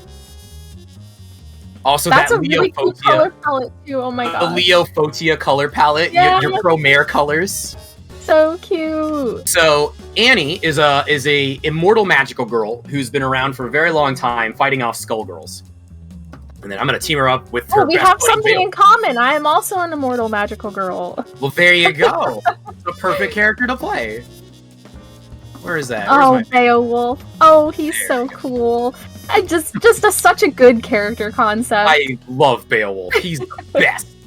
So, Annie, immortal magical girl, who is teamed up with her remote parasite, Sagan, which is the little bunny rabbit that stands by her feet. And the bond that they share that connects them is that there is a small eyeball inside Sagan's mouth, which is actually Annie's eye. So Annie is a huge rushdown character who's all about big hits. She's got uppercuts, she's got projectiles, she's got a Buster Woof. Oh my goodness.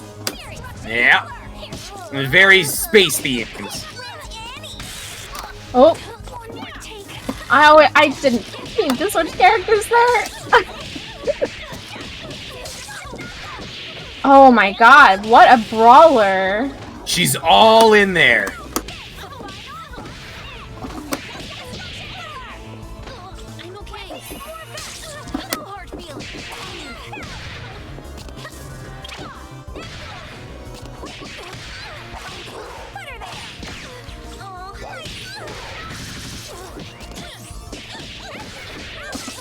How much meter I have? Oh. Almost got it. Trying to get some of these cool moves. Got to show off these new characters.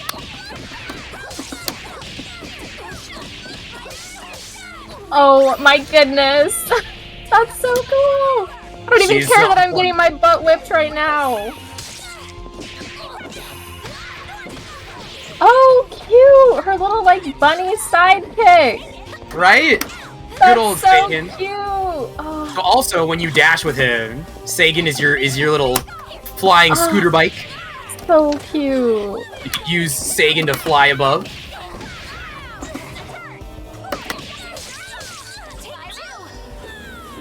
Ooh, I dodged it. Almost. We'll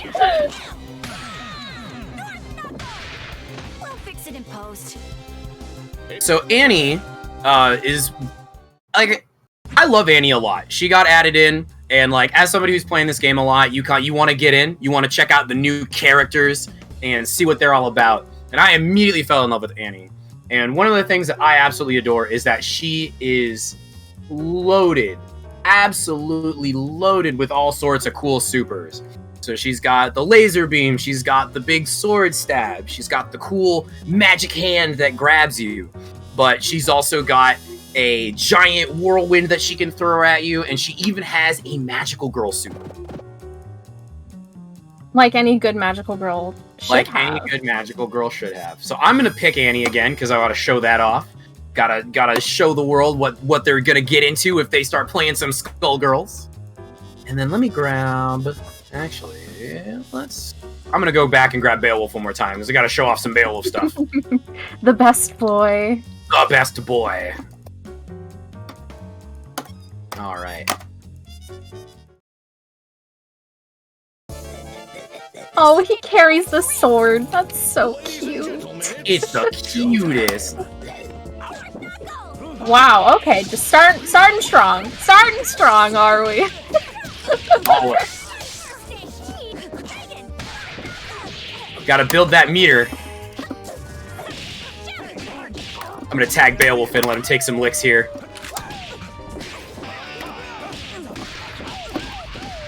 Oh, I don't even care. I don't even care. Beowulf can beat me up. It's okay. Oh god! I don't know what the rating of these streams are, so I'm gonna pick my words wisely. All right, good tag. Bring double in.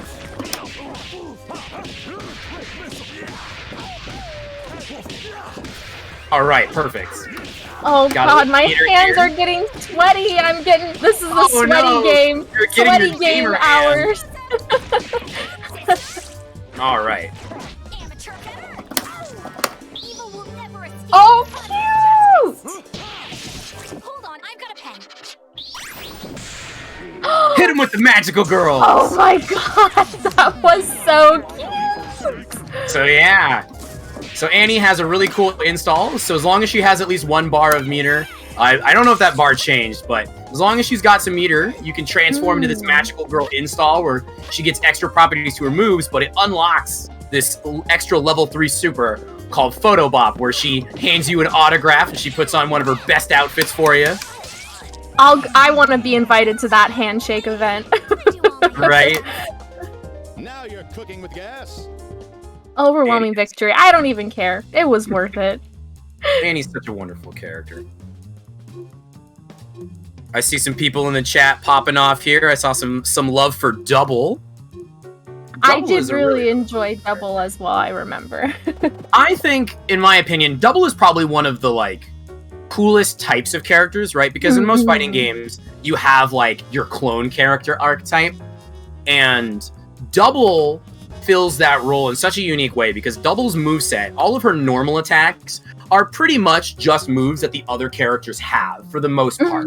But all of her command normals and her specials and supers are unique moves and abilities that her clone counterparts don't have. So she does stuff that, like, Parasol can never do, and stuff that Cerebella doesn't do ever. And I think that that's a very clever way to introduce a clone character. It's such a yeah. They're hard to get right.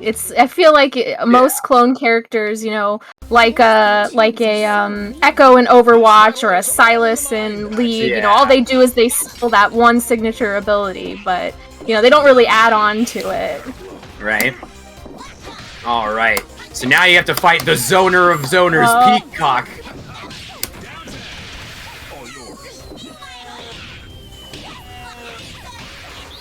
Oh lord, I can't even make it to the other side of the map! Stay back! Let's see. That's okay. Alright, I'm gonna let you try and hit me. You do your best to come and get me. I'm gonna try and do one thing and one thing only. Oh, the refrigerator. I have one thing I'm after and one thing only. Well, I wanna switch to my cool second form. So any quarter circle back, and then a punch button will get you segment. Oh, I'm trying. My sweaty gamer hands just can't handle the Oh shoot. Here we go. Oh my god, I can't. I feel like if, you know, the person who plays this kind of character, they're one of those people, like, oh man, like they know that you won't be able to touch them and they're just gonna laugh as you try. 100%. Peacock right now is actually probably the biggest threat in the Skullgirls meta, I believe. Makes sense. She's a very dangerous zoner, but here's the thing. She can get in your face. She can play right up in front of you and mix you up and make you guess every other second. It's scary. Yeah. Peacock is a very, very scary character. So I see that you want to see Eliza super bad. So I'm gonna pick Eliza, and we're gonna let someone who can actually showcase the character. Show off some Eliza. And then, all right, next person in chat. Someone in chat, give me my second character to pick off the roster. I'm gonna take the next suggestion I see in chat. We can't pick Eliza twice, unfortunately. A shame. That would be my team if I could. Right. Oh, I love that color too. The like pink. Oh, right. Like a flamingo. This color palette, I can't remember the name off the top of my head, but it is a reference to a character from Castlevania. Alright, double. Ooh, I'm not a double. Oh crap, I ran out of time. I'm sorry. I'll pick double next, I guess. I'm not a It's double okay. player. Valentine is my personal favorite. That's fair. So, there you go. So you get to pick the stage. It's all up to you. Oh, random. I like this one because it reminds me of Bioshock. Casino's great. All right, time for the ancient warrior Eliza. Ladies and gentlemen, it's showtime. Well, first and foremost, gotta get my hired help out here. Can't.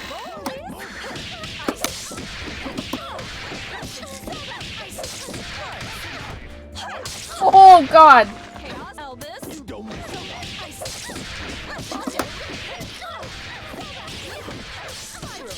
It's okay. I make a good training dummy.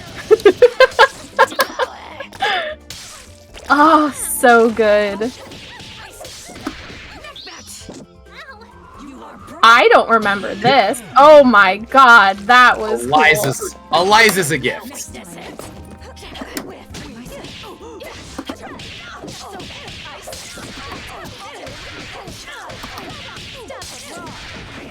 Yeah, that's why he's winning. Okay, it's because I'm a plebeian on a controller and he's got an arcade stick. It definitely has nothing to do with our skill differential. It is entirely technology based. Good old Eliza. So the blood, I saw the blood drops that you were mentioning. Better than I did. Can't catch me. Do I have enough meter? I'm also very distracted by watching this cool Eliza gameplay. Because a personal favorite character of mine, a bummer placement. You know that I'm not good at video games. Okay. I'm in a raw tag and that'll win me the match. I was like, oh, I was spending so much time fighting, I didn't build enough meter to show off her level 3. And now a word from our sponsors. Oh no, you didn't beat me fast enough. I didn't beat you cool enough. You're right, Mighty Zug. That blood does not drink itself. You gotta drink that blood. All right. So I saw some double. I saw some requests for double. Let's get it. I'm gonna pick 3 characters. We're gonna pick 3 characters here. I'm gonna do my best to keep my eye on the clock, and I'm gonna rotate through all these characters. Right. So we're gonna get double in here. Find a good color. Oh, We Fit Trainer double. Let's do it. Let's go. We Fit Trainer double. That's all a right. cursed. That's a cursed We Fit. Yeah, we're gonna start a Kickstarter or like a hype train to get me an arcade stick, so I can become the next Skullgirls superstar. You know what? We're gonna pick up Philia. We're gonna get the resident Ryu of the game. Let's get Philia in here. Someone said Big Band. All right, Big Band. I main Big Band. Perfect. And let's see. We got Super Nintendo Big Band. That'll work. Ew. Alrighty. So there's gonna be 99 seconds on the clock. So when it gets to 66 seconds, I'm gonna change my character. I'm gonna 33 seconds. 33 seconds to show off each character to the best of my ability. Let's do it. Never played double a day in my life. Here we go.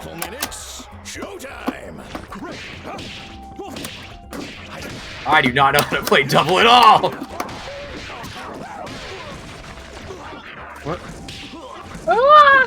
No, not the peacock. No, go away.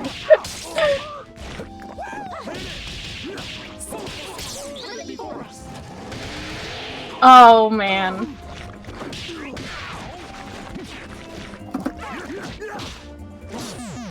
Ooh. Oh, almost had that birthday.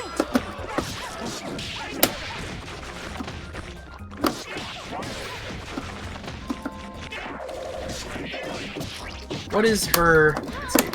That's what it is. Okay, down medium. No, wait, I just noticed that Beowulf is just lying dead there. We're just fighting on top of his corpse. Oh, it's quarter circle back. That's what it is. Okay. Okay. This is literally the first time I've ever played this character. Oh my gosh. All right, time to tag her out. It's Philia time. I actually know how to play Philia. Oh boy, that'll be fun for me. Kind of. All right. I've only got 1 character left. You can't beat me too fast. I mean,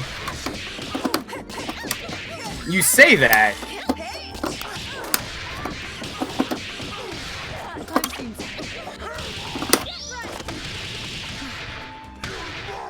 All right. There you go. Get your lumps in. Get them. You gotta swing. You gotta fight for what you want. I'm trying. Yeah.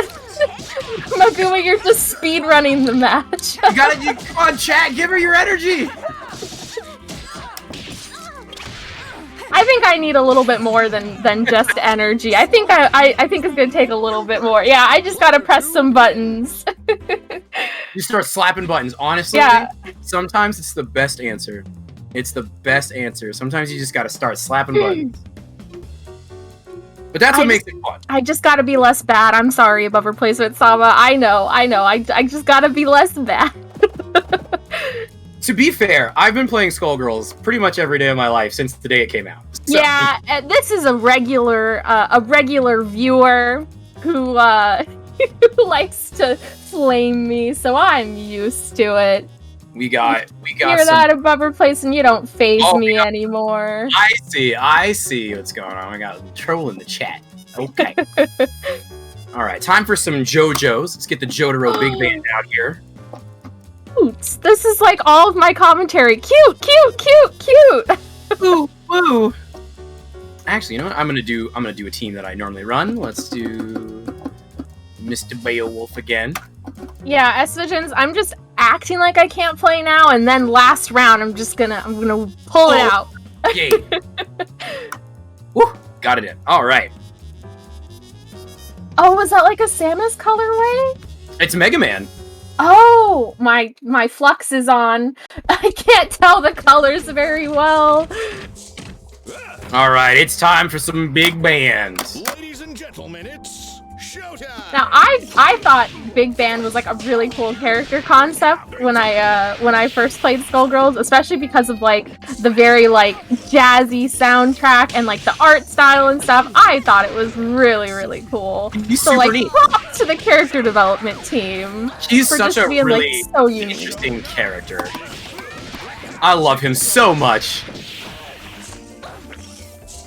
Big Band is also the only character in this game who has an actual parry.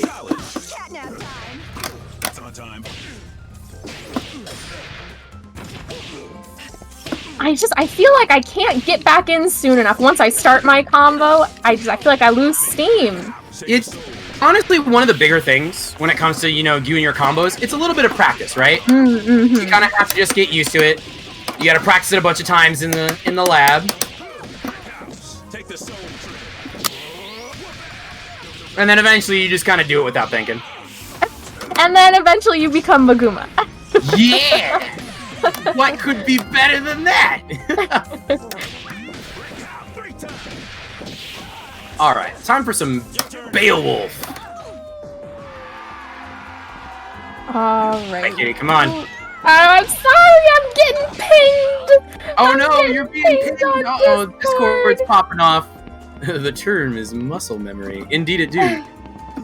Yeah, I was just, the producer-san was, sending messages backstage, so, we'll get one more butt whooping in, and then we'll be wrapping things up. My painful, gaming experience will be over.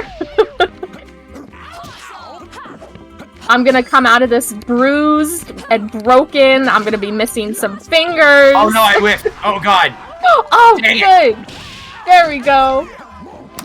Pro gamer. I planned that. I definitely planned that. Let's get rid of that. Oop. Ah! I feel like just once you get pushed away, it's really hard to close the gap and get back in there. It is a little tricky. Sometimes you really have to kind of stick to the pressure. Especially with this big chair. Get him, Big Band. You should have known I got the black belt in baritones. Oh, that's a good point. We haven't really been keeping track of who's been winning what during these collabs. I know yesterday during the League collab, the gaming team did, I think it was a 3-0 sweep, but I don't remember. But it doesn't matter because the chat was calling the maid team wholesome, and that's all that matters, is whoever is the most wholesome. There you go. You're winning that by leaps and bounds, so congrats. There you go. See, I have a natural wholesome upper hand. All right. So I saw Above Replacement was asking in there a minute ago, are the bagpipes a bad manners? The correct answer is yes and no.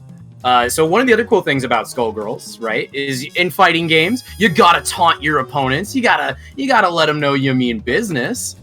So lots of characters in Skullgirls have taunts that also have secondary effects. So Beowulf's taunt boosts his ability to do grabs, and Big Band's taunt increases and extends a bunch of his different super attacks. So sometimes it's good to taunt your opponents.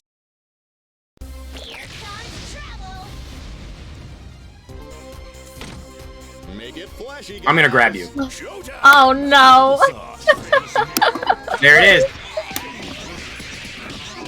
I told you very clearly I was gonna do it. I know. You know, there's not much I could do at this point. It's gonna happen, and I'm gonna let it happen and be a good sport about it. Going for a ride. Yeah, you have to enjoy. It's about the journey, not the destination, right? We're having fun. We're playing some games. It doesn't matter who wins, because the obvious winner is not me. Get out of here. Oh no! Ah! Best boy V, best boy. There we go. Now I got all the juice.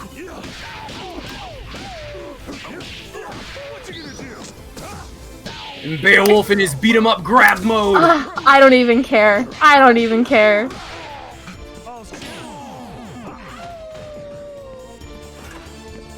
Give me my chair.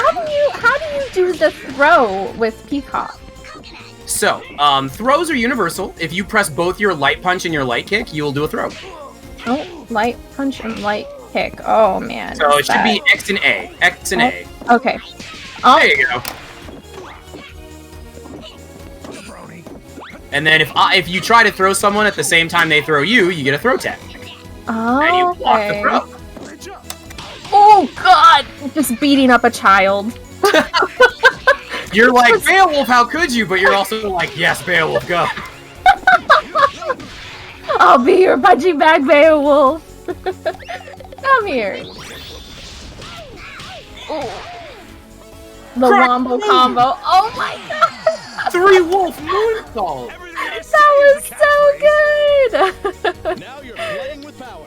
This game is filled with such beautiful, beautiful. You know, I'm not even mad that in the last round I lost to Beowulf. That's like a perfect way for me to wrap up the stream, being that Beowulf is the obvious best choice of character. He is truly the best boy, no matter what POS industry says. That is a fresh call out. I don't care. Yes. It is announced here. We're declaring it now.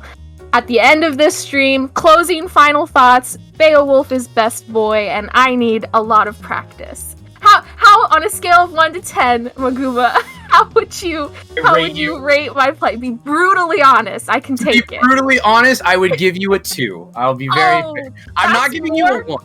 I was gonna say, I was fully expecting the 1. So here's the thing, right? The fact is, you have an understanding of what fighting games are. You know how you're supposed to be playing. You've played before. And I think the other very important thing, and this is a shout out to everybody in the chat, it's a shout out to anybody who might watch the feeds later. I'm taking notes. If you're playing a fighting game and you're having fun and you're walking away with more knowledge than when you walked in, you're already doing better than most players. This is fire. If you are willing to have a good time, even if you're maybe not having a good time, if you're willing to walk away knowing more than when you came into that game, you're playing better than most. Easy. Well, I had an amazing time, even though I was not close to winning a single one of those matches. That is okay. So that's all that matters. And I learned a lot, so I automatically met both of your boxes. So I think we can count this as a win for everyone and friendship. A net positive. So, and then before we go, I would love to take this quick opportunity to just remind everybody, first and foremost, shout outs once again to Mighty Zug from Hidden Variable Studios for sharing all of those codes with us in the chat tonight. Huge shout outs. Developers on Skullgirl Second Encore Plus right here, shouting out, representing and supporting their game, supporting the community. You can follow Skullgirls on Twitter. You should definitely check it out. currently right now, if you want to get into the game, it's a wonderful time to do so. There is a season pass for a whole new slew of DLC characters that'll get you access to an early access beta mode. You can play all these characters as they're being developed. Annie is already playable and will be released on all platforms fairly soon. And if you're looking for cool Skullgirls content, again, I suggest you go on Twitter and follow at SGMolly_ to see all the cool stuff that's happening every week for Skullgirls. Definitely check it out. I will definitely be on the lookout for the next updates so that next year, if we ever cross paths again, Maguma, I will be ready. All right, sounds good. Thanks, and everybody. Of course, how can I forget Skullgirls Mobile, which is free? Definitely go play Skullgirls Mobile. Yay! All right, so we are going to transition very briefly here, and then the next segment is going to be Jackbox. All right, ooh, good old Thank Jack. you, everyone. Thanks, everybody, for watching.